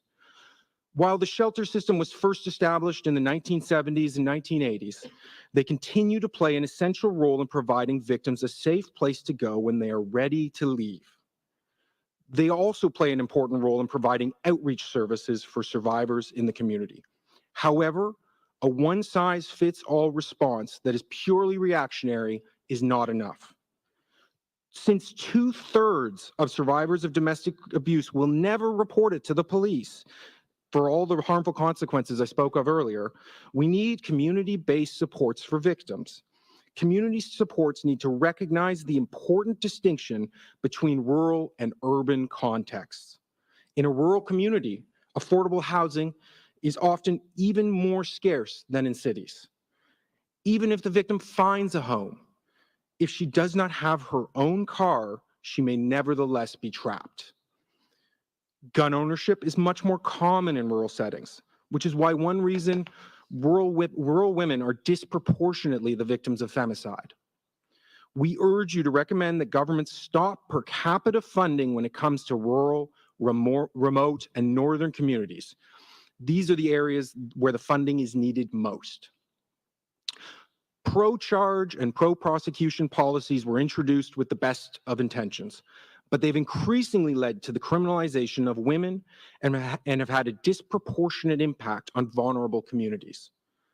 I helped a woman who was less than half the body weight of her partner, a uniformed employee of the federal government, when she was charged with assaulting him after phoning the police looking for help. When the police arrived, he said she had hit him first. Her job in the healthcare system required a clean record. She almost lost her job because she asked for help. Abusers know how to play the system, just as the perpetrator did in this case, and our law enforcement officials need to recognize that. Alberta has introduced a Safe at Home program where the abuser is voluntarily taken out of the family home, leaving the woman and her children in the home as an alternative to forcing women to leave their familiar space. If you offer people help, they will often take it. While not every violent man is going to volunteer for treatment, a lot of them will, and we will all be better off for providing these off-ramps before the criminal justice system has to get involved. Fourth, to stop the violence, we need to shift the focus to the abusers, who are predominantly men. There are only a handful of programs in Nova Scotia, but they've had positive outcomes counseling violent men. If we want real change, we need to build up these services and create a 24/7 crisis intervention model. This will require a significant increase in funding. But different approaches are needed to work with abusive men if we want real changes and different outcomes. Transitioned houses and women's shelters need to know the funding will still be there next year before they spend time, their finite money and efforts treating these men.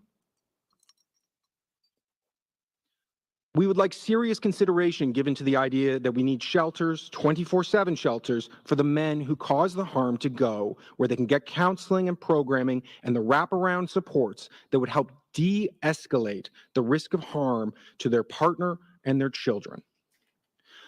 Not to take away from women's shelters, as they're so vitally necessary, but to add to the efforts of eradicating violence in homes.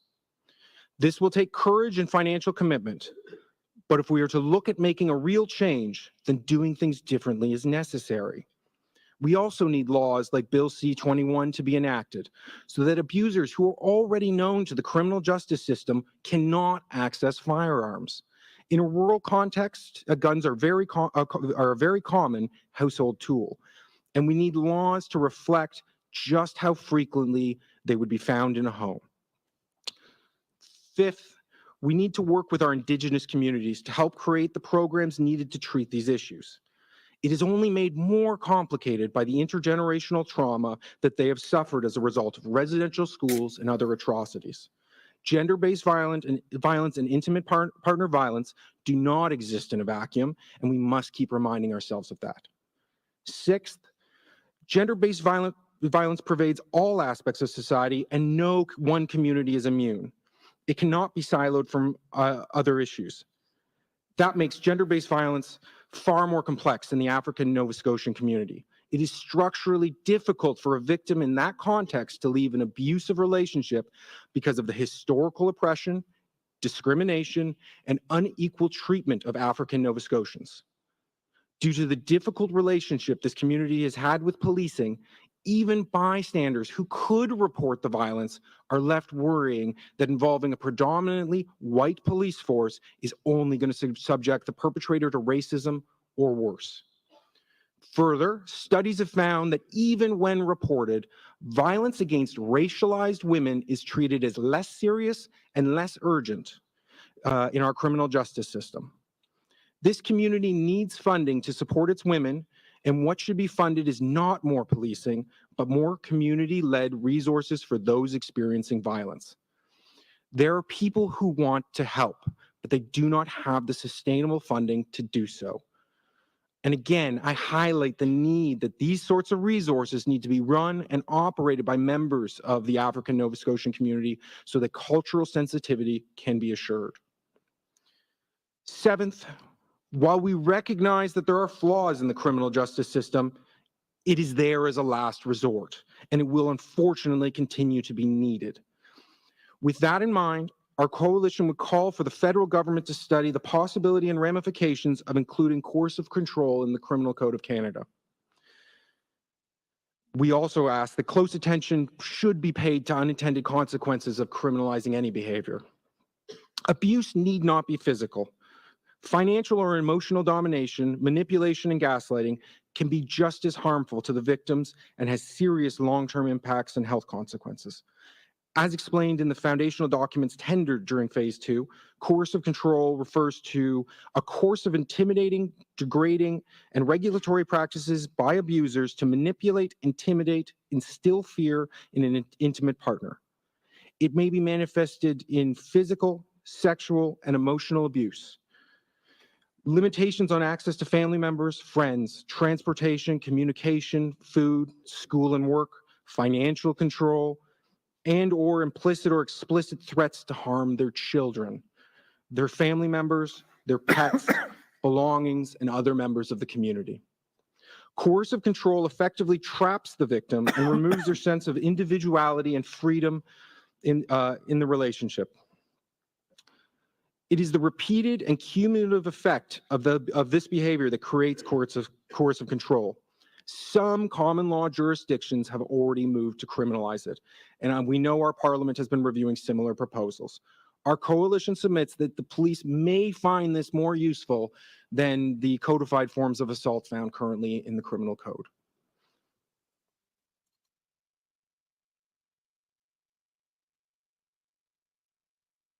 Eighth, as you've heard in the evidence in this case, and as I'm sure you know from your own life experience and intuition, there are people who want to help.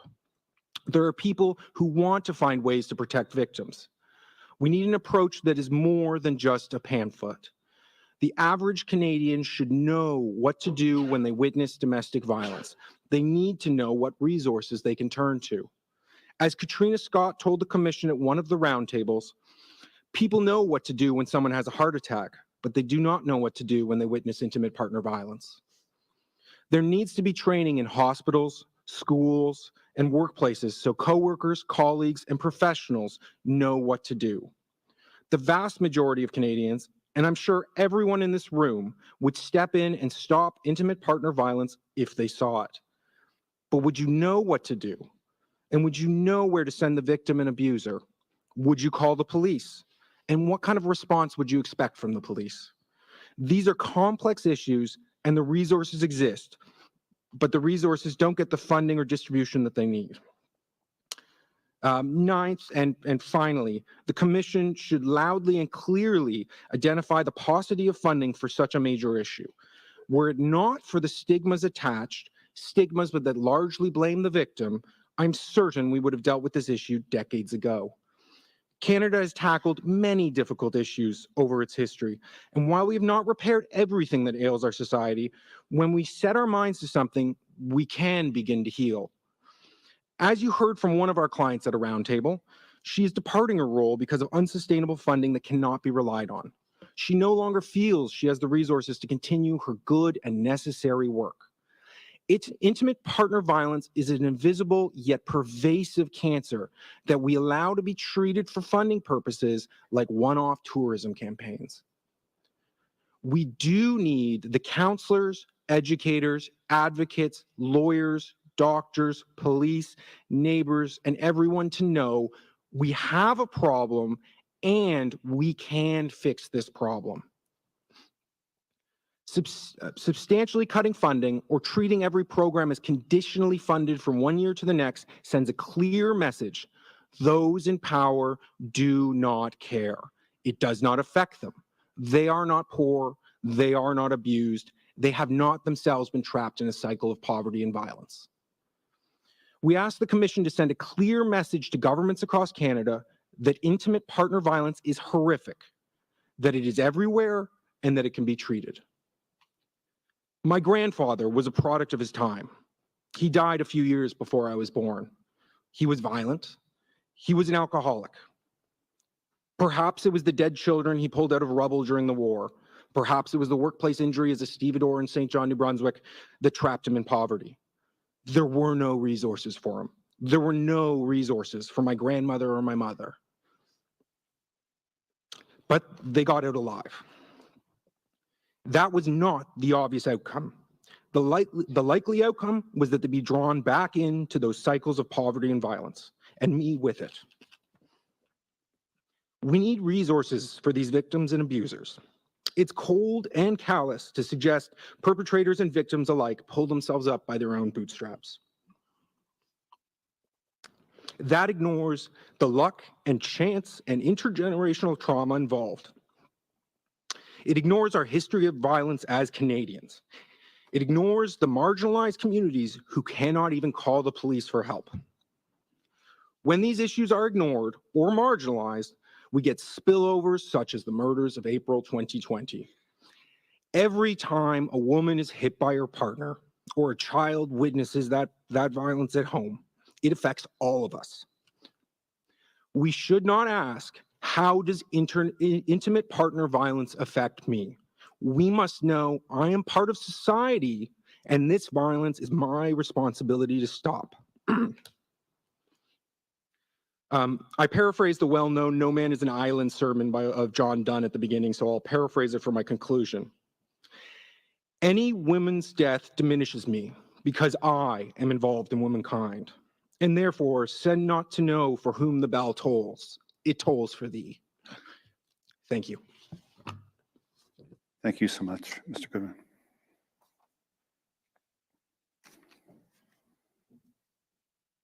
Thanks to participants and their counsel for the submissions today, which of course we'll consider carefully as we do all the submissions that you make. Tomorrow, we'll have more submissions from participants. We are going to be starting at 9 o'clock tomorrow instead of 9:30, so you'll have to get on the road a bit earlier for those of you coming from out of town. Thank you for that.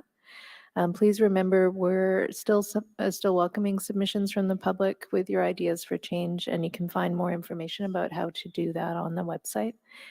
So thanks very much, and we'll see everyone again tomorrow. Thank you. Thank you. The proceedings are adjourned until September 22nd, 2022 at 9 a.m.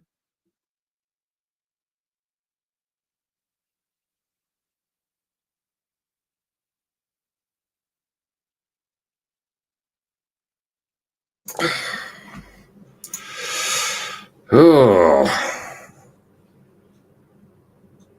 man, do you hate yourself now? He does. Sorry about him. I hate batterers of children and women. I like being a man because then I can stand up to them. Hopefully. I don't like somebody coming along and trying to emasculate me. Makes me a bit of a softy, and then I won't step in to help somebody. That's not good. I've been trying to get so thank you very much, as always, keeping us up to speed on the document situation. Oh dear. And I don't even know. I was trying to download. That was stuck. I've been waiting since that fellow was going on with Drivel. I think he admitted right at the beginning that there isn't substantive evidence to say that I believe, I'll have to go back, but I believe he said that there wasn't, maybe she was abused, maybe she wasn't. Okay, but your whole thing is built around that. Same thing with your fucking narrative. Was just got torpedoed. Boom. Boom. Oh.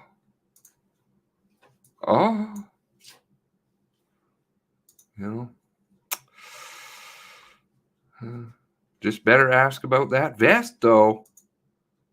Oh, you're gonna like, no, now, not now, gone. Gone. So what do you do then?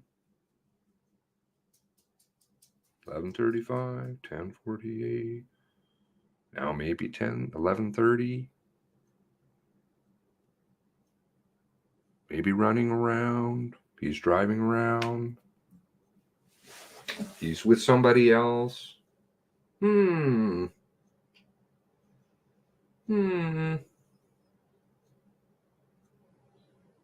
We'll have to tweet about that a little bit, eh? Got us going every which way from Sunday. We can't let that wave of terror disappear. I don't know quite how to do it. Definitely get hooked in with some adoption groups here. Hello. Because I know that they're going to feel the same. Come here. Come on. Come on. Oh, that's nice. Oh, yes. Look at you. Pretty girl. Pretty girl. I don't even know what... Oh, you finally got it? Jealous. Well, thank you for sending a list. Maybe we should just have a quick boo of what they're doing.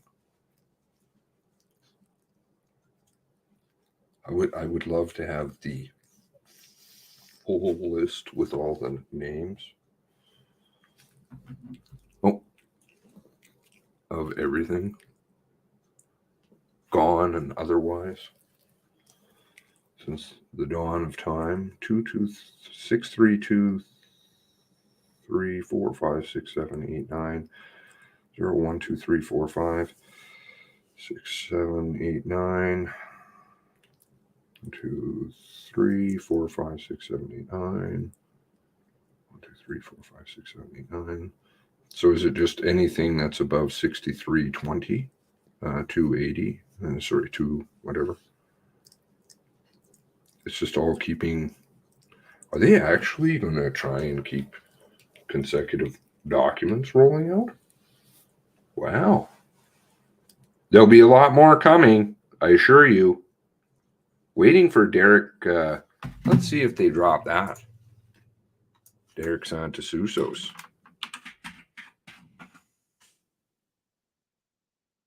No, of course not.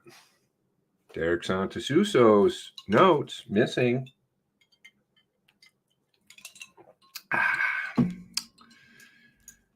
The CEO of PEI recently appointed. IMT cover-up man. Okay. And I don't know how to describe IMT. IMT is an absolute barn burner of corruption. Like really bad. All the way to the top, straight to the top. If that one got exposed for what it is, the RCMP is gone. Let's see if there's anything about Dan Breen and the tapes.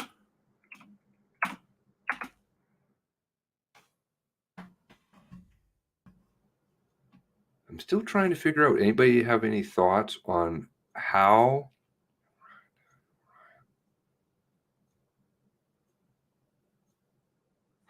the tapes got exposed? I haven't quite figured that out.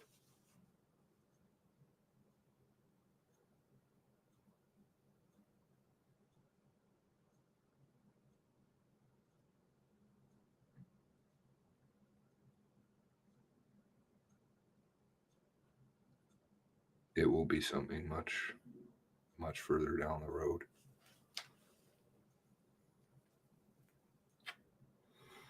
IMT summary. Safety bulletin. Okay, I think that's old. I'm surprised that they were all together. They have not put names on. Well, no, they never will. They never will. That's part of the goop tactic. I know you were doing it. I don't know if you're still at one point there. I don't know how, but whatever. Mine maybe is just not to understand all the time. Well, let's see. Let's just pick a rando number.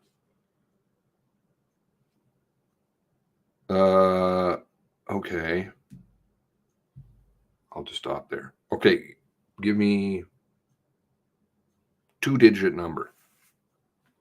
I'll pick whatever one you guys pick first. 2 digits.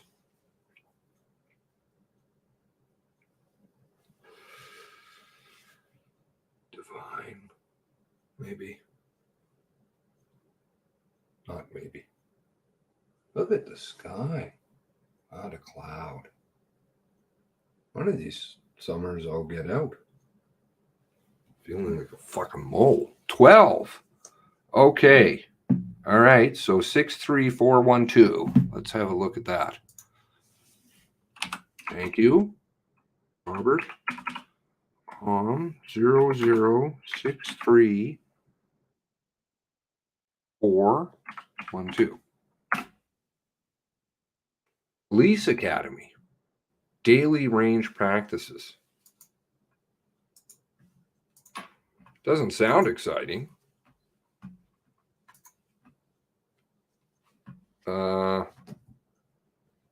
Okay. Not overly exciting. Okay. We could try. Does that work if you do that? Like, what is it? Does that work? Oh, okay, here we go. All right, so this is all Police Academy stuff. Okay. How about ×2? I don't know. Does that do it?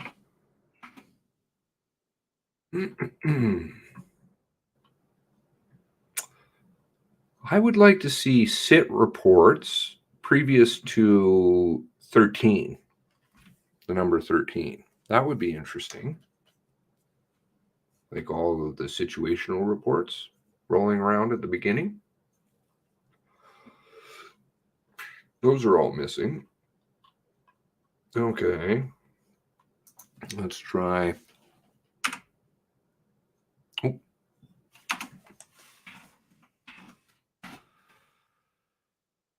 Oh. Even there, they're not keeping order, right? Missing stuff. Carbine courses. It's all police goop. How about shooting deficiencies? Domestic violence lesson plan. Oh. Okay, carbine operator. Who is it that said it was very difficult? I can't remember. The carbine class. Very intense, very.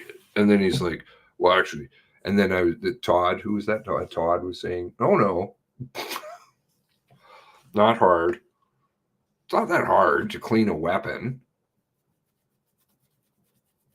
Really, I don't know what they're going off about that. All right, so we've got 4. Let's try 5. Solomé.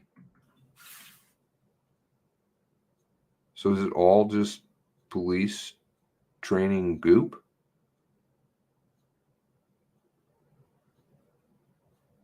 Three. We've got 2. All right, let's see, 2. Okay. Oh, What numbers do we start at here with 2? 267, 256, 229. Okay, so anything, it's okay. It's like all police training stuff then. Photo of police cruiser. Okay.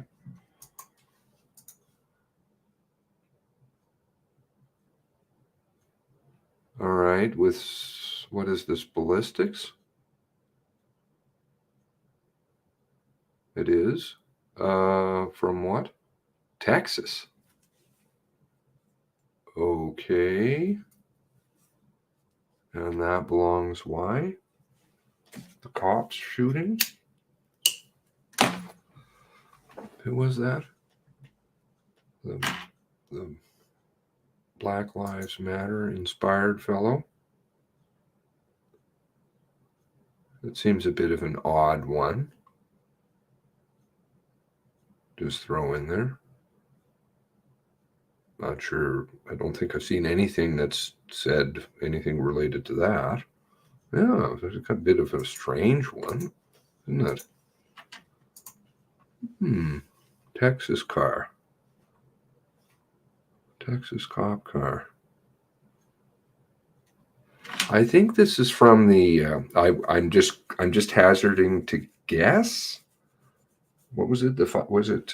How many officers were killed? The Black Lives Matter guy went off. Racist cops or whatever. Has a request for footage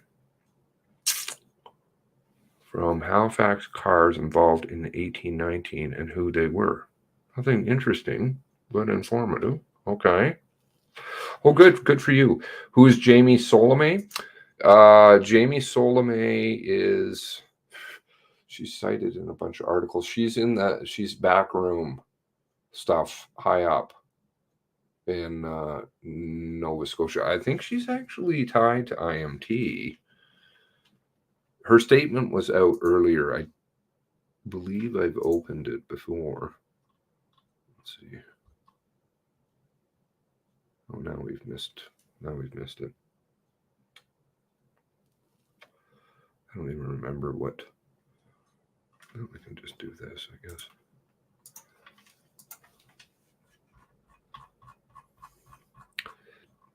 Chris talks about her. She's in a bunch of emails too. He spoke of her in the. I don't know why it's escaping me now.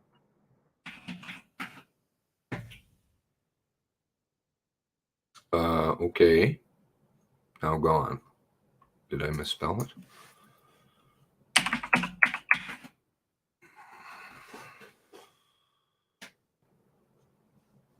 Oh, yes. Souls me.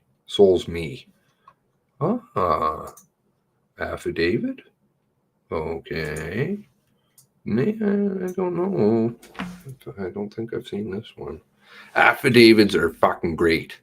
And there's still one ESDC outstanding. And Chad has one.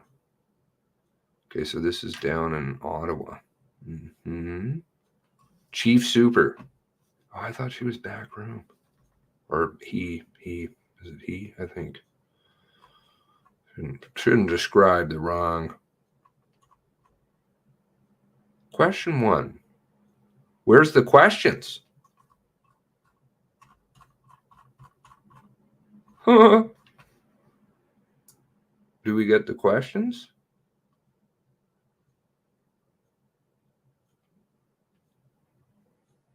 Yeah, Solomay's IMT shit. I think.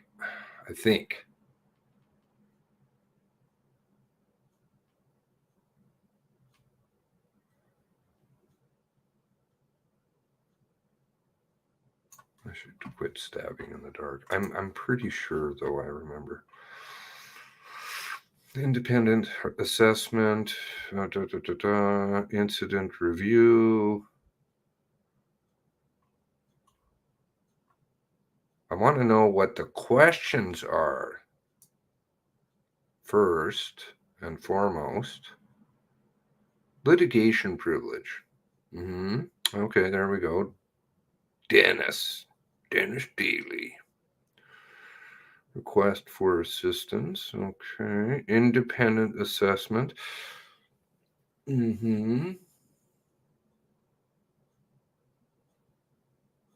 Of the critical incident package. There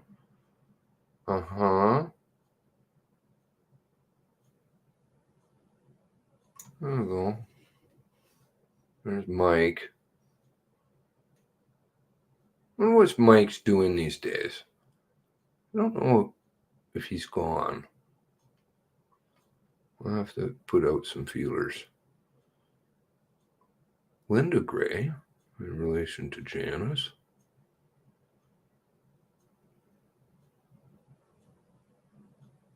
Bibido. Bibido. Okay.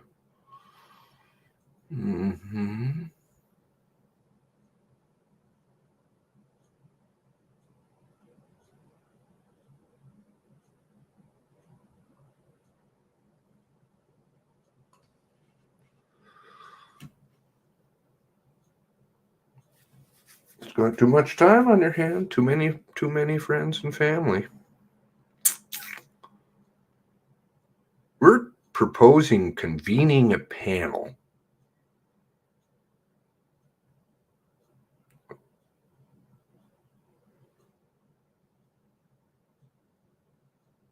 of CICs. Yeah, okay. Potential use of the I like the phrase that they've got now. Have you guys seen that? The non-use. And Santa Suso? No, Dimopoulos. Dimopoulos literally says in his interview he has no idea that there ever was such a thing. Nobody does in the RCMP, that there was ever an alert system. He's like, what? We had no idea. It just didn't exist. I don't know. This is all news. I'm like, what? August 25th.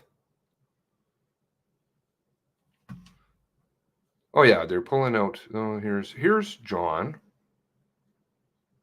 Okay, he's covering all.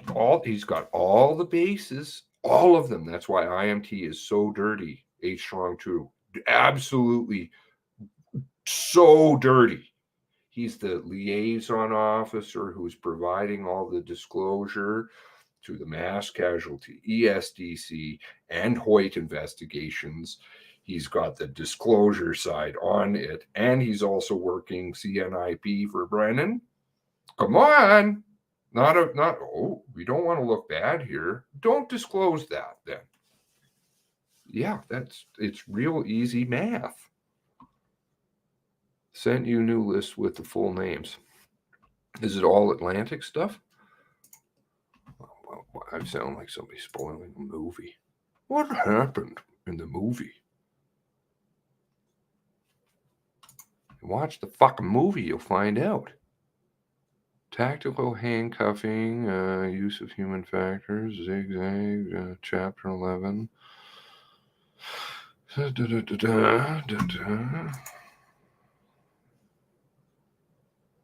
Photo of police cruiser.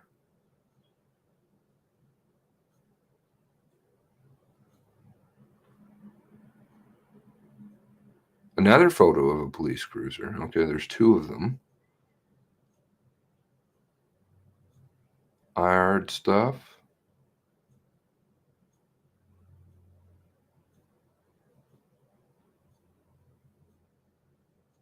Active threat. There may be some stuff in here that's... There will be somewhere there'll be stuff about something about alerts and tweeters and all that, I'm sure. They don't like this, eh? Like they're getting really pissed off with all these books and manuals and shit that they've had secret. They're all coming out, right? Not all, but some of them. And they've tried their best to keep all this shit really secret. The topic of zeroing comes up quite frequently. Ooh, oh, okay. Of zero, okay. Something. Yeah, it's all Atlantic Police, I think. Syllabus, Atlantic Police, domestic violence training. The photo is, yeah, I pulled that up, but I haven't seen the other one. Looks like there's two of them. I pulled up one. Which one is it here that I've got?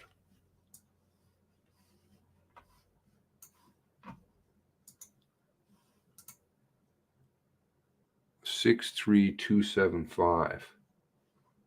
What's the other one?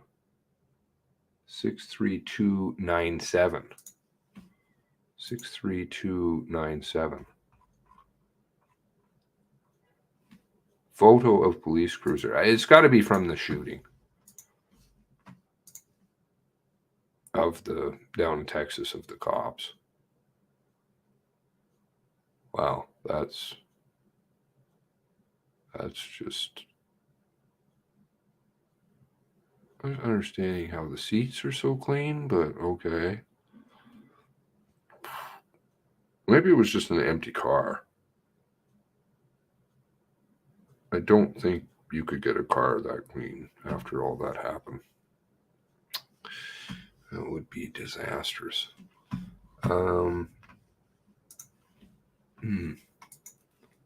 Okay. All right. So affidavits. Let's do a little affidavit digging. Affidavit is the strongest piece of evidence that they're surfacing.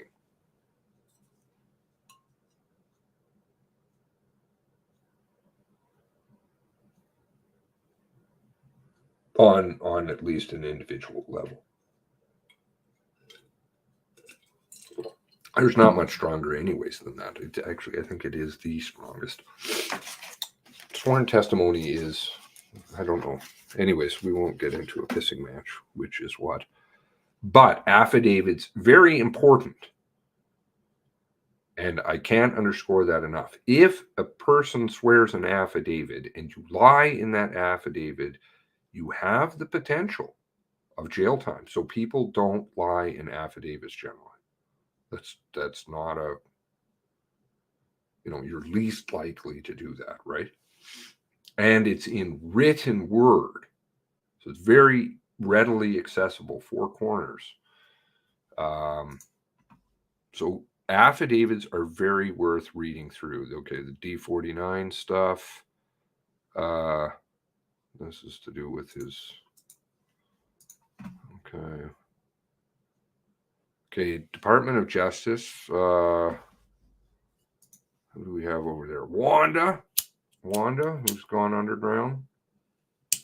She's called Wanda, hiding away. We've got Leah. Okay, the affidavit. Okay, let's see this. I don't think I've read this one before. Lori to Justice Cromwell. Why is she calling him Mr. Cromwell? I believe you still have to address him as Justice. I believe. Dear Mr. Cromwell. I don't think I would ever address him as such. Anyways, but maybe that's just me. I'm kind of like that. Enclosed is the copy of her affidavit. May 25th. May 25th. Oh, okay. Maybe I have read this one before. All right. You got that. I don't know who Jane Gibson is. I'm probably actually repeating myself because I've probably done this before. HRP or HRM. EMO 911 operator. Interesting.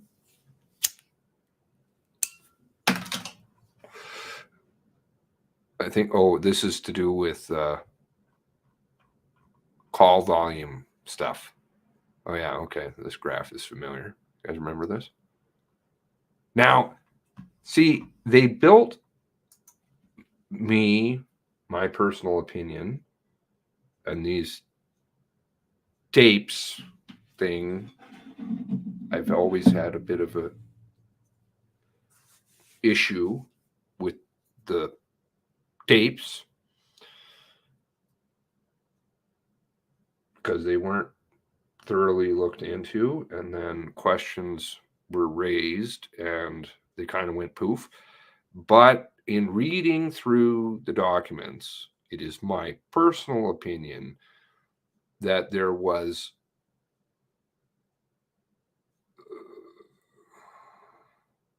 the foundations were laid in a lot of these documents to say that the Picto tape thing was there and that they had to use unsecure radio, but they never capitalized upon it because they knew the cat might have been out of the bag on that one. So they just kind of left that all alone. If you follow, am I explaining myself well? But if the tapes aren't 100% the real deal, then that means the transcript's not 100%,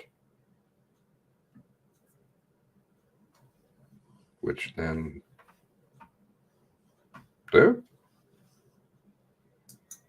did you build a narrative?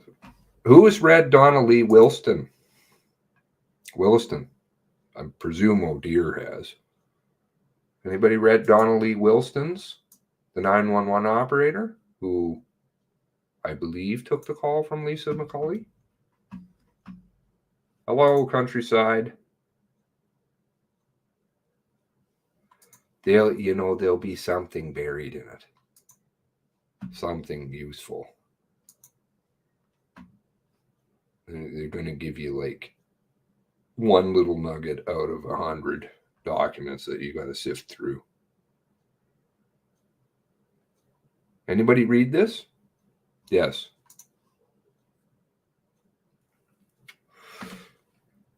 The operator who took Lisa McCauley's call, which has never, ever surfaced. Did anybody read it? Did they ever even ask her about Lisa McCauley? Blair. Mr. Ellison. Reverse 911. Blair McCauley children. Pictometry. Nope. That's like questions that they left out of Peterson's. I think that would have been quite eye-opening. Heidi Colcutt. That name's familiar. Maybe because I've seen it elsewhere. Don't think that there's anything in it of much use. Let's just see, because it's actually not too long. Where's my glasses? Give me one moment, please.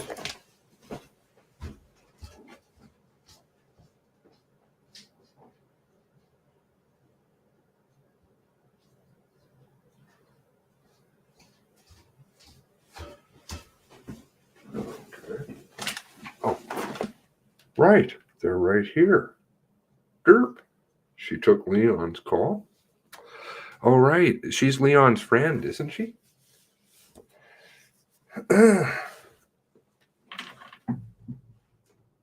Over the past year, I am currently, so still working for this for the RCMP as civilian. Pursuant March 9th, 2022. Ooh, you gotta just leave everything till last. This isn't as bad as what's going down in Ottawa and IMT bunk quintet, but I entered what entirety what is the entirety of information Ms. Williston shared about Ms. Blair's 911 call, and who was it shared? To whom it was shared? Oh, I did. This has got Jen McCallum. Jen McCallum was busy.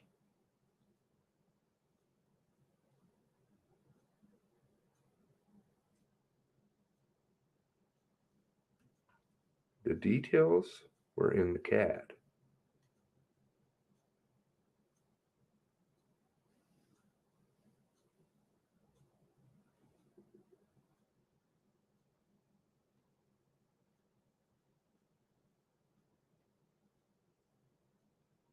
I have no independent recollection. Would it be dependent? No. Of hearing a sound I believe to be gunshots during the call with Ms. Blair. If I had heard gunshots, would have been on the CAD. In preparation for this affidavit, I reviewed the transcript. I'm not going to let anybody hear. I noted a reference to possible gunshots and possible quote, and quote, and quote, possible gunfire, and quote, which is included in the transcript. Reviewing the transcript. Oh, this is a Colford. This is a Colford. I don't remember anything about that. This is a Bernard. This is a Grund. How many people don't remember things that are in the transcripts under threat of jail time? I mean, you can always just claim dum-dum. I don't know. I don't remember. But come on. Everybody forgets. Did Ms. Williston pass on information other than entering in the CAD? Okay, so it should be in the CAD, right? Gunshots. I remember having a brief conversation with the dispatch supervisor, Ms. Blair's phone calls, which I describe in response to question 1. Piss off. I hate when they do that. Did Ms. Williston receive follow-up questions about Ms. Blair's call after she posted at 10:04? As described in question response 1, I had a brief conversation. Okay, that's a flag right there. Brief, quick, brief. They like these things, and then they can say, well, we didn't really say anything. With the dispatch supervisor. Shut her down. That would be Jennifer McCallum. If anyone followed up any relation to Addie, I have a feeling.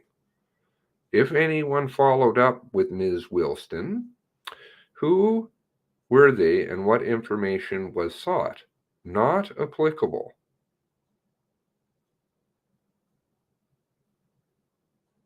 No. So I'm going to take that as a no. It's not applicable because it's obviously very applicable. Somebody could have followed up on with her, but nobody chose to. So, okay. Nobody's investigating. Did anyone other than Ms. Williston listen to Ms. Blair's phone call? All I can say is that I did not listen to Ms. Blair's 911 calls again during my shift 1819. In order for someone to listen to my call 911 afterwards, it would require them to do so through the supervisor's office, who is that McCallum? As I recall, this is done separate system, and it is my understanding that only supervisors and management have access to it and training on this. This is like the information being leaked out. Different departments. Doesn't add up. Mr. Ellison's call to 911. Ms. Wilston does not appear to have been the call taker. Nevertheless, does she have information with regard? I was not the call taker who took the 1059 call. Well, that's rather specific. Is there another phone call?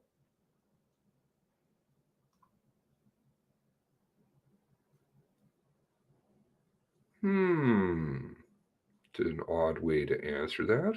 It just would be, no, I didn't take the call. You're specifying a particular call. 1059. Richard Ellison called 1059 and call taker 8 received the call. It does not appear that the call actually created a file until 11:14. I'm going to ask who call taker 8 is. I don't know. Do you know? 217. Okay. Very interesting. So there is another call.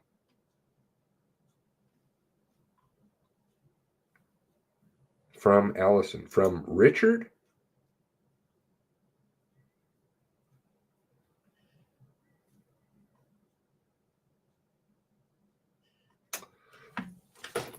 Is he calling back again? There has to be another call because she's specifying. She's being very coy. It's a very easy answer. No, I did not take a call. I did not take the calls or any call. Any call would be the way it would be phrased.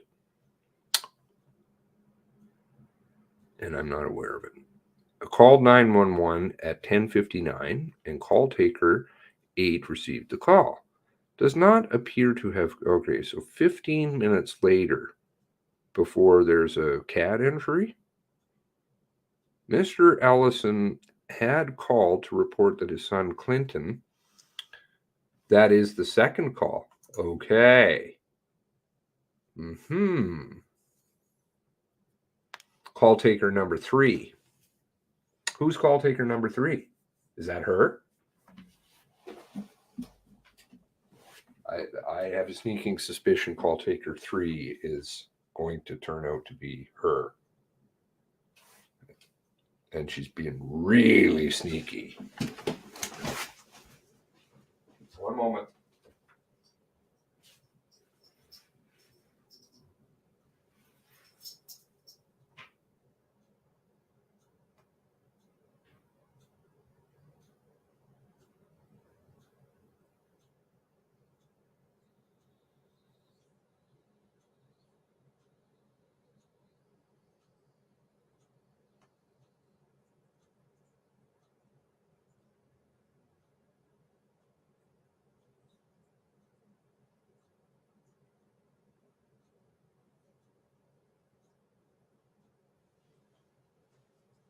Okay.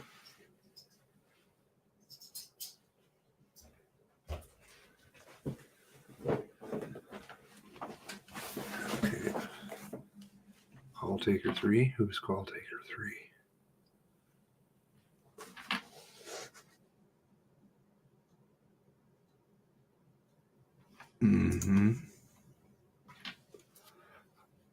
I'm very concerned that the wave was gotta get this one going. She's key. She is the key. Richard Ellison called 1059, call taker 8, does not appear to create file. Why did it take 15 minutes to create the broadcast? As I recall, Lorna Byrne, okay, so that's definitely going to be another nepotism thing going down, I would say.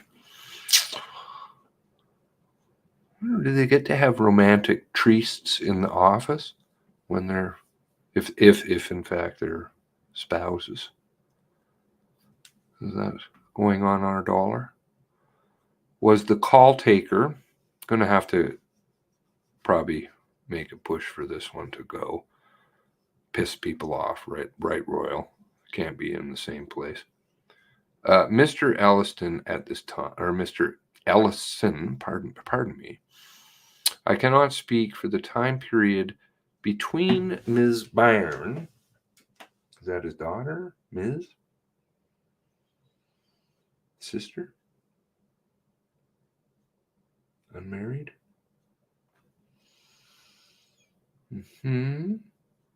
Mr. Ellison's call and the broadcast is made. I have no recollection of having a conversation with Ms. Byrne during this time. Bit cagey. Does Ms. Williston have any information as to whether Mr. Ellison's 911 was prioritized? Priority 3, least serious. If so, why? No, I do not have any information about why this was coded priority 3.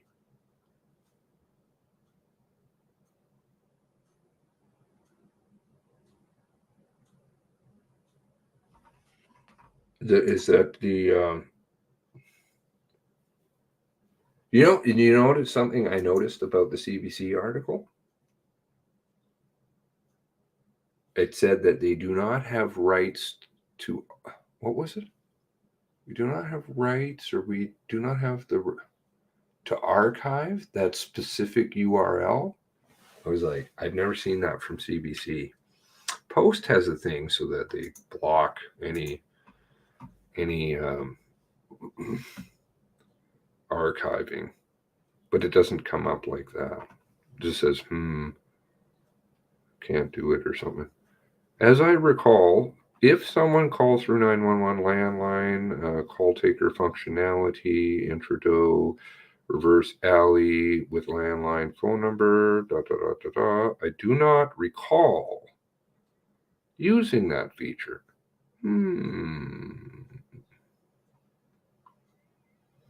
What I did do, along with so she could leave it there. Interesting. What I did do, along with some other call takers, is use the PROS system to attempt to find names and phone numbers of people who lived in Portapique. As I recall, this idea came from someone who is working in dispatch. Now, why would you look in the PROS?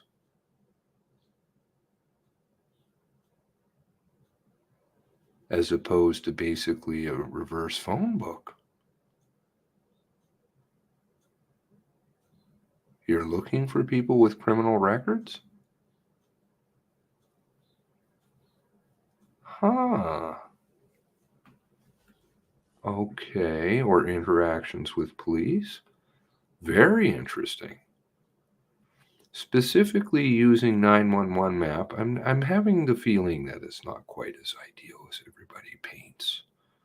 911 software through Nova Scotia EMO, we look for civic addresses in Portapique. Put those civic addresses into PROS if there were any files PROS associated with addresses. Now,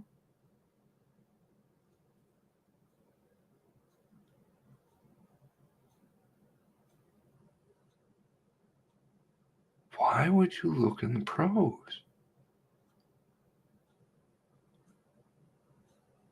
Certainly know about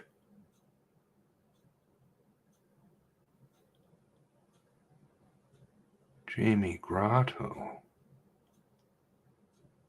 And the Banfield case is getting kicked on the same day as Les.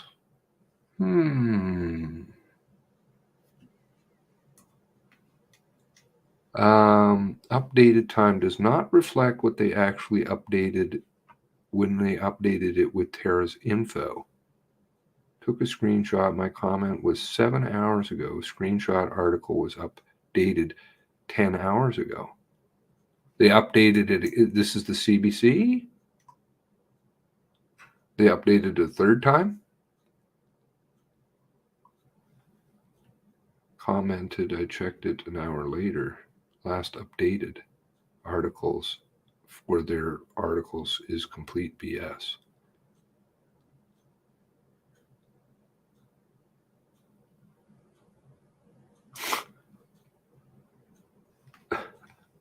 The fun room. I think I remember having a job.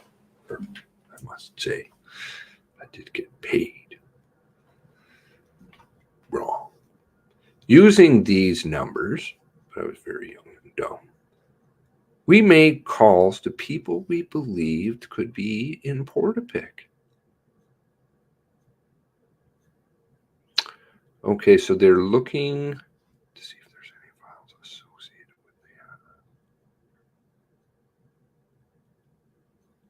that. That is very curious. Because that's what prose is, right? Prose and Gene.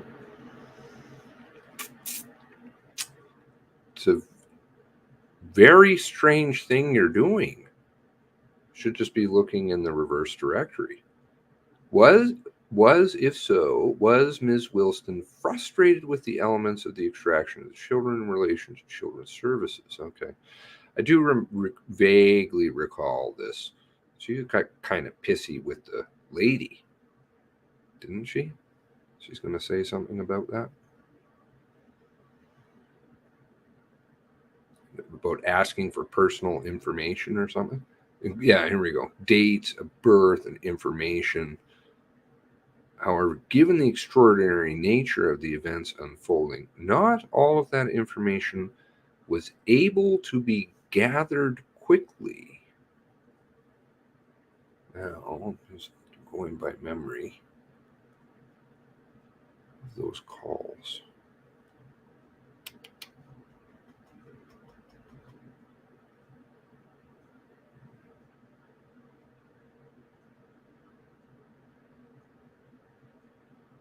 Couldn't get the info right away or something. Is Ms. Wilson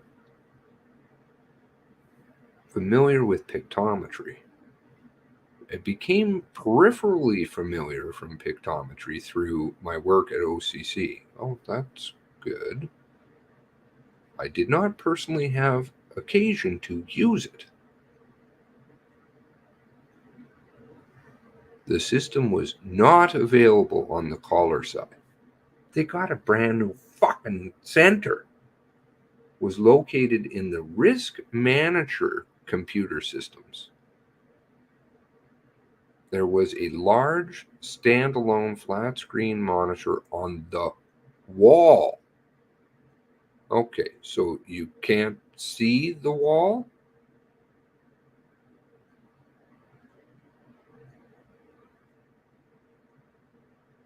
But you can see the wall, I would assume. It's not a secret wall. Could pictometry have been a useful event or during the event? Fuck off with your goddamn event. This isn't like a fucking circus.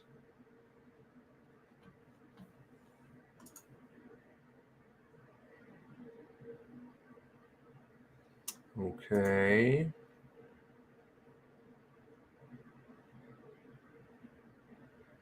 Alex Benoit, Howardson. So she had no involvement? Why would she answer that way then?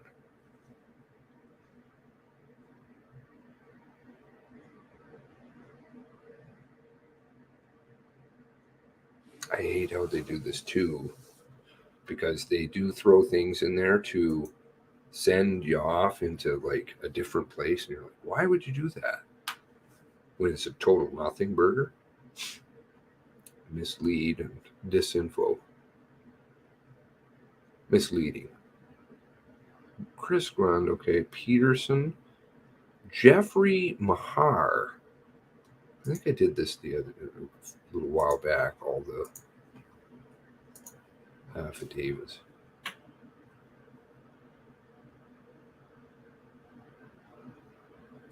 Constable with RCMP.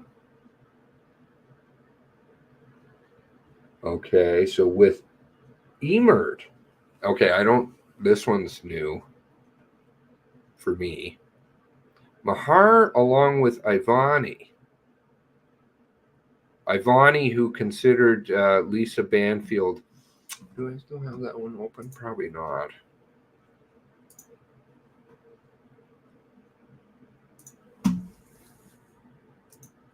It's a bit of a... Oh, actually, I think I've got it over here, don't I? One moment. I'm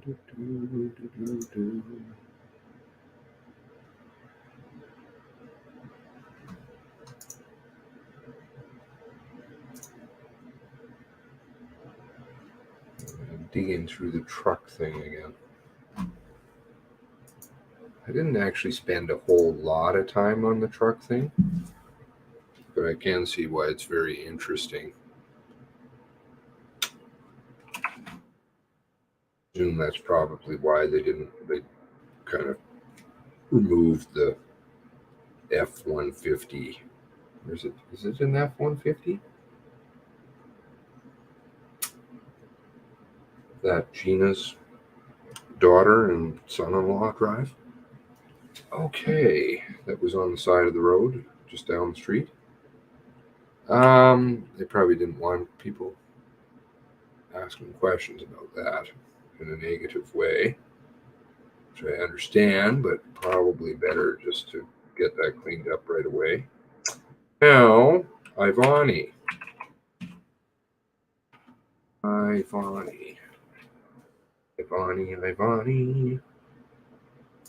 Did you guys know that Gina's daughter and son-in-law have a white pickup that was located just down the street from Shuby?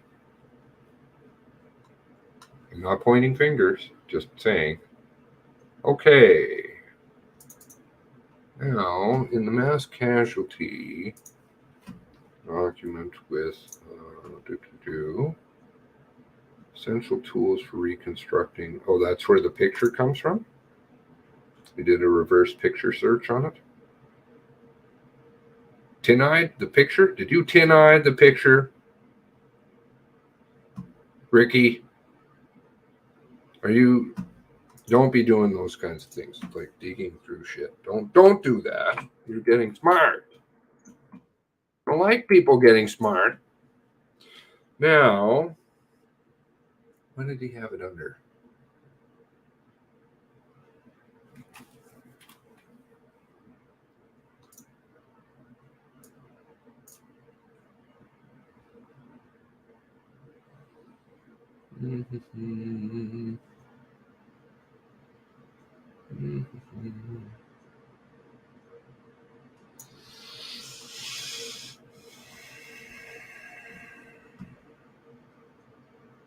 Okay, so the second Emert member.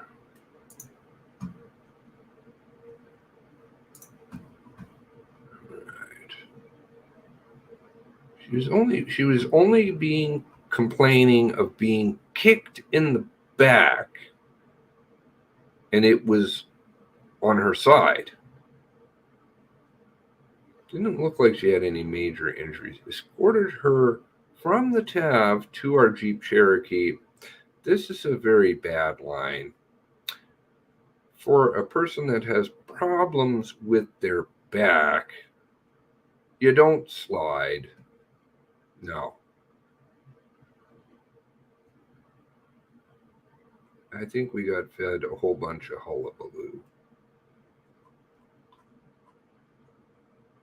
Now, where was it?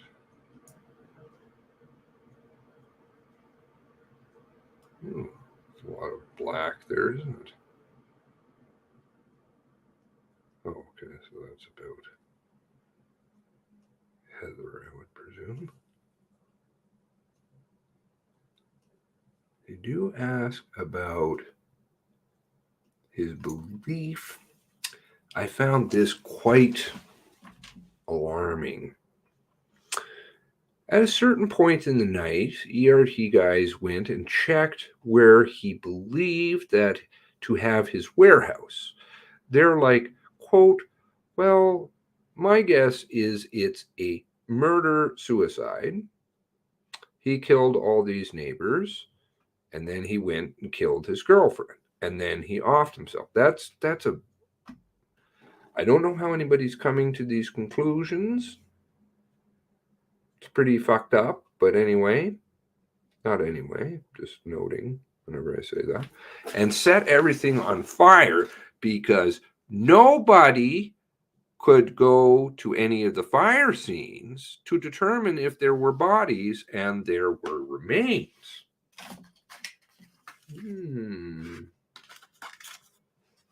Okay, more lockdown. Only the red in. All right, so moving along.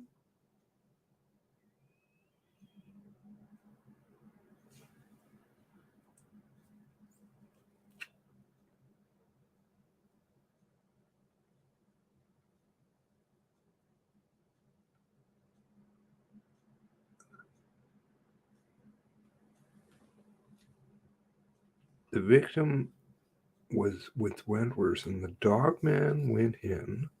See how they're bullshitting with everybody?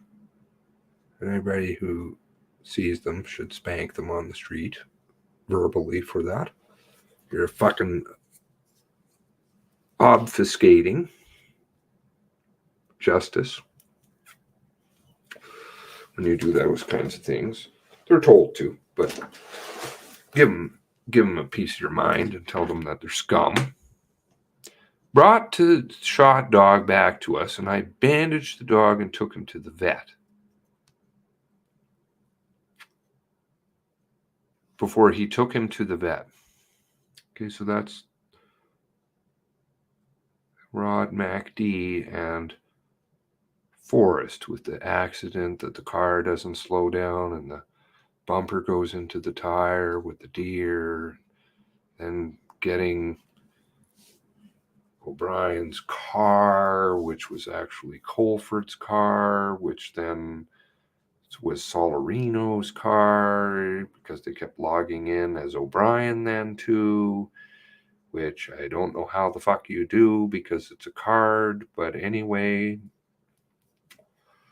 that's a whole bunch of bullshit too, which also means, and I've said that before, there are full GPS records on Rod MacD's car. Full 100%. No fucking, I started at 11:48 or whatever. Nope. No. You were logged in as other people. So all those records can come. Because they're all over the radio logs. We're listed with the car number. When they started in clearing the residence, dog handler noticed the dog was alive.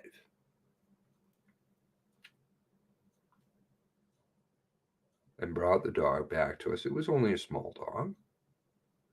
This dog thing is a total mess.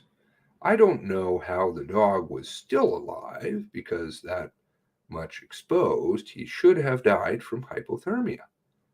Oh. Sorry, well, what was that again? Yeah, so we're clear here. Okay. Oh, that's wrong. Back off. There we go. So this is just like Colford having to sit in her car on a few occasions because she's so cold. Like Dion Sutton having to put on extra layers because he's so cold. And the dog should have died because he would have had hypothermia. Yes, there's multiple cases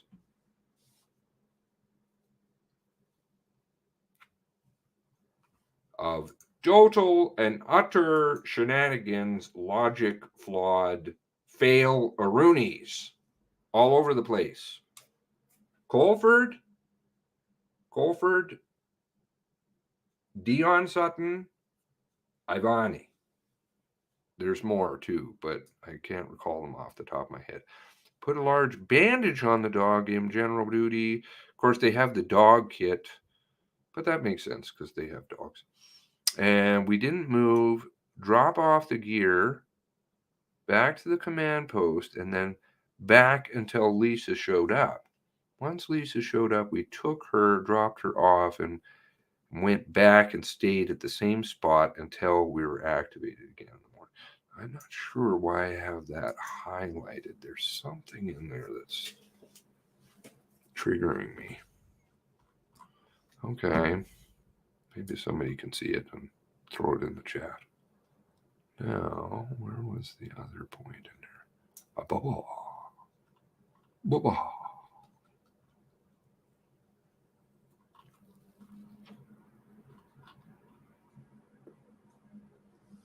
Okay, so she's talking about the injuries and there's nothing really injured. She's telling me, well, she was kicked, she was handcuffed, and the handcuffs, where the fuck are the handcuffs? Are they the peerless handcuffs that's bagged, or are they the Smith & Wesson handcuffs, which I'm sorry, I might get them mixed up, which John Robin is writing about down at Shubie, which of course were found in a pile of dust that nobody else could find, and you take home and scrub with a wire brush. That's all lies by everybody. Too bad. She was handcuffed and kicked and put into, and started rambling about the story of what happened. So I just started focusing on the highlights of what she was saying. Okay, so cherry picking what info he's going to share, which was he lost it. He was upset. And she did say that he had told her that he was going after her sister by the end of the night. Was this the one that was nobody was at home and they camped out at all night? Then shows up at the dental clinic. Okay. He wouldn't be alive and everything would be burned. So can I just stop you there, says Paul Thompson. Yeah. When you said he, did she tell you who it was? I think I read this the other day, but I'm going to do it again. Gabe. She just told him Gabe. Didn't say his last name or anything, but by then, we already known that the suspect was Gabe. Now, I'm just trying to follow logic of how they came to the point to understand that she was not involved. And I haven't found it. Other than Brown and Melanson telling people. Okay. Or some kind of insider knowledge that other people have. Are you convinced that Gabe was only as opposed to, is there anyone else involved? Yeah, no,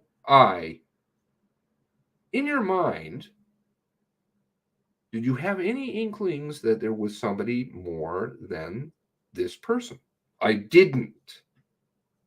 Okay, so that's a definitive. I did not ever think that, no, anybody else was involved. Okay, moving forward. Okay, I had no belief that there was anyone else was involved.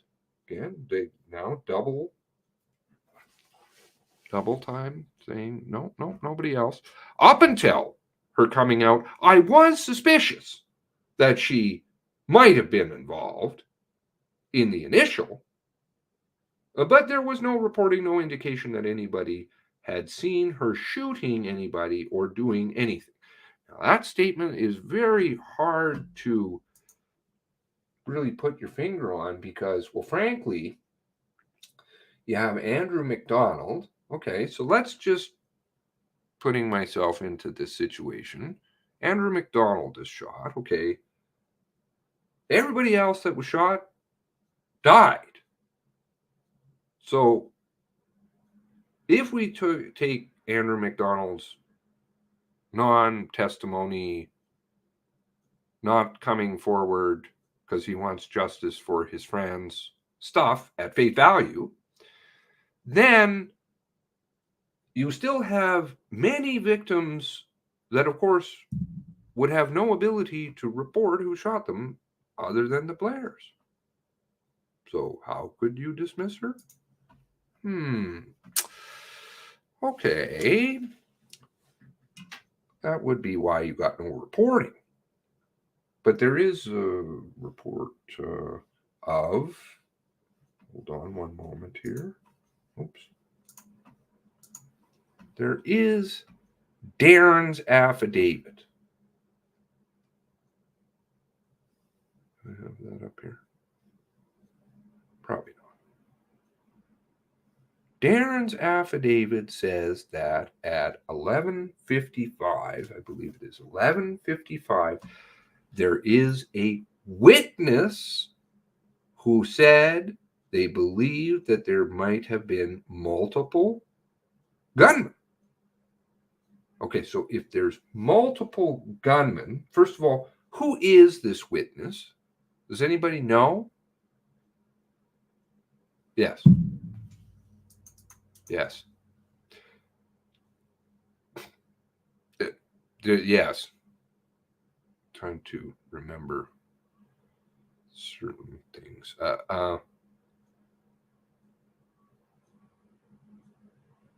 Thank you, Tara. You know, we're deeply indebted. And your computer shut down.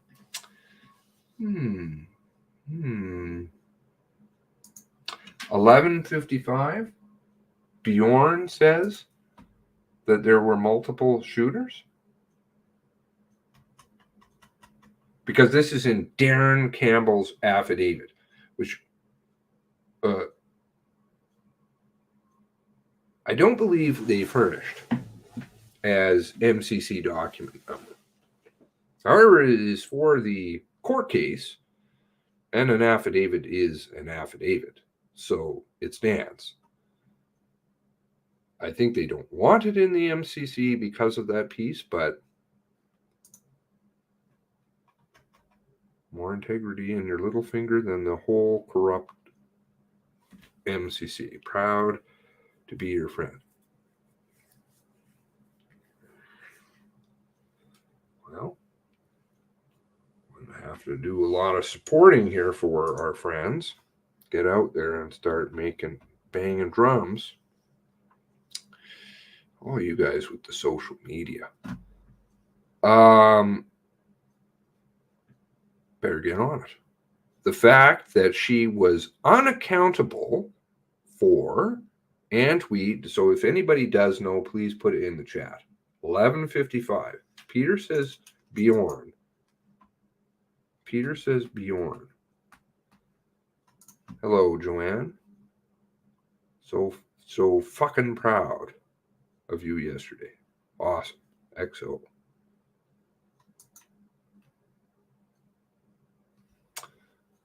Does anybody know the 11? I think it's 11:55.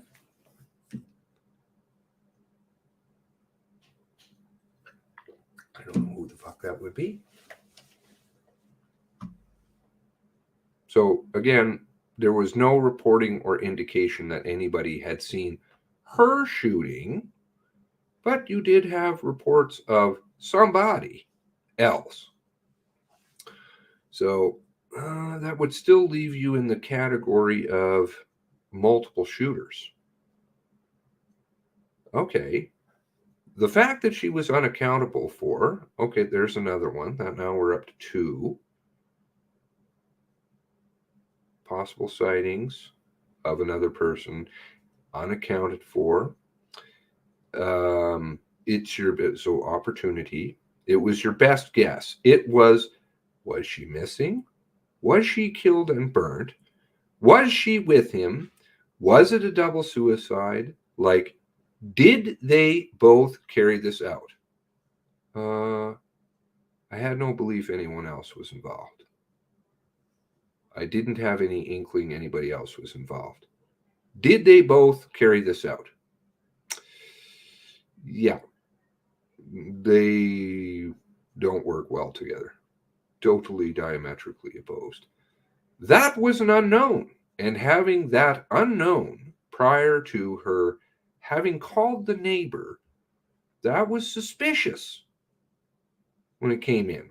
It was like, well, is she trying to draw us into this? Is this a poly? Is this a ploy? Is this a poly? Is this a tactic? You know, it could be anything. All right, now how does this is like Dion Sutton with the where's his? Right here. Okay. Christopher Luslow. You find out about a car which utterly, totally devastates the narrative of 1048. 1048 is now totally gone into question. No. How does Christopher Luslow follow that up? Citing a police car by Dion Sutton driving the opposite way at approximately 11:30. 45 minutes later, then they're all bullshitting with us. Okay. How does he follow that up with? Well, he wants to talk about dog vests. He's going to stop it and talk about dog vests.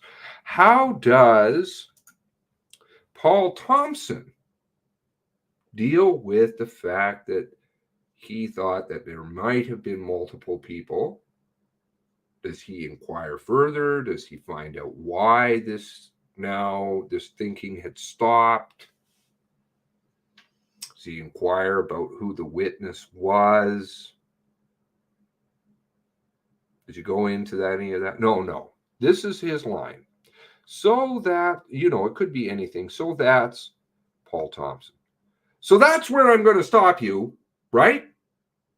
Yeah. Okay. That's called controlled narrative. You don't want people talking.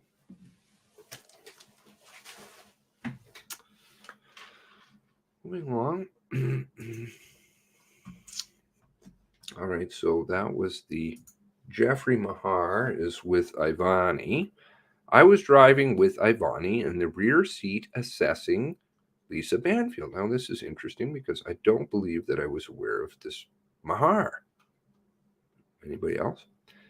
Did Lisa Banfield say the perpetrator was going on a rampage? What exactly did she say? She was stating that he handcuffed and placed her in the police car that was loading all the guns and ammunition into the vehicle, and that he had lost it.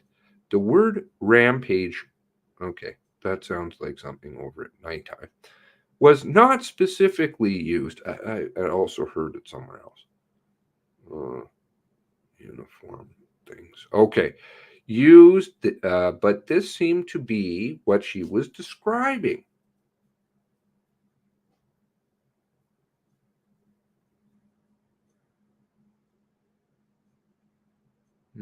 Odd question to ask in an affidavit. Okay.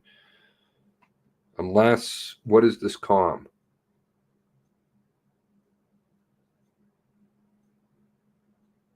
Are they trying to throw something else into dispute, something somebody said? Using the word rampage? What's specific to the word rampage? Did she provide any names of potential victims? None that I recall.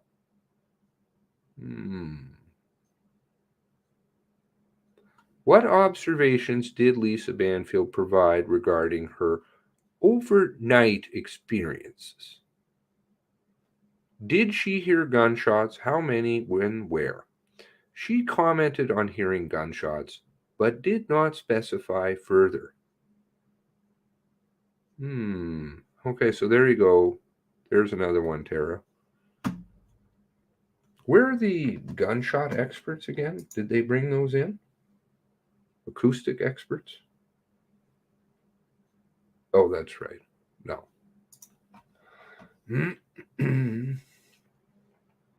So there's one to note down. This is Mahar's affidavit. Did she see fires? How many? Where?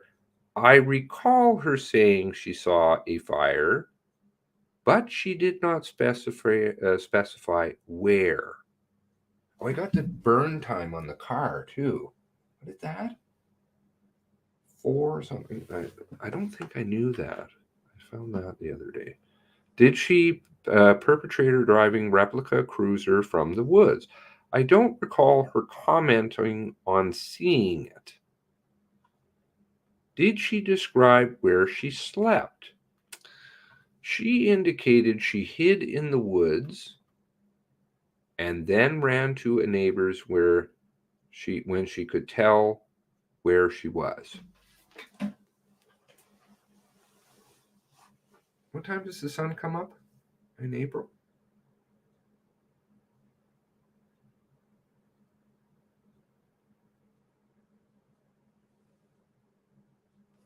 Are they going to ask to see if he's aware that she said that she stayed all night in the woods? I saw no. Where's her fucking affidavit? I saw no obvious visible injuries to Lisa, although she did move as if she was in pain. Describe her clothing. Was there anything on her feet? She was wearing light, long-sleeved shirt, yoga tight-fitting pants. I do not recall of her having any footwear on. Okay. What temperature was it in Portapique overnight? I do not recall the exact temperature. However, it was under 10 degrees Celsius, as I personally had to put a jacket on to remain comfortable while outside. Bang. In an affidavit. There you go, Tara. There's another one. Cold. Colford, Mahar's affidavit, and Dion Sutton. No way. And now it's in an affidavit too. I believe anything pretty much that comes out of Sutton's mouth. Constable Mahar, along with Constable Ivani, attended Heather O'Brien crime scene. Where were the uniformed members when you drove on scene? There were 2 uniformed members standing on the roadway near their marked police car as we approached. Now, I think one of them may be bent, but I'm not sure. Any help? Not tested for GSR. Okay, sorry, I'm behind here. I saw some things popping up here. Statement is suspect because there were no witnesses left alive. Yeah. Sorry, and I presume you're speaking about the Ivani. Yeah, it's junk. So there's nothing Ivani provided to say, yeah, this is why my suspicion went away. And nobody asked. We are with the family and have made over our pain and grief. We are with the family. With what family? The family? I'm not understanding. Your family?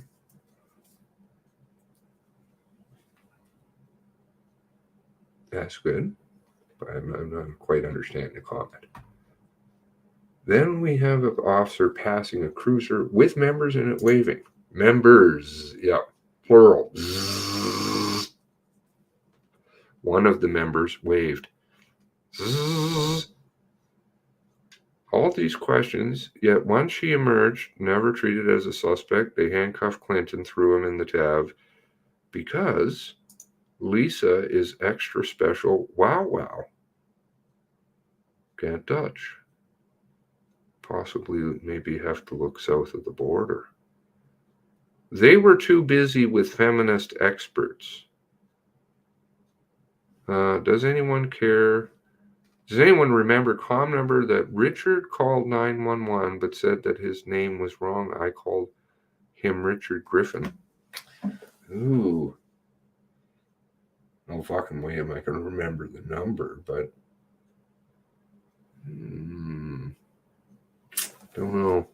Not tested for GSR. Sorry, oh dear. No. Don't. Doesn't appear that way. Doesn't appear anybody's doing any testing, any investigating, asking any questions. But you do have people shutting things down. Burl in the MCC, Mills kind of goes off and he's like, yeah, okay, let's go to Milton.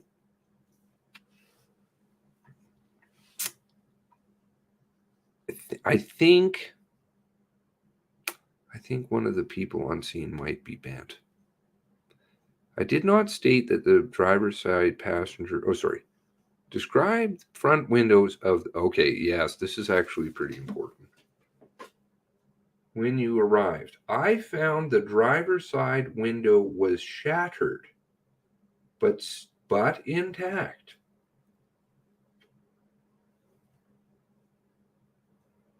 Driver's door locked. I pulled out the portion in order to reach in to unlock the door. Ooh. Didn't Ivani say something about that? There's dispute with the Heather's family about this?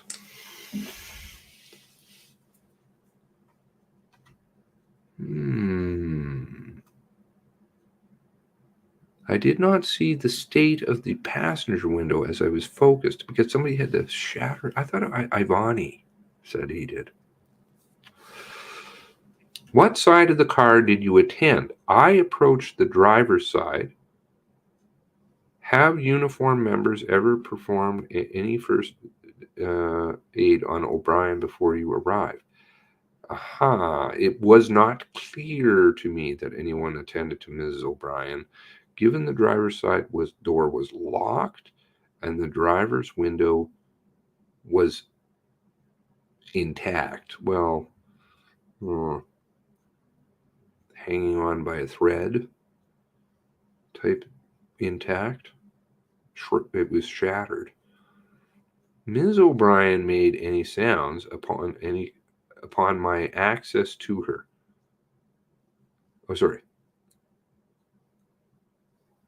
Made no sounds in an affidavit. Really now. Corporal Ivani said he felt any pulse.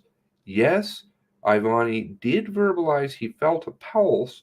However, upon further examination of O'Brien's injuries and reassessment by him both and myself, this was confirmed to have been an error.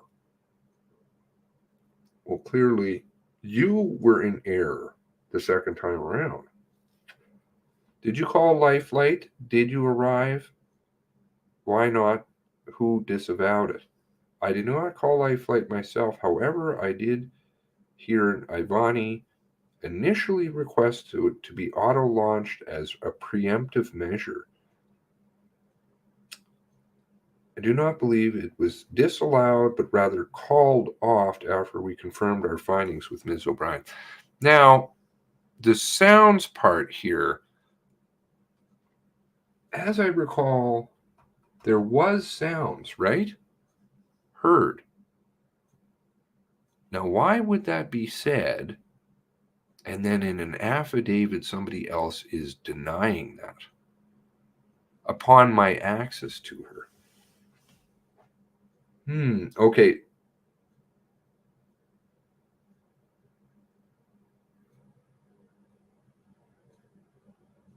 When did you have access to her?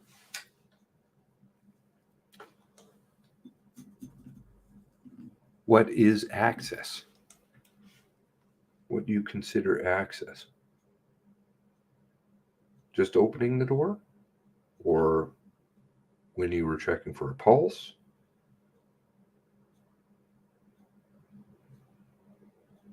This is sketchy language, total sketch. He should just say, I did not hear any sounds. So he's hiding. Who applied the fast breathe thoracic seal? I believe it was the one who applied.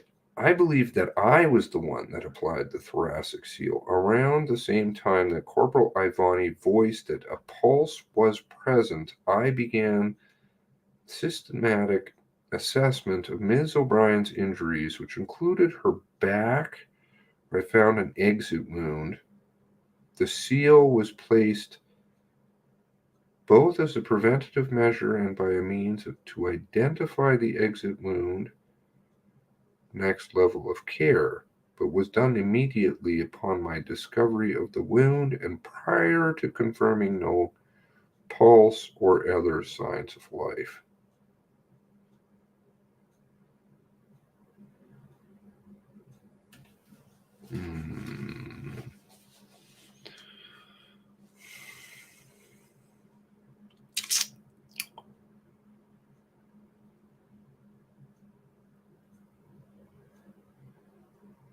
Nothing on her at all. I was trying to think of questions I have about Lisa and her reenactment.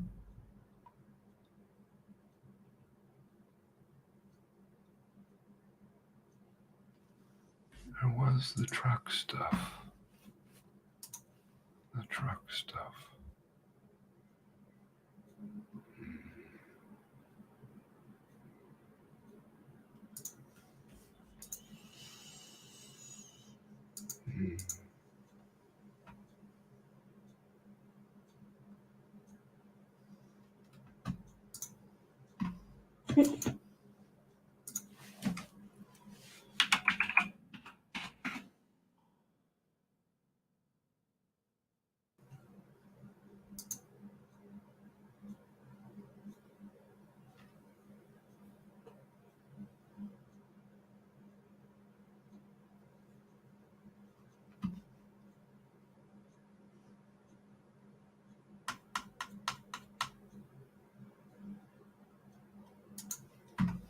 We came back over here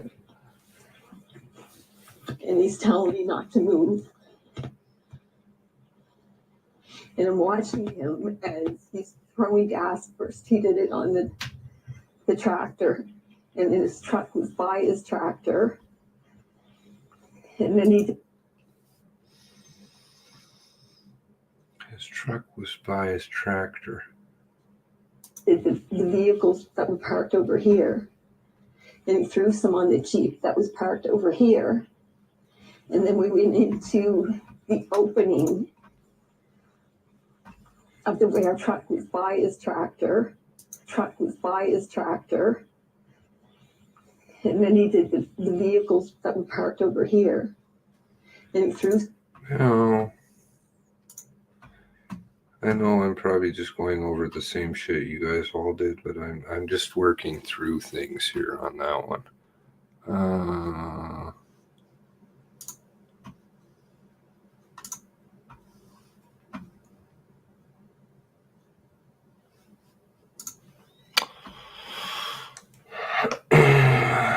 Vehicles. Right. Right.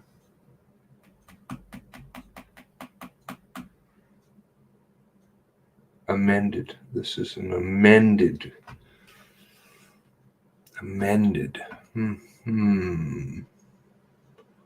I don't know what the original number would be on the ground penetrating radar. I'd like to see that. If we ever got a copy. The tractor.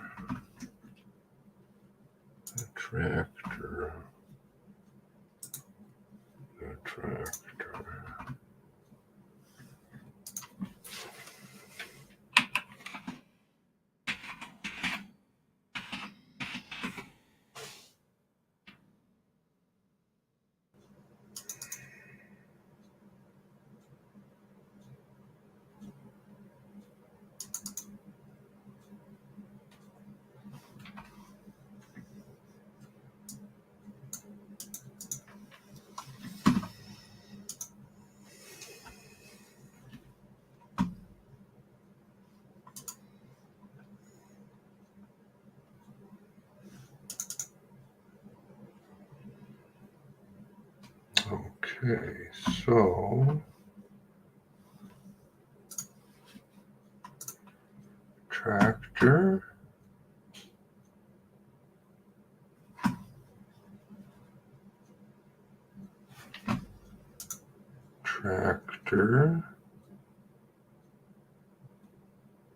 I see 3 vehicles.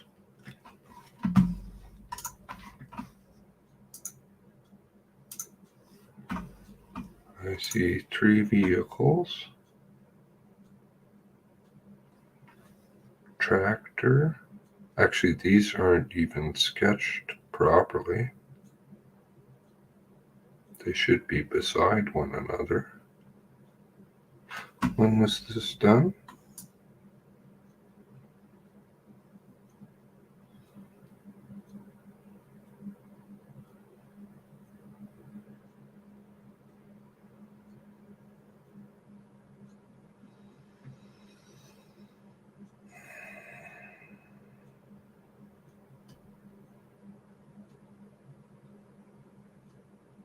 Interesting, they use this picture, eh? Why would you not use a drone picture? They said they were going to release a bunch of the drone pictures, eh? Maybe the location of the truck might become more apparent. When was this done?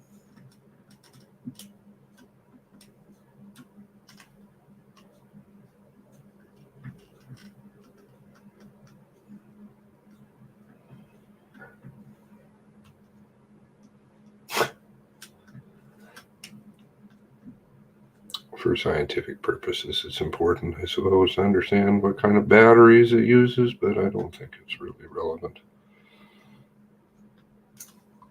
Amended. Amended from what?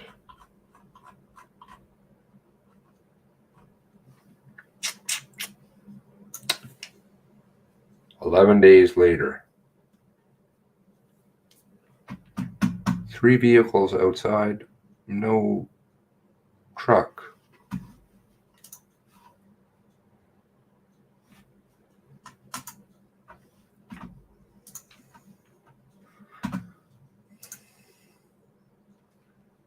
First, he did it on the tractor, and then his truck was by his tractor. And then he did the vehicles that were parked over here. No, it certainly doesn't. Her evidence certainly doesn't keep with, nor does it keep with Mill's statement.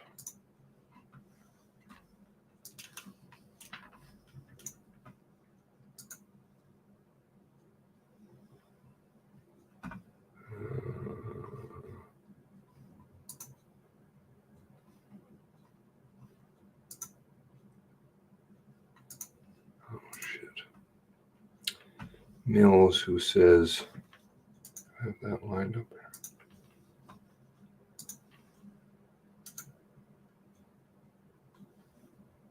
there. A burnt vehicle frame believed to be the perpetrators was subsequently found in the rubble of the warehouse.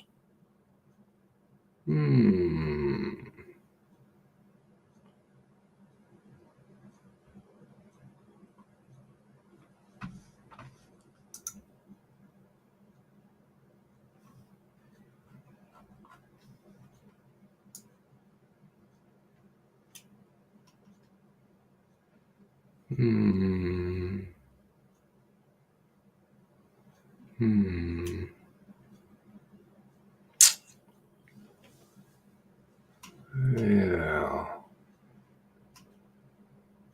No, I think that's been dropped off or something.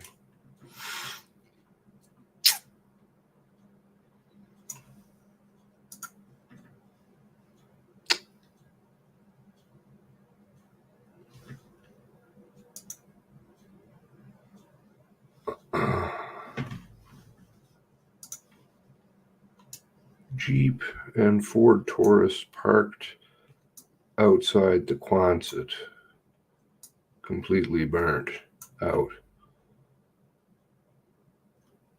No mention of a tractor. Mills.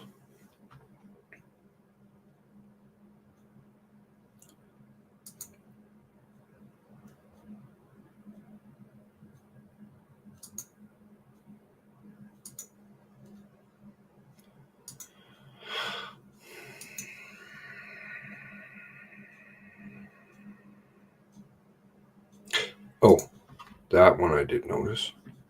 Sorry, this is a bit off topic, but where is it? Como?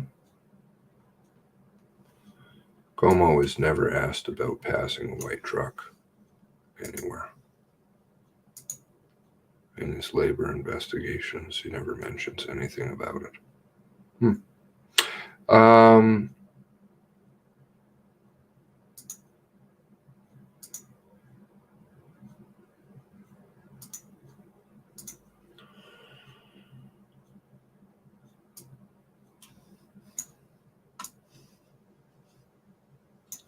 Okay.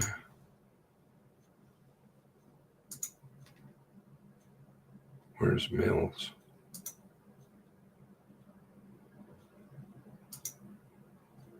Mills.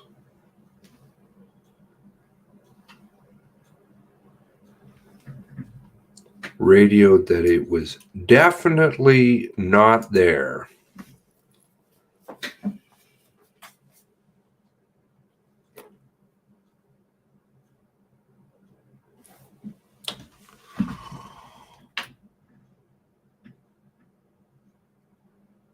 And the picture from this report is showing the truck on, what would that be, the east side?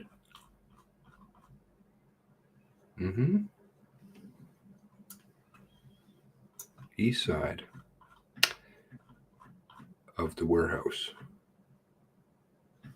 which is definitely not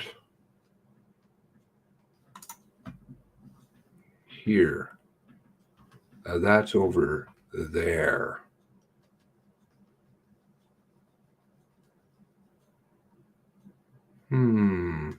Not here. Let's see that again.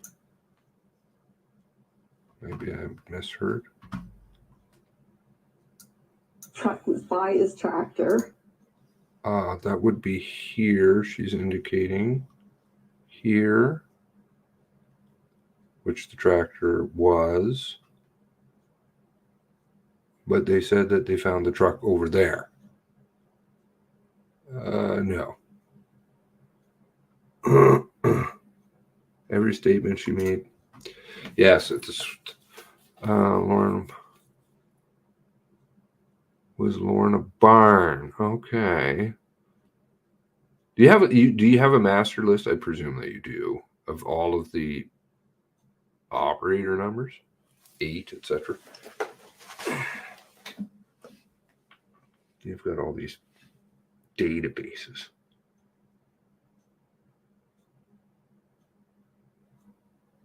Who was welling up?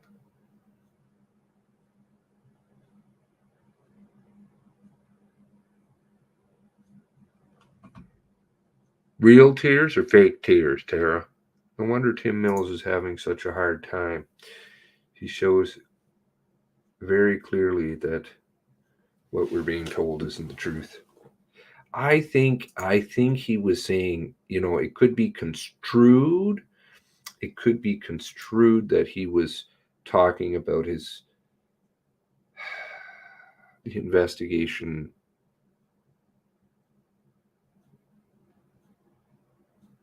I think he was speaking between lines. You do. Of course you do. You have fucking databases on everything. Can I have access to your database? Like your relativity thing that you've got going on over there? I would love that. You've got a personalized relativity. Must be pretty awesome.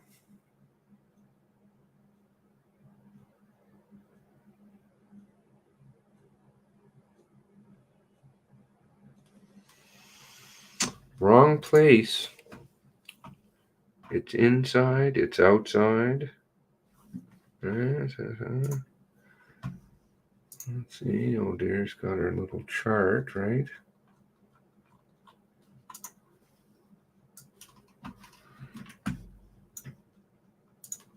Which would probably take me 2 days to make or something. But anyway. Celebrate skills. All of Lisa's statements say the truck was outside. 3436 4070 50847. Wow, that's really up there, isn't it? Is that July 26th? Where's the October one? 13 that not even families get. You know, probably the most important because she's getting charged.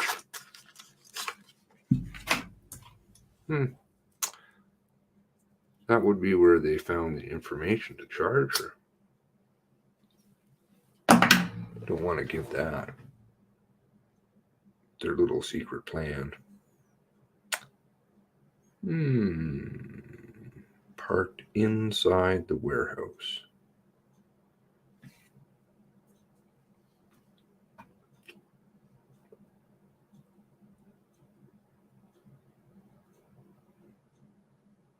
Definitely not here.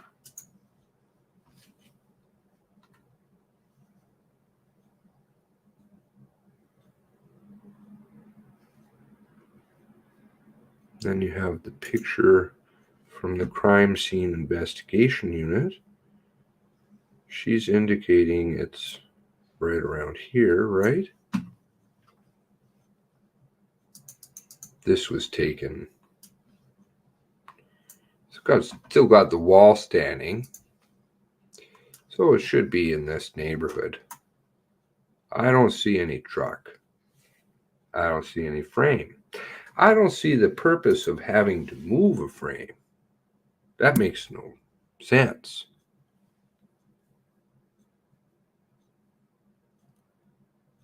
Especially if it's, what date is this one?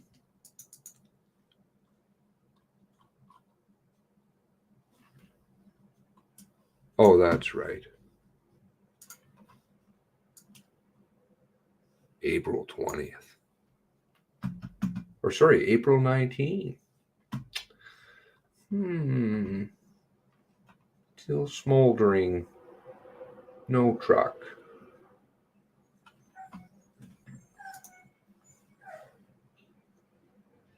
He's telling me not to move. And I'm watching him as he's throwing gas. First he did it on the tractor. First he did it on the tractor. And then his truck was by his tractor. Oh. Uh-oh. So I guess he threw gas on the truck by the tractor and then drove the truck. Does that make sense? He drove the truck over here with gas all over it.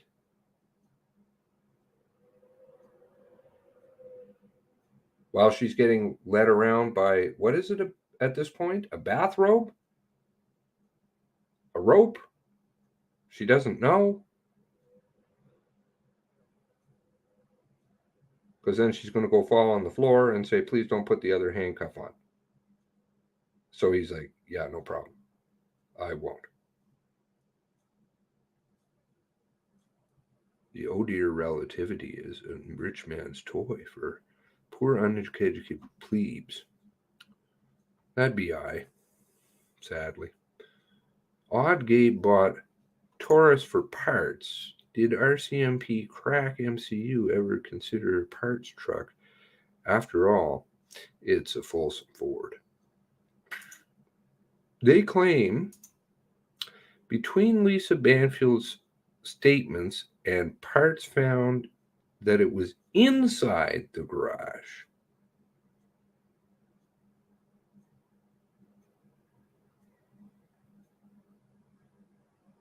But why would she recall it outside?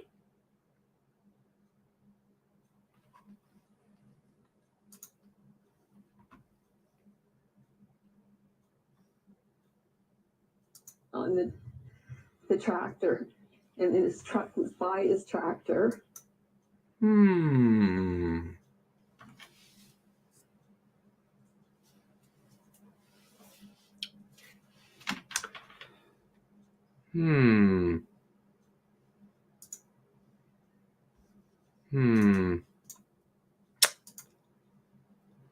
Nope. Nope.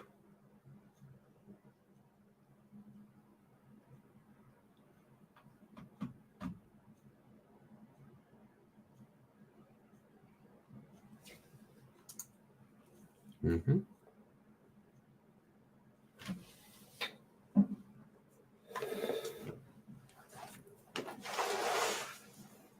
They should have this mechanic come in and give an affidavit too.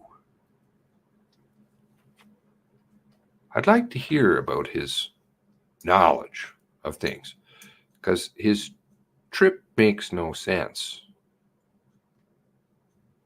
about Cobequid. Okay. Bonds. 8 minutes later. Oh, sorry. My apologies.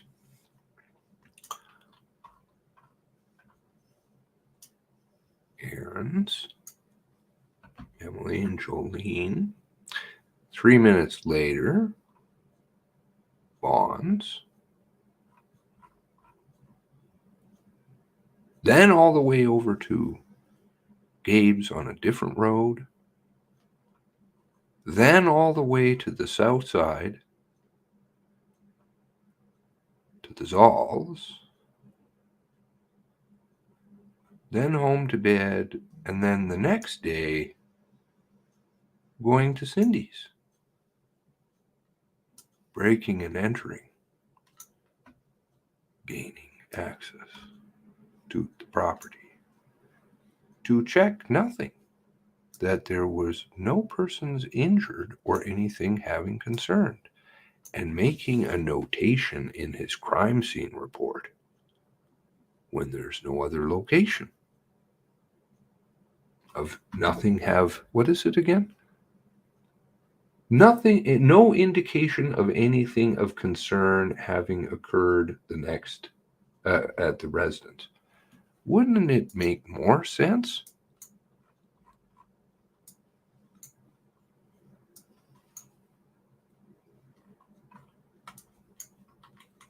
to travel here, here, here, rather than here, here, here, go home and go to bed, get up the next day and come back and go down here and break in a house that nothing happened. Right. No, that's a big fuck up. Must have something to do with Gray's notes.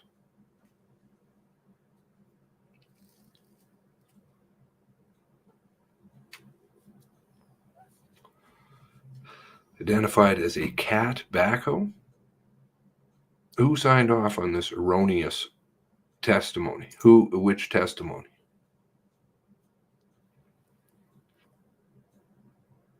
Is it possible LB spent the night at Cindy's?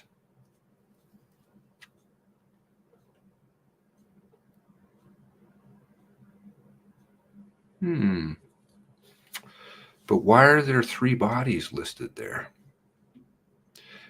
Cobequid is a total fucking disaster. It is. The Bonds saw their property, stuff was moved. They were telling them, and there's notes that seem to indicate otherwise. To follow the quote narrative built by the RCMP. But Bond's stuff is disputive to what they were told by Rainmakers. Rainmakers seems to concur with, I think, Rainmakers is telling them,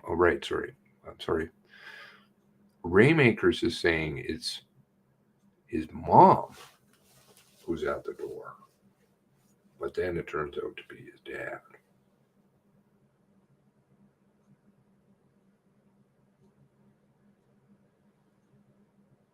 Which in Paul Vickers' notes, I believe, is 2 men.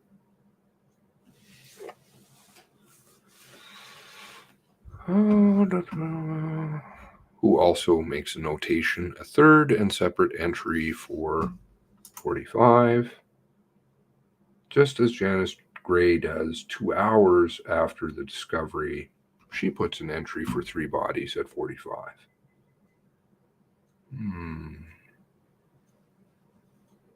There were no persons injured or deceased, or no indication of anything of concern having happened at the residence. I wonder if there was a cleanup job that happened overnight. Do you think? Where's Buggy? He perhaps could shed light because he was the one who enforced 45.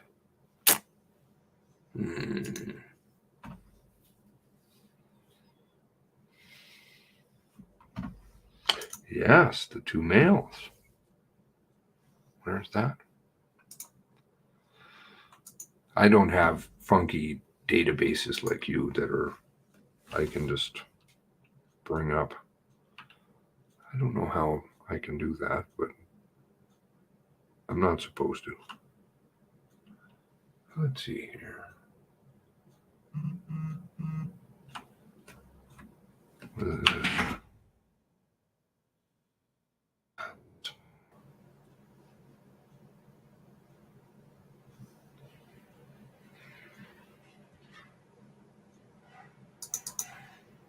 Oops.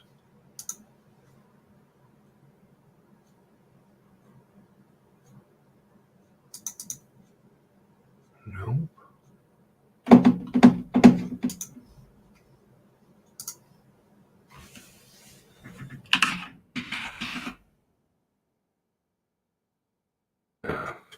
This one.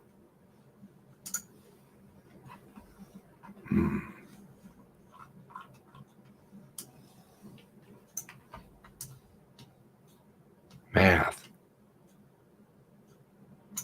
6 dead. Chris Leather to Campbell. 3:35 in the morning. also known of a domestic. 9:15.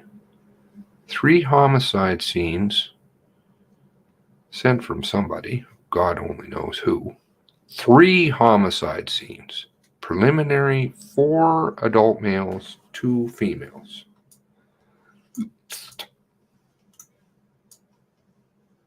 Darren to Chris.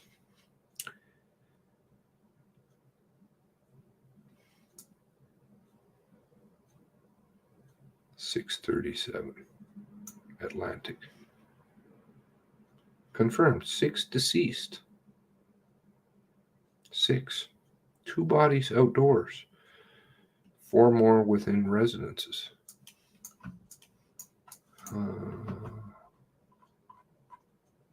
So 2 inside, 4 outside. That makes 2 males inside a house.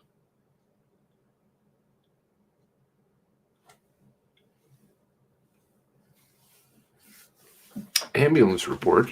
Here's another thing totally off topic. Ambulance report seems to indicate Chad's shot in the foot. Not sure how they got that wrong, but okay.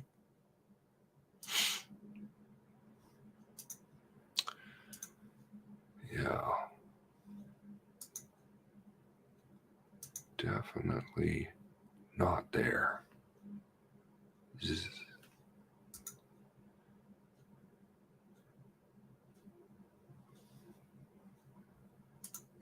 The tractor, and his truck was by his tractor. These people are really bad at coming up with a story.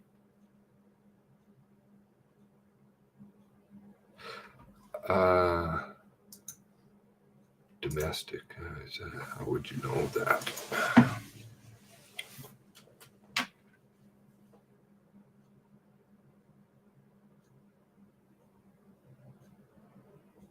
At 3:30 in the morning. Campbell's phone. He sent blue to leather. Yeah, did I misspeak that? My apologies. I believe it's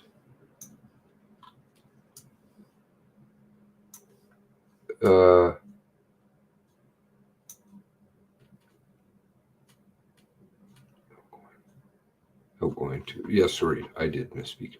You're right. I spoke wrong. I was stand corrected. It's the other way around.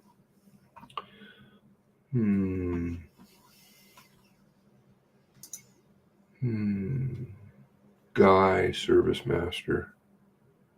There was also problems at 40, both at 41 and 46. It's not just the bonds.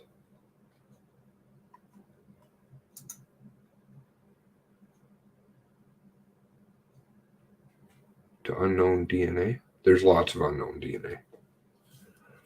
To a male, I think male suspect or something. Unknown.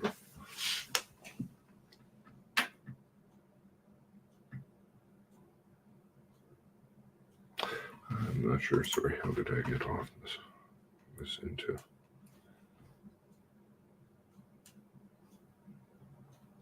How was I enter? I can go away. Right. So, my apologies again. So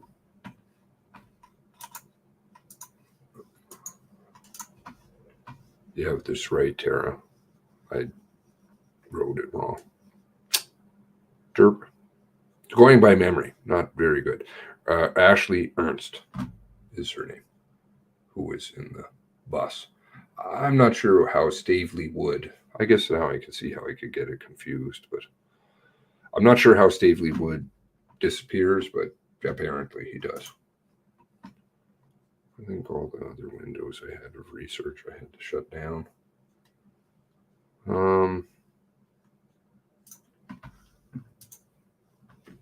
That's a junk file. That's a junk file.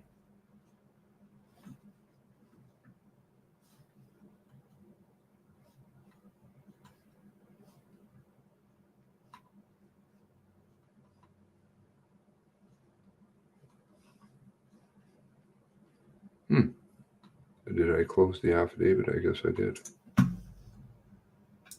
Or was that it? Let's see what else we've got. Denova Coleman. Devona. My apologies. Employee RCMP.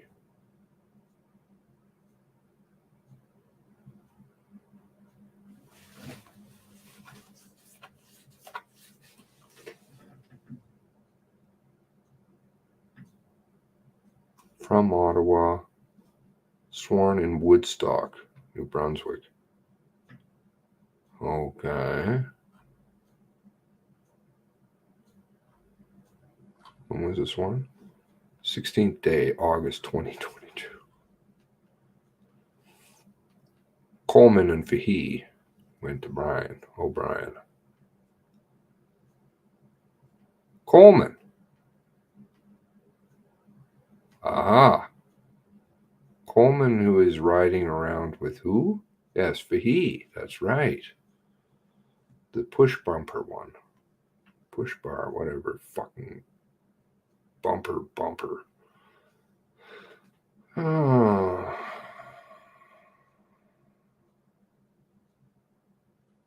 I cannot remember what the windows looked like when I arrived. I checked O'Brien for a pulse. Then Fahey. How many people are doing this? Therefore, I was paying attention to vehicles. I'm not certain where the shooter was. Was this? I guess this was after the white truck was seen driving away from the scene and into the woods. I could not feel a pulse.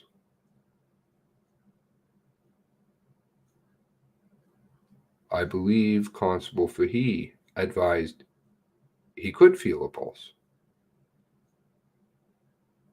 So we got Mahar, Fahey, Coleman. I believe Bant is on scene.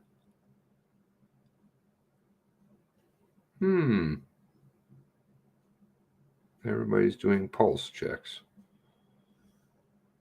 Was Miss O'Brien still in the Volkswagen when you performed? Ms. O'Brien was still in the vehicle. Driver's seat, unconscious. She was in the driver's seat, unconscious.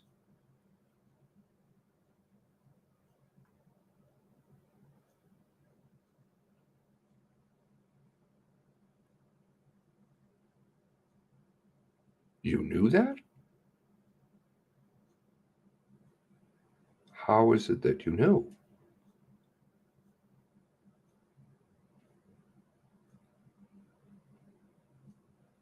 Oh.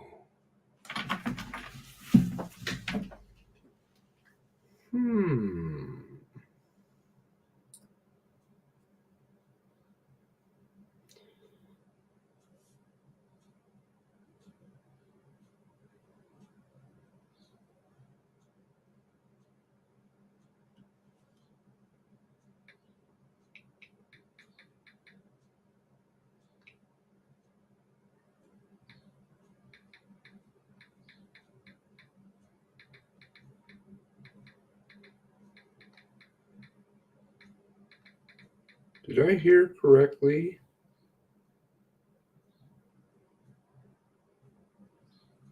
Yesterday that it was said that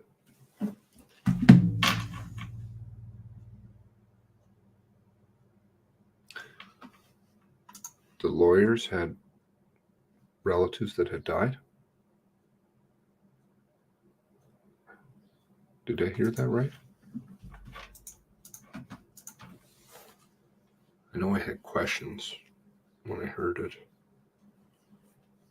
I was like, excuse me? Probably I just misheard it, but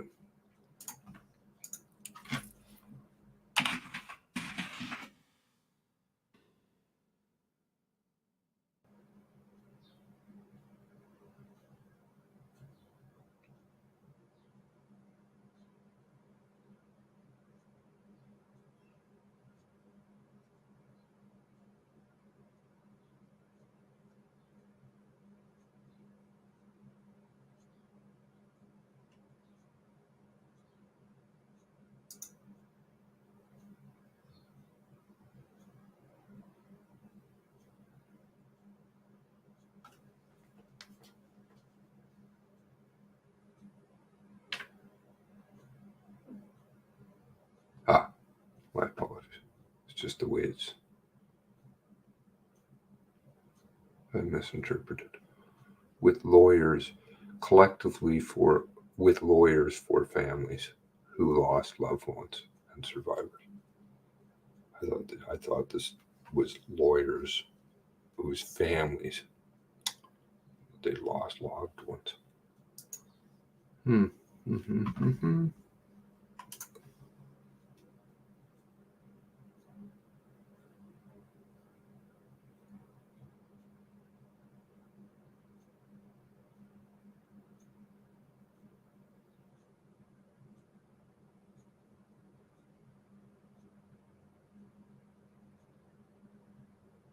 I do not recall. Your selective memory is not going to save you from hell, nor scorn and shame. She was, I'm not saying that those who are fucking lying ain't going to save you. I just don't remember. That's what you tell them. I cannot recall who spoke with her. That's definitely going to stick out. And whoever did it, I'm going to talk about it quite a bit because it's a pretty horrific thing. Heads up on the push bar.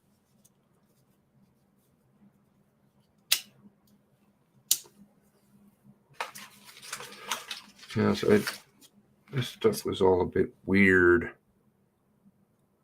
I saw it there, but I don't remember what time. Do not know the exact time.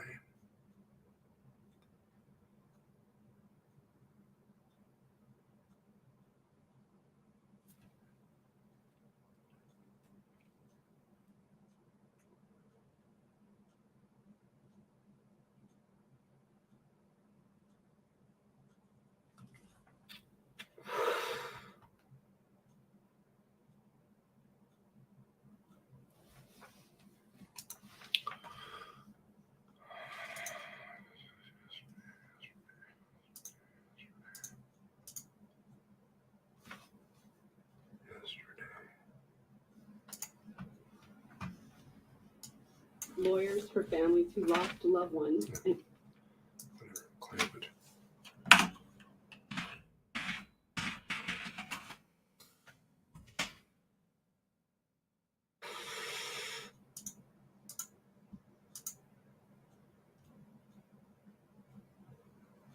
So Bryson has a photo.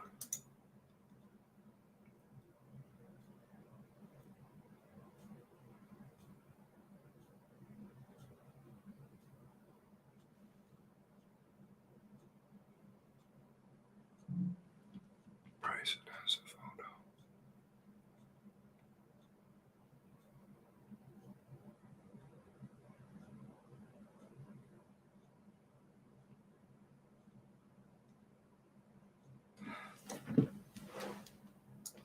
Blueberry Field Road. Several commanding officers testified that they did not turn their mind to seeing security, which is absolutely astounding. Came from Sergeant O'Brien. Sergeant Carroll also seemed to struggle with that. He didn't see the need to take further steps and make. And this photo I received from a journalist that I disclosed to this commission. It's a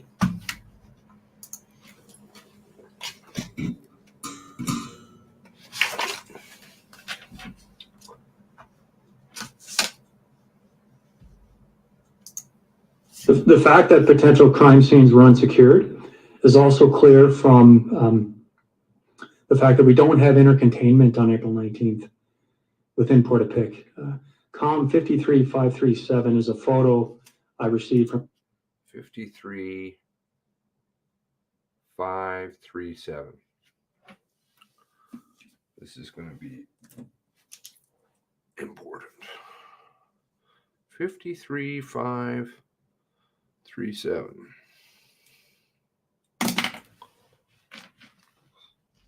April 19th within Portapique. COM 53537 is a photo I received from a journalist that I disclosed to this commission. It's a journalist that was able to drive down Brown Loop Road and onto Blueberry Field Road at 2:04 p.m. on April 19th. Okay. 2:04.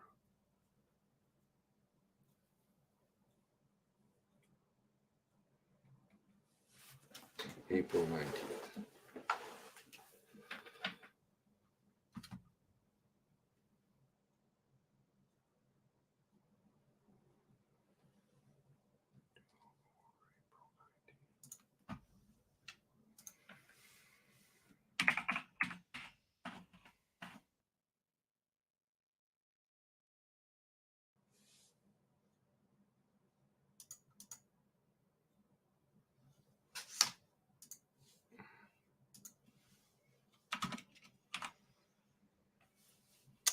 How'd they get in here?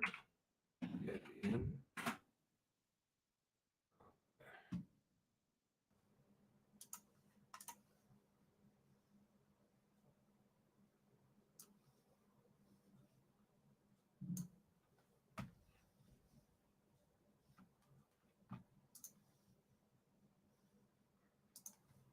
How'd that person get in here? That problem will be solved in a second.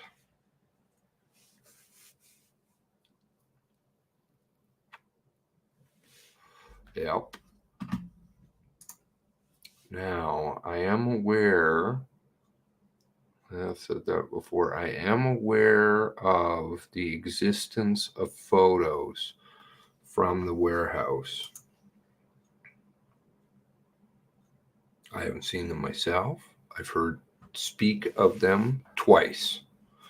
So if it were once, I may, I would have a seat of doubt for sure. But I heard about it initially from somebody else. And when I asked to see those, it was from a journalist. This is way, way back. Of course, there's no record of me ever speaking to this person on the phone, which I find very interesting. Or there's a couple that are missing, shall I say. Let me see here.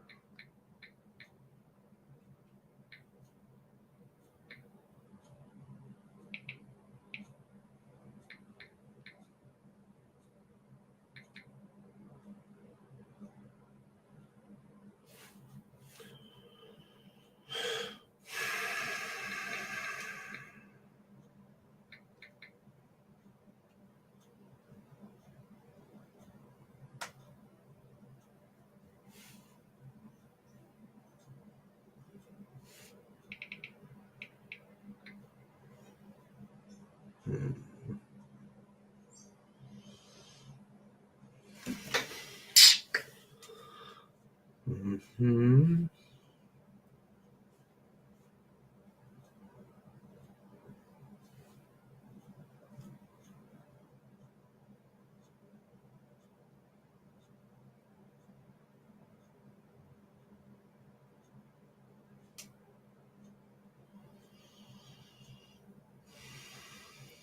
What?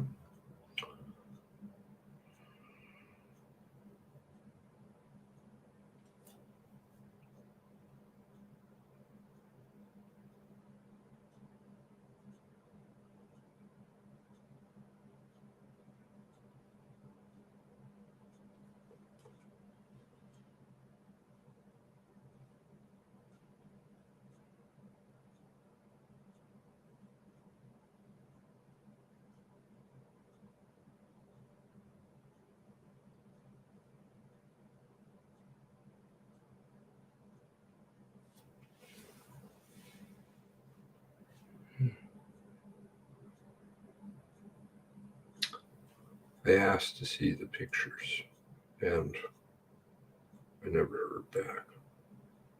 And that person stopped speaking to me. She seemed to have a good relationship with me. I don't know. I guess that was just one question.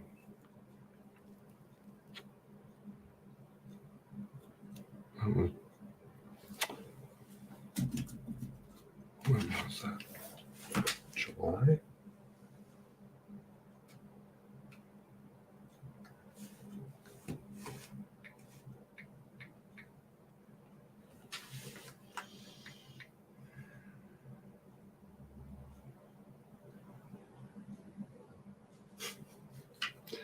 I love this shit. They just go through and fucking clean out my fucking phone. How can I have the phone number?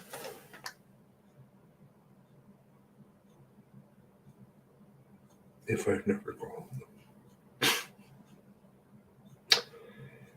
Yeah. Because they called me initially. Now, how would they have my phone number? That's a good one. I don't remember the story behind that.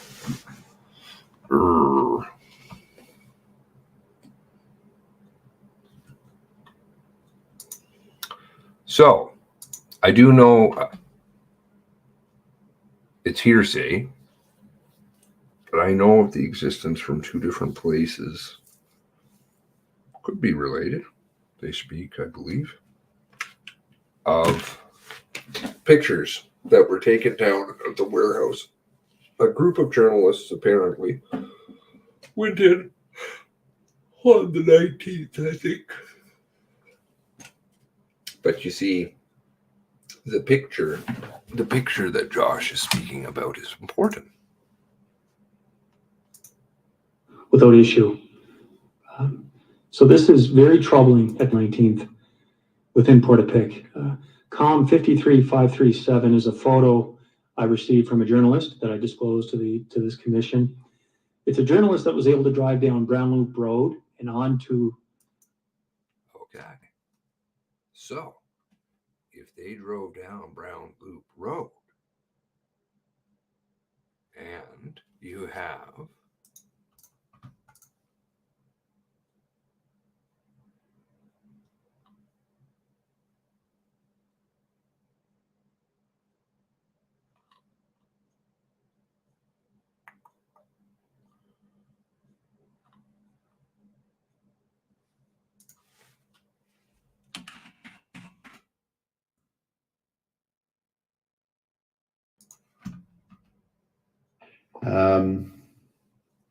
in particular, chain of command. Chain is the next. Chain after I got there. Okay. And do you know where it was attained from? Chain running up to Chain, that type of. running up Staff Holiday. Okay. So. Chain, I believe it's a chain, or I think it was a chain barrier or a wire barrier across the top of a couple of fence posts. With, I remember driving Cobequid Court, I believe it was that day.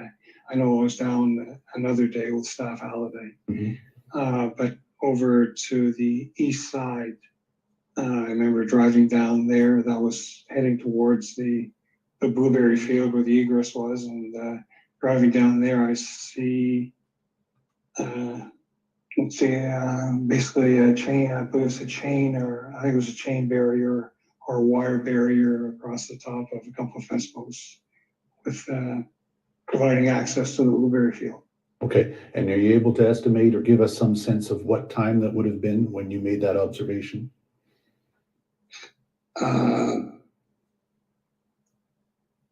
Between 10 and 12, I believe I probably left Portapique Beach Road area around 12. So yeah, between 10 and 12 is when I drove down. Okay, so between 10 and 12, Al Carroll sees a chain up, chain, wire, whatever.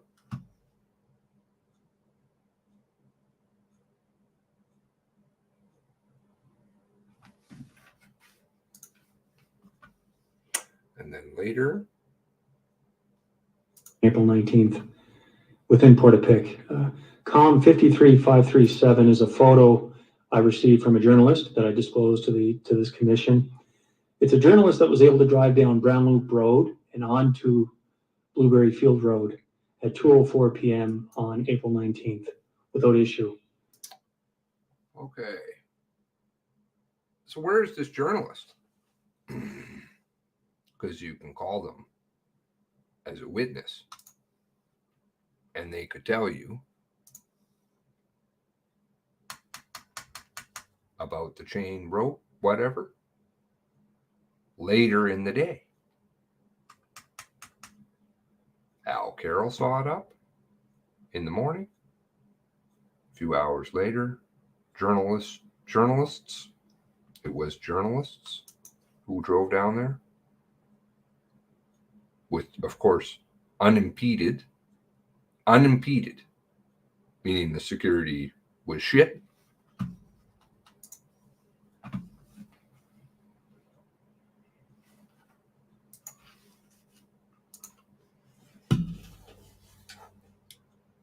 You also have somebody else getting in, or is it the journalists?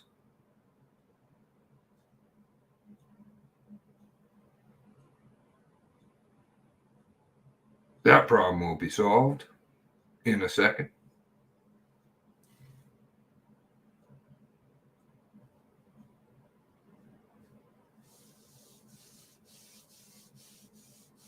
Blueberry Field Road disaster. I wonder if they're so intent. Okay. Well, there's a bunch of new stuff, hopefully. 7 hours. Not bad. Seems about normal. I don't know. Maybe later it'll be a 40-minute video. Please do share around Tara's video. Please keep talking about it. Ask the media. Could you talk about some of the points there that she was talking about? Write them. Send them emails. Send like a whole lot of them emails. Put in your favorite politicians. Cite a bunch of them. New Democrats, Greens, Conservatives, whatever they want to call themselves, Liberals, and all kinds of other stuff. Throw them all in on an email together and say, hey, you know what? I was watching this thing. I've been following this story for a little while, and frankly, there was a family member who lost 3 members, even though they're not allowed to speak about 2 of them. And they seemingly sit in this place of purgatory because nobody will formally acknowledge her or disavow her as a relative. Obviously, the RCMP knew right away, otherwise they would never speak to her. Because, well, that was Ben's job, was to go through. I think Alicia sent her off or something like that, sent him off. He had to double check, make sure he was contacting family members. So obviously they know. They've got a piece of paper.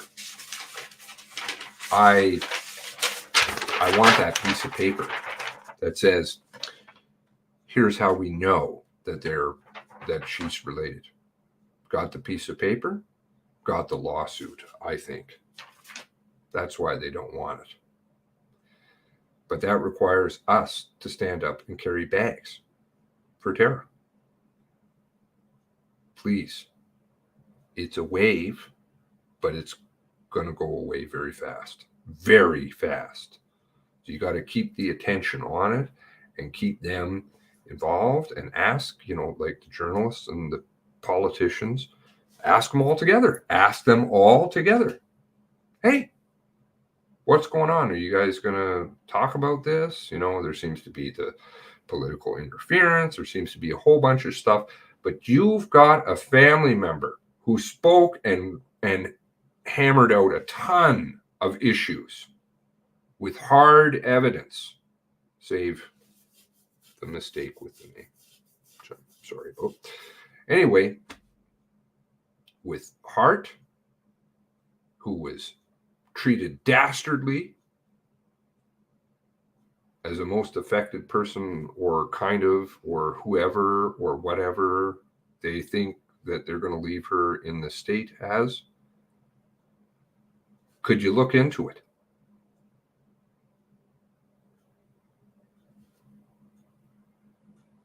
Keep the wave.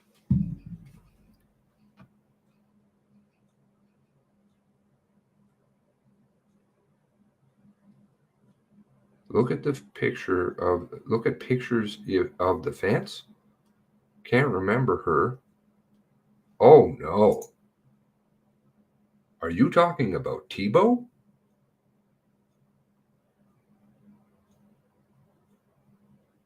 I don't believe Carol.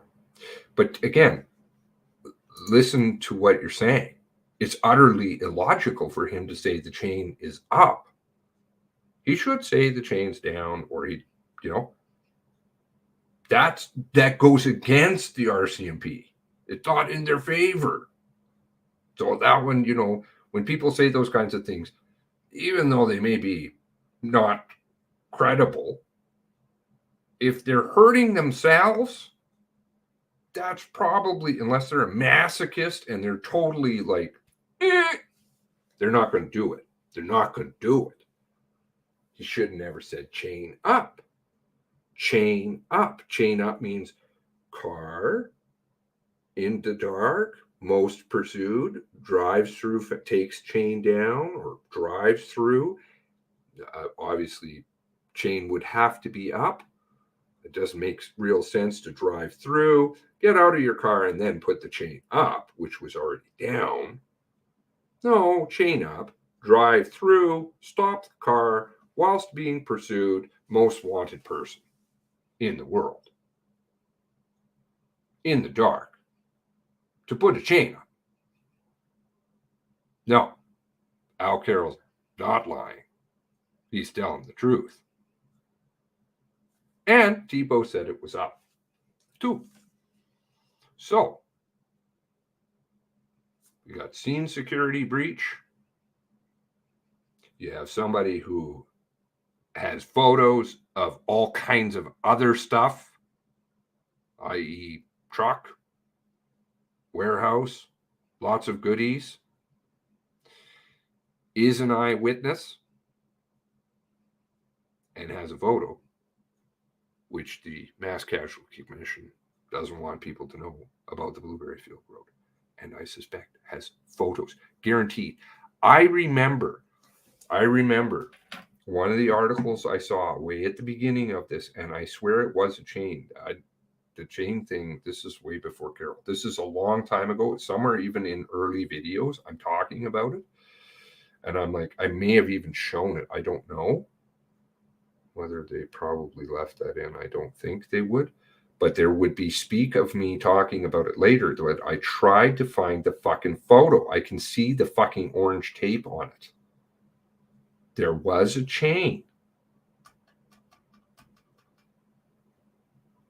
Unless I'm having like crazy hallucinations, but I'm like 98% sure I spoke about this.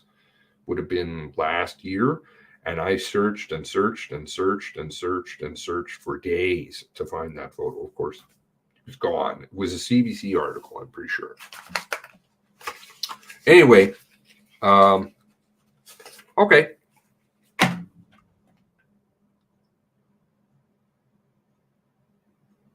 I will. Yeah, I was just gonna. I mean, I have it here. I was just gonna pop it up. Well, I don't know what her video is. I haven't watched it yet. I was just gonna pop up whatever I cut last night, which was just terrorist stuff, and I was gonna piece it together with today's stuff, as well as with the articles and the 2 videos which show about Yay Big on Global, and CTV gave a little bit more, Yay Big, and then the bottoms of articles with all the archived links for everything, where it's just like a byline, just a little tiny line buried in amongst the whole a bunch of other stuff. Like, give us more money and we agree with Brenda.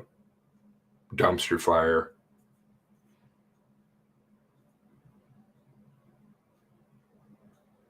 You think you remember that? Yeah, I'm sure I can see it. Or you remember me speaking about it. Or you remember seeing the photo. If I try link, it blocks. You don't have block. I don't block shit. I don't even know. Why did you do that?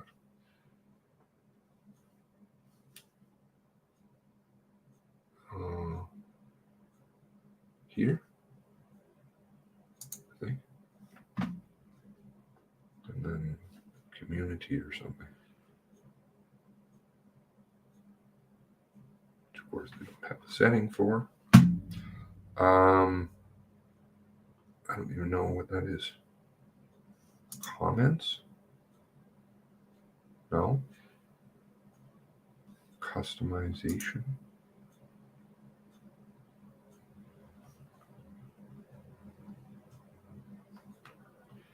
No.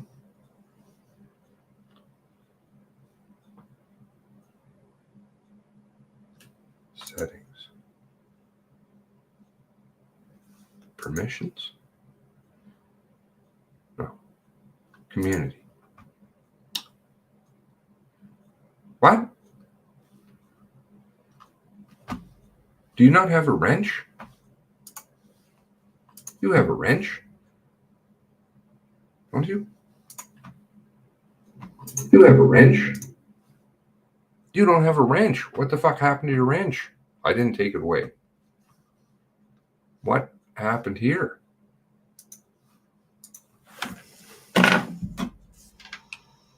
Didn't you have a wrench just a little while ago?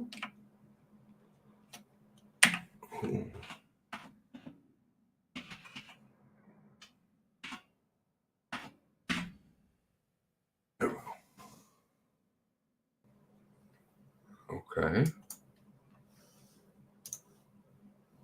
Oh yeah, you can do that actually on the channel, can't you? I don't know, whatever. Should have it now, right? No wrench.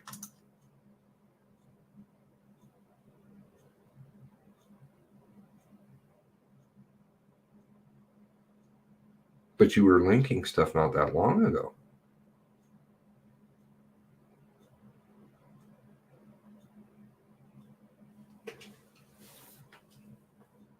What the fuck?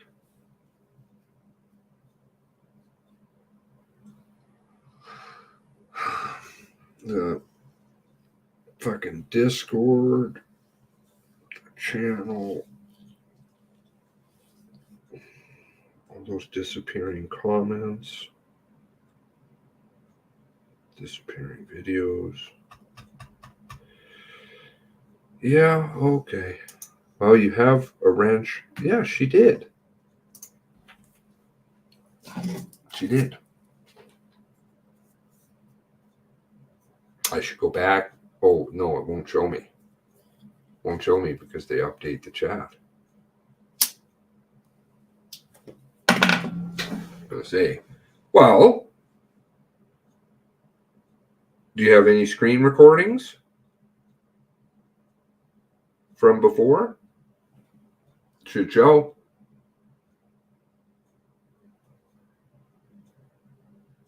I did remove a raft of people a long time ago, but that was like a long, long time ago. I took everybody pretty much off because I was like, somebody was deleting comments.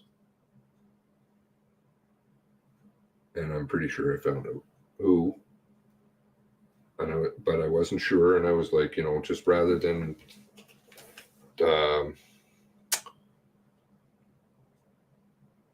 just play safe, then sorry, I'll just sadly remove the baby with the bathwater.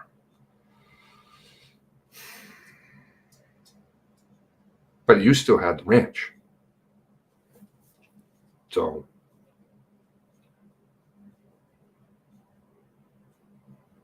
Tara has a wrench. Cage has a wrench. You had a wrench. Anyway, whatever. You've been exposed to Fords? Crazy delusional dreams are possible.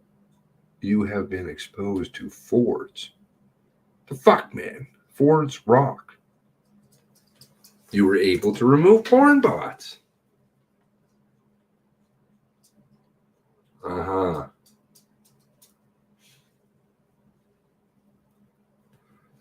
Who was that? I got 2 messages yesterday. Todd's been having problems. Got an email from somebody. They said they can no longer. I wonder if they're even in here. I would presume they are. But how can you know? Because they said, what was it? They were making a comment.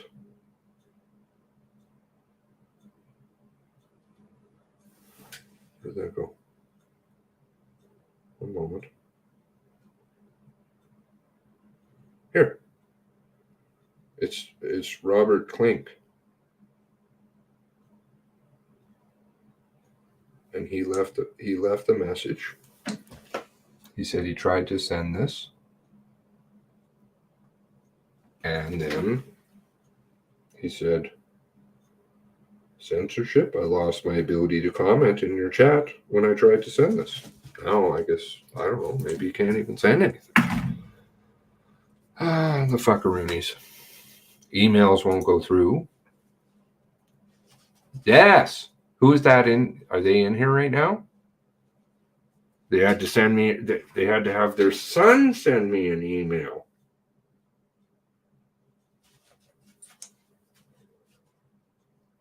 Wow, that's fucked up. Where is that? Yeah. To get a hold of me, they had to have their son send me something. Makes a lot of sense. Disappearing videos, disappearing video counts, disappearing likes, disappearing comments, clipped videos, blocked comments, cleaned out fucking Discord. That one really bugs me.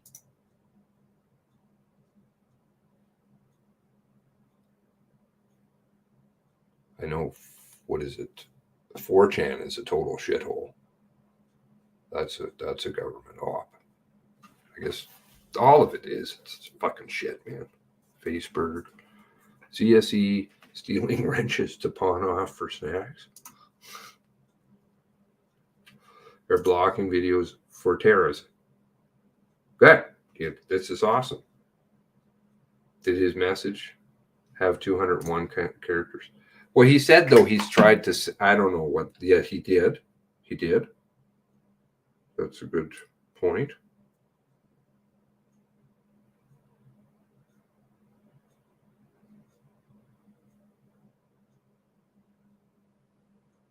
Yeah, there is 201. When I have a comment over 200 characters long, it will send it and then send a second one. Does that not work for other people? Make sure you switch to comments to most recent. By default, it's top comments and filters out.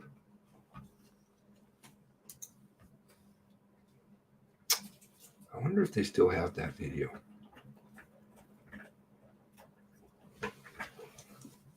There used to be a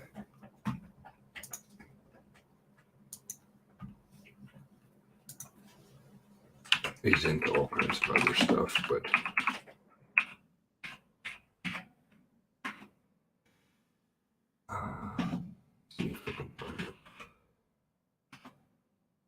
he also did a lot of exposing of different things.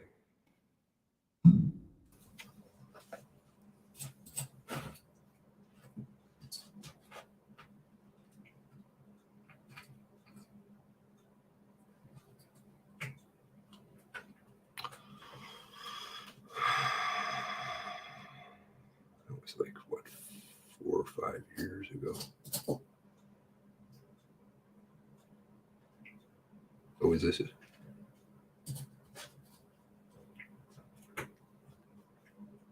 I think this might be it. Let me see. So, oh no. What was this? They banned most everything he said, but I think he's booted off. But he did do a video about comments.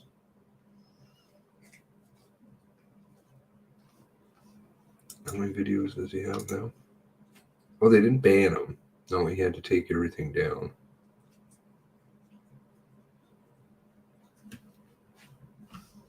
He's got 5 videos.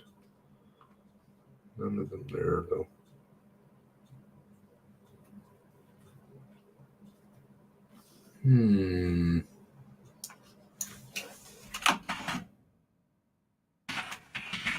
Get a really good exposure. I don't think it's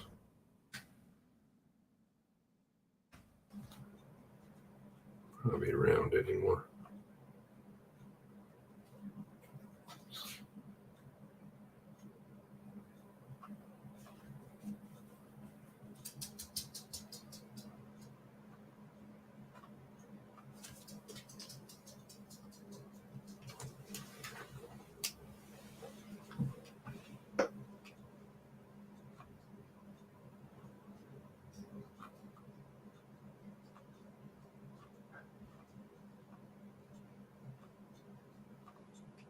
Probably somebody wouldn't even have backed it up because it was just a video about comments, but probably seemed boring to most people. But frankly, I thought it was fucking really no, I don't think it's that. Oh, what's this? Oh, something's happened. Oh, here we go. So, Mr. Medic, and No, that's not it. I'm probably never going to find it.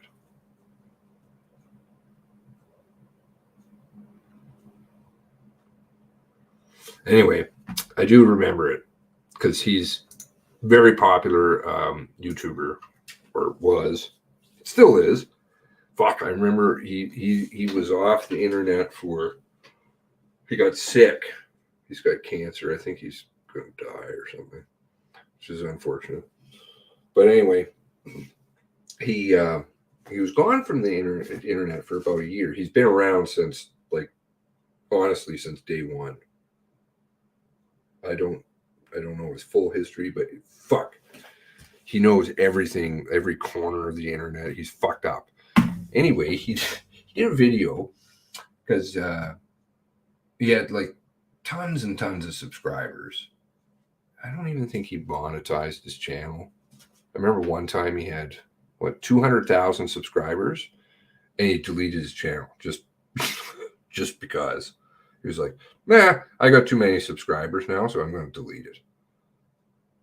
Anyway, so he did a video about his comments. So he went into the comments section one day, and I think he found he did some stuff. He fiddled around with the comments section. This is about 5 years ago, I think. And he fiddled around with it, and he's like, if you do this, you just keep doing it. Eventually, your comments will show up. See how it says no comments, no comments, no comments, no comments, and it did. Then all of a sudden, bang! There was like over 20,000 comments, if I'm remembering correctly. I was like, crazy. And he's like, they've been hiding stuff from all of us for forever. And then, what was the other one? The interstitial. I remember interstitial. I don't know if they still do that. Maybe you guys would know. Have you guys ever heard of interstitial videos? Yep. aristocrat. Yeah, Jim. Do you know that video, Yessie? The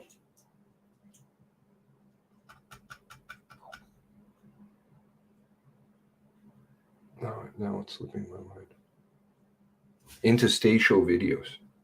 Do you guys know about those? I had a couple of videos way back in the day that, well, not way back. I'm not super old. School, but 5 years ago, maybe.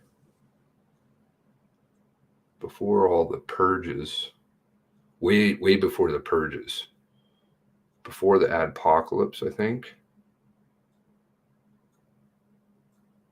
Back when YouTube still had stuff on it. They still kind of were pretty good. And then they started to get into the shit. And anyway, they have these videos called interstitial videos. I think it's called interstitial. I don't know if they still exist, though. So what happens is if they move this video into interstitial, which they never tell you that they do, what happens is, so you're not aware. Most, like if you're a content maker, you wouldn't be aware that it was in interstitial state, right? Once that happens, the video is no longer searchable. So you can't search for it on internet. You can't share it. You can't like it. You can't comment. You can't do anything with it. If you happen to have the link from like beforehand and maybe had it like in an email or something like that, then you could watch it. But that was the only way that you could watch this video. So it's like, it just, yeah. You remember them, eh? I had a couple videos that they put in there, and I was like, oh, that I knew of. And then I made a video about interstitial videos.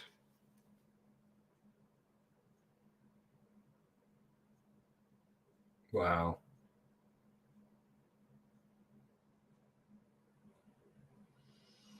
What a different world. All the shadow banning. So many people don't know about like how deep and invasive shadow banning is. I even learned like the tricks are always new. So I had one the other day where my friend and I were talking about on Twitter. So we were comparing his Twitter to my Twitter. We used to do all kinds of things, finding out shadow banning stuff. So we got to comparing an individual tweet the other day. And it didn't start that way. He's like, oh, do you see all these comments here by Arabic speaking people? I'm like, what the fuck are you talking about? No, there's no comments in here from Arabic people. And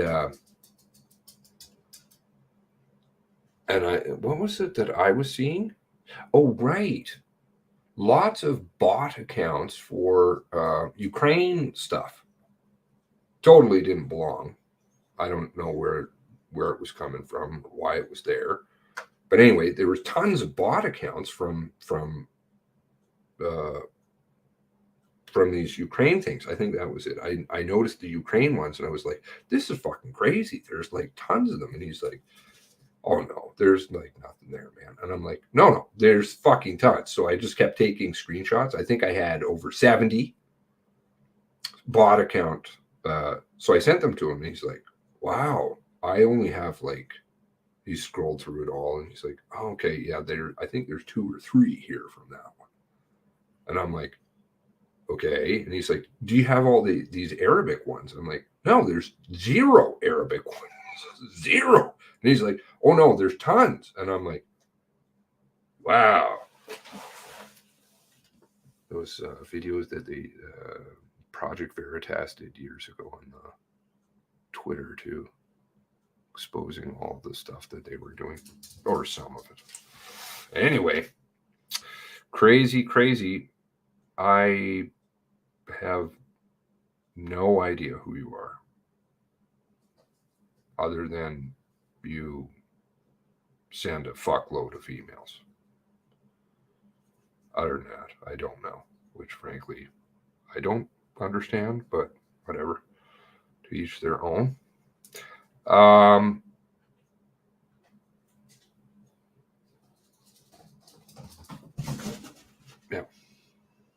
The interstitial videos. Strange that I thought of that. I don't even know if they have those anymore. Now they just delete shit and they don't tell people. But they've been doing that for a long time too. Okay. Tomorrow we're going to start early, so I better set up my alarm early. Right? Somehow I got to remember when I get off of here that it's starting half an hour early because Mr. Lockyer, or representative of the firm, will be coming. And Mr. Lockyer is involved in all kinds of other interesting cases. So I'm sure this all plays into the bigger picture. Anyway, Shalom Life Log is so wide awake. I stay away from the Facebergs. All right. God bless you all. See you tomorrow, 9 o'clock Atlantic time, half an hour early for Lockyer. Lockyer's representative, Zeta or whoever it is, probably is coming. God bless you. God bless the 23. Please send some stuff around about Tara. Thank you. God bless you.